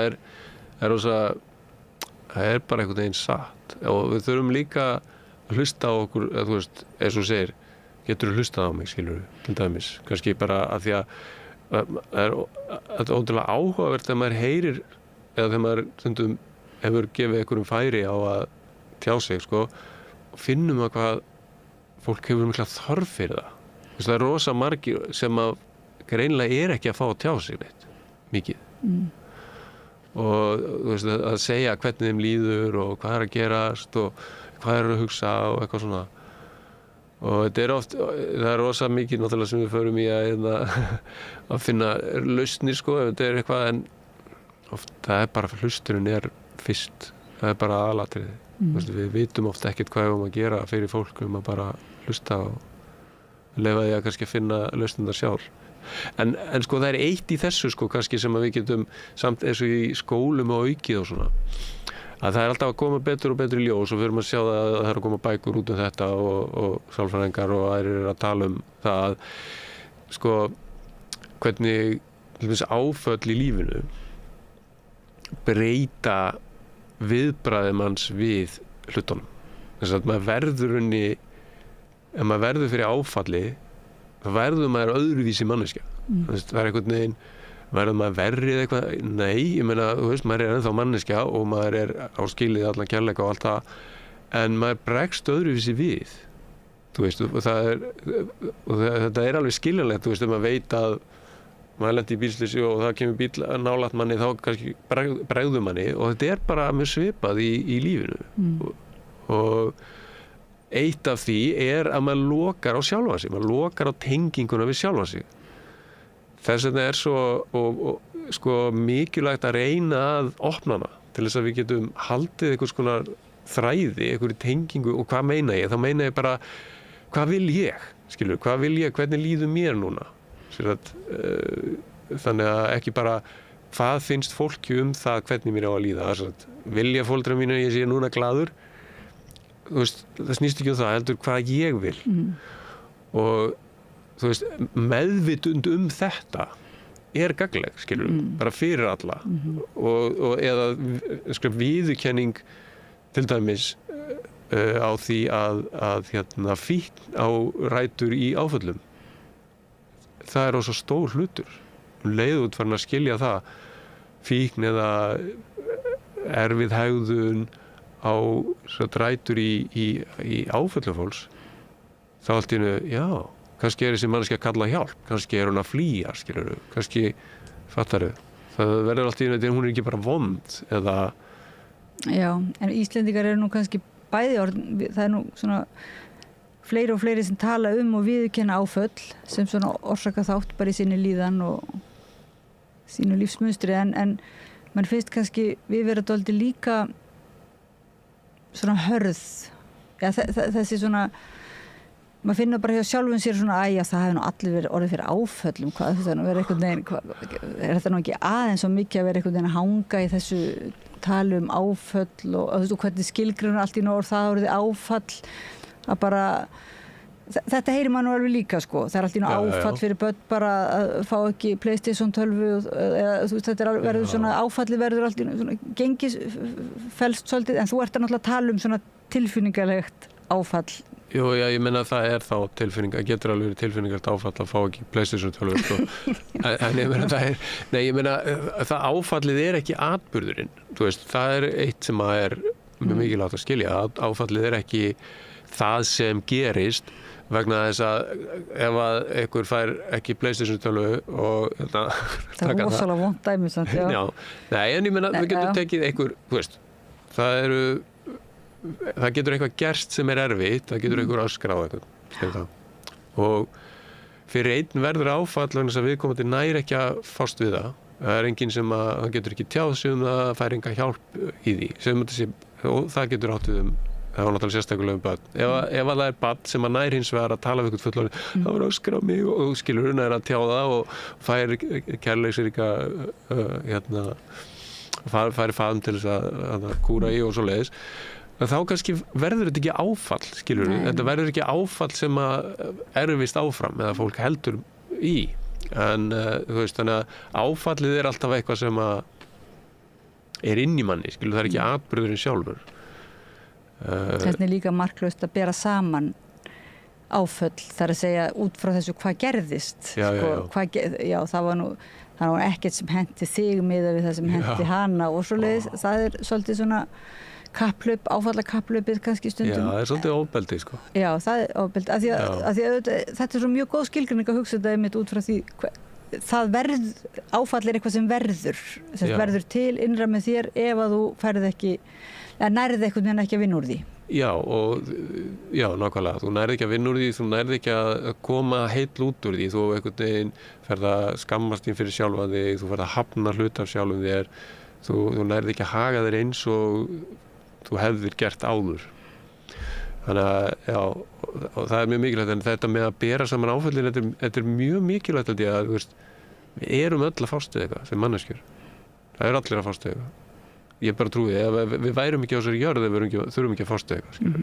Veist, og jú, sumir bera þyngri krossar en aðra, skilur, það svona virðist ljóst, sko, en þessi samanburður ekki gagnlegur, sko. Sumir eru kannski athyglisjúkir að fara með í fjölmiðla, en sumir eru líka bara taka það sem sína svona missjón að tala það og reynilega gefa gott fordæmi, sko. Já. En mér finnst líka vanta svolítið þetta að við gefum því gaum að tala og tjá okkur að það sé þess virði að tala eitthvað þótt að sé kannski ekkert eitthvað svakalegt sem gerðist. Mér finnst það svona svolítið við þurfum að kenna börnum það líka. Já. Ekki bara, ég alltaf að klifa því, mér finnst svona svolítið skakt hvað bara morðsögur seljast mikið á Íslandi og hvað eru margir sem skrifa morðsögur. Já. Og hvað eru margar fréttir morð og svona mikil umræða og þá hugsa bara með sér, þú veist, fá börn þau skilaboða, þú veist, það fær engin athygli nema að gera eitthvað svona svakalegt. Já, það er áhugavert að maður þurfa að gera eitthvað svakalegt til þess að fá athygli. Já, ég meina, það er náttúrulega skelfilegt. Ég meina, maður ætti að geta fengið athygli bara, þú veist, ef maður að fást við eitthvað, skilur, þess vegna það svo mikilvægt að við ekki að dæma það, þú veist, ok, ef að krakki kemur og hefur lent í einhverju sem að þið finnst lítilsáttar og þú skynjar að kannski mun ekki valda stórkostlegu skaða, þá er það allt í lagi, þá getur kannski einhvern veginn reynt að koma því til skila, en maður verður að virða tilfinninguna sem kemur. Það er það sem skiptir máli. Tilfinningin er eitthvað sem býr í manni og maður verður að fá að tjá hana, að maður verður að viðurkenna hana. Því að ef maður hafnar henni að þá fer hún sko undir niðri eins og Freud talar um. Hún felst og kemur út einhvern veginn síðar. Sko. Oft sem ofbeldi eða sjálfskaði eða skaði á einhvern veginn. En er þá hægt að segja bara kannski að þú myndir sjá fyrir þér skólakerfi sem væri byggt upp eins og svona bara eitt stórt heimsbyggikaffihús eða eitt stór áfallamiðstöð eða sem sagt einhvern hátt sem að væri rými til þess að bara nemendur að læra eitthvað en kannski í staðin fyrir að lífsleikni og tilfinningatjáning sé bara svona 5-10% á stundatöflu að þá sé það eitthvað sem er grundvöllur skólakerfisins. Það er að hjálpa krökkum að tjá sig það sem efnið, það sem er að læra en líka sína líðan og líðan kannski gagvart efninu sem er að læra. Já, það er kannski er þetta einhver leið til, en sko ég held að skólinn náttúrulega kannski verður ekki staður þar sem fólk endilega fæst við áföllin, ekki nema einhverju sérstöku tilföllum, skilur ekki stóra áföll eða svoleiðis. Skólinn getur verið staður þar sem er hlusta á þig, skilur við, þar sem að ef eitthvað kemur fyrir þig að þá getur þú tjáða og það er hlusta á þig. Og þar sem þú getur sko unni með það sem er inn í þér einhvern veginn. Þú getur treysti að ef þú ert að gera eitthvað að þá fáir pláss til þess eða það tekir mark á því. Þið vantar að gera þetta núna. Þú veist, ef þú getur ekki verið þarna inn í þessum tíma og þú ert að urlast inn í þér, skilurðu, af vanlíðan, að þá sé skynjun á því, heyrðu, þessi einstaklingur getur ekki verið þarna. Við verðum að leyfa honum að vera einhvers staðar annars staðar. Skilurðu, annars ert að kenna honum að hafna sjálfur sér. Þú ert að kenna honum að standa ekki með því sem hann finnur að er það sem hann þarf að gera. Fattarðu? En þá þarftu náttúrulega starfsmann til að fara með honum eitthvað annað og það er svelt skólakerfi þannig að þá... Já, ég meina, þú veist, ég veit ekki, það er rosa erfitt að sjá fyrir sér eitthvað svona drauma skólakerfi. En þú veist, eitt sem mér finnst ógeðslega skemmtilegt að hugsa það er skóli sem heitir Sudbury Valley skóli í Bandaríkjunum. Það sem að rauninni er bara nemendur alveg frjálsir og svo það er einhverjir kennarar. En í grunninn er þetta þannig að þeir eru einhverjir kennarar og svo eru bara nemendur og nemendur gera bara það sem vilja. Og þeir þurfa ekki að læra neitt, það er ekki svona námskrá. En ef þeir vilja eitthvað læra, til dæmis starffræði, þá fara og finna einhvern kennara sem gæti kennt þeim starffræði. Sem dæmi. Þannig að þeir geta verið þarna í 10 ára þess að læra neina starffræði, þeir vilja það ekki. Og þeir bara læra að lesa, þeir vilja að læra að lesa. Þannig að, en mér skilst nú að með þær heimildir sem ég hef þá læra allir einhvern tímann að lesa sko en það er ekki mjög mismunandi sko, það getur verið 8 ára eða 6 ára eða 10 ára eða 12 ára skilur eitthvað. Og fara einhverjir úr þessu skóla til í framhaldsnám eða? Já, þeir gera það. Hvað er þessi skóli segir þú? Sudbury Valley. Og mjög áhugavert hugmynd og ég er ekkert með einhverjar margar og miklar eða ekki rannsaka þetta óbáslega mikið en það er mjög áhugaverð lýsing á þessu sem ég hef lesið og það er einhvern veginn svona nemendur verða bara svona algjörlega sjálfstæðir þú veist, þeir sjá bara og líka bara áhugavert hvað eru fljótir að læra sko bara námsefnið þegar þeir virkilega ætla sér að gera það. Þú veist, þannig að það tekur það kannski nokkra vikur að mánuði að læra runni, ég segjum mánuði, nokkra mánuði að læra allt að starffræðiefni í grunnskólans, skiljurðu. Af því að þeir ákveða bara, þetta er það sem við viljum gera og við viljum gera það núna. Og ég held við séum oft, það er rosa mikil tími sem fer hjakki eitthvað svona og svo bara einhvern tímann þar segir nemandinn, já heyrðu, ég þarf að læra þetta því ég er að fara í verkfræði eitthvað, þá bara drífa þessi að læra það. Og þannig að allar þessar rosalega áhyggjur að við séum að dragast aftur úr nemendum, við erum að bregðast nemendum því að við erum ekki búin að pressa á þá til þess að læra þetta, þeir eru þarna, þú veist, ég bara mér finnst lífið ekki vera svona sko. Þetta er ekki eins og verksmiðju framleiðsla sem við þurfum að tryggja einhverju grunn framleiðslu afurð í lagi og Það er 100 ár síðan að bréf til Láru eftir Þórberg kom út núna í ár og hann var nú að gagnrýna skólakerfið mitt fyrir að vera svona eins og verksmiðju framleiðsla á einhverjum einhverju sem var gersamlega gagnslaust en eftir 100 ár þá getum við kannski eitthvað þurfum að lesa Þórberg aftur en þegar þú kemur úr veikindaleyfi og fer að starfa sem dósent á menntavísindasviði Háskóla Íslands ætlar þú þá að reyna svona að leggja þetta mörkum að breyta skólakerfinu í þarna svona stjórnlausan skóla þar sem að þetta er það muni ganga sko, við erum náttúrulega á háskólastíð erum svona hluti af einhverju svona kerfi sko. Veist, það gengur ekki vel ég meina að við erum í kerfi þar líka sem er ákveðið og það er líka þar pressað svona hluti sko, til dæmis að vera í góðu samtali við alnámskrá og þú veist þannig að það er þetta bara hluta minn í kulnun skilur það er svona pressan hvernig maður á að vera og hvað maður á að gera sem háskólakennari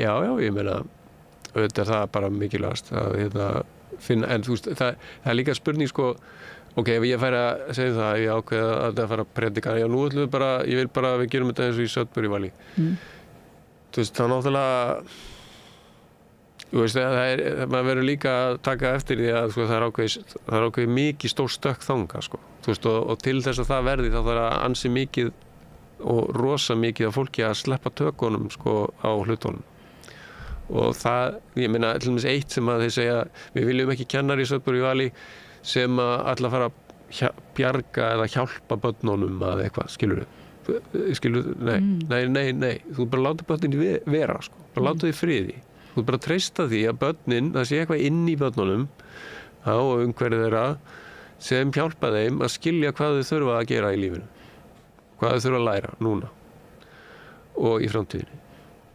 Og ég myndi vilja segja það að minnsta kosti, sko, við verðum að sleppum aðeins tökum, treystum til dæmis kennurum. Þetta er eitt af, þú veist, þetta er bara stjórnumlegt atriði, þú veist, það er einhvern veginn einhver hugmyndum að yfirmenn viti best hvað undirmenn eiga að vera að gera.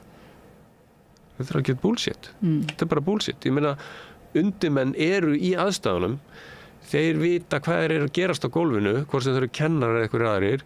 Kennarar vita hvernig það er að vera þarna. Og svo er fólk einhvers staðar á skólaskrifstofum eða háskólum að segja því hvað það á að gera. Þú veist, og hvernig það á að haga sér. En það er bara, við erum að drukna þetta, já, en þið, skilur, fattaru? Jú, ég skil, en svo líka þetta með að sleppa takinu, er það ekki stundum svolítið miskilið eins og að bara afsala sér ábyrgð? Það er að segja, mér stundum þegar verið að segja, við verðum bara að láta börnin í friði. Já. Og leyfa þeim að leika og koma heimsbyggingur og tala hinn frjálsa leikhúsuleið, sko, sem er mjög mikilvægt.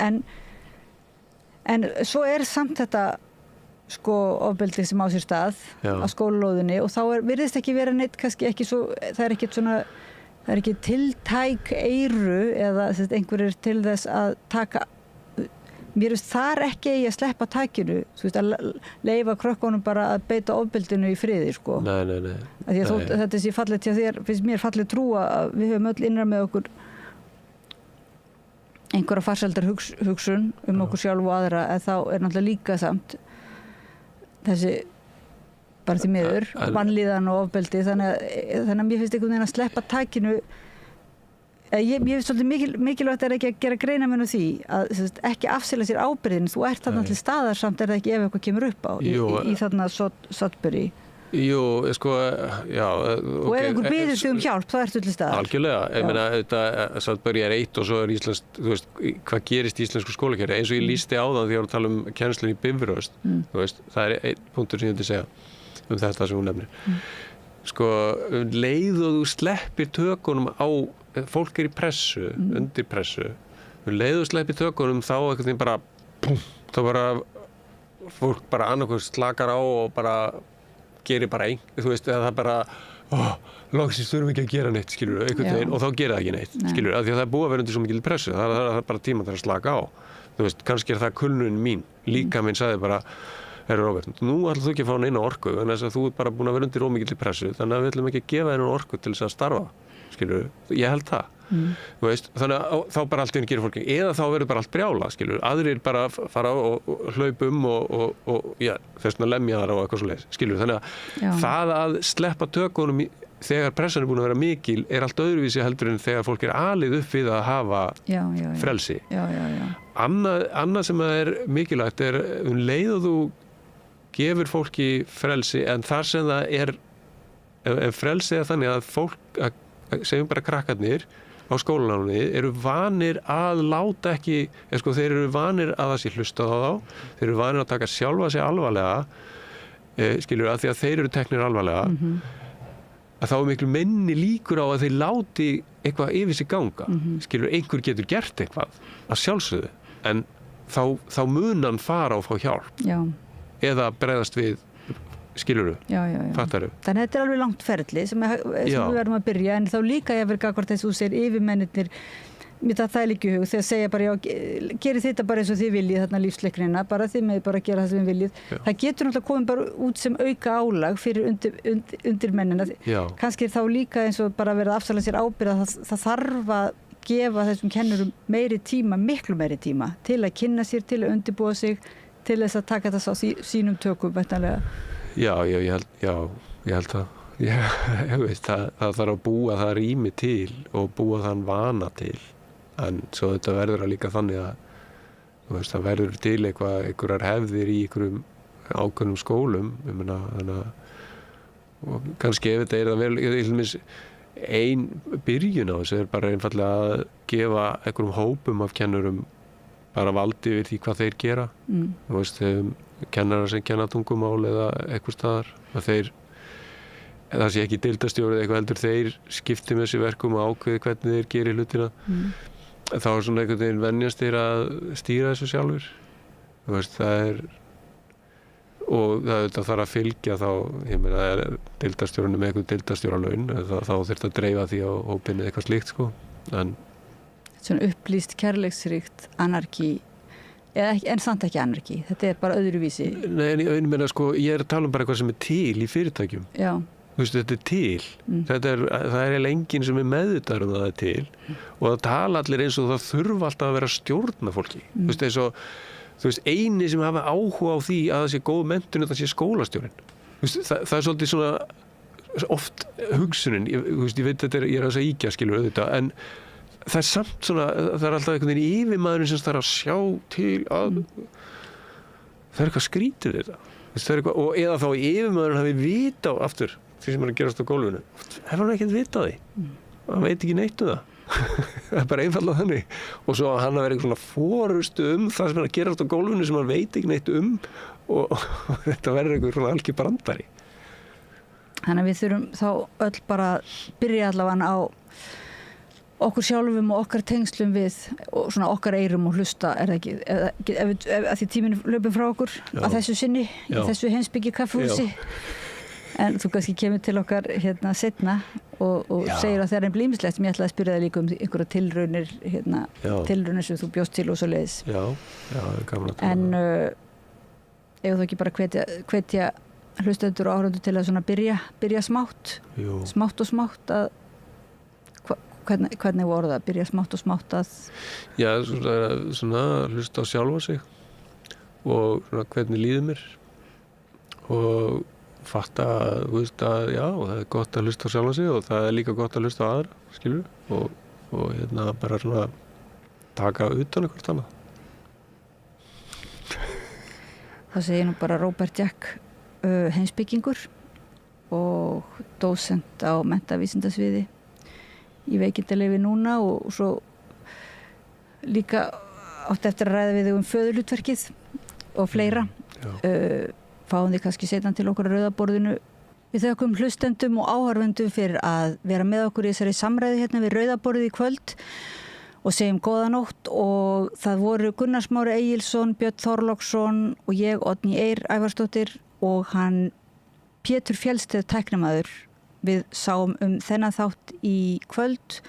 Pétur keyrir þáttinn út og án hans væri engin útsending, án ykkar væri heldur engin útsending og ég vil líka minna ykkur á að hlustunin og umræðan það sem við erum að ræðum skiptir öllu máli en svo líka þakkarvert ef að þið vildu styrkja okkur að því að við erum svona útvarp og sjónvarpsstöð sem er byggð upp á fjárframlögum frá almenningi og inn á síðunni samstöðin.is er svona áskriftartaki.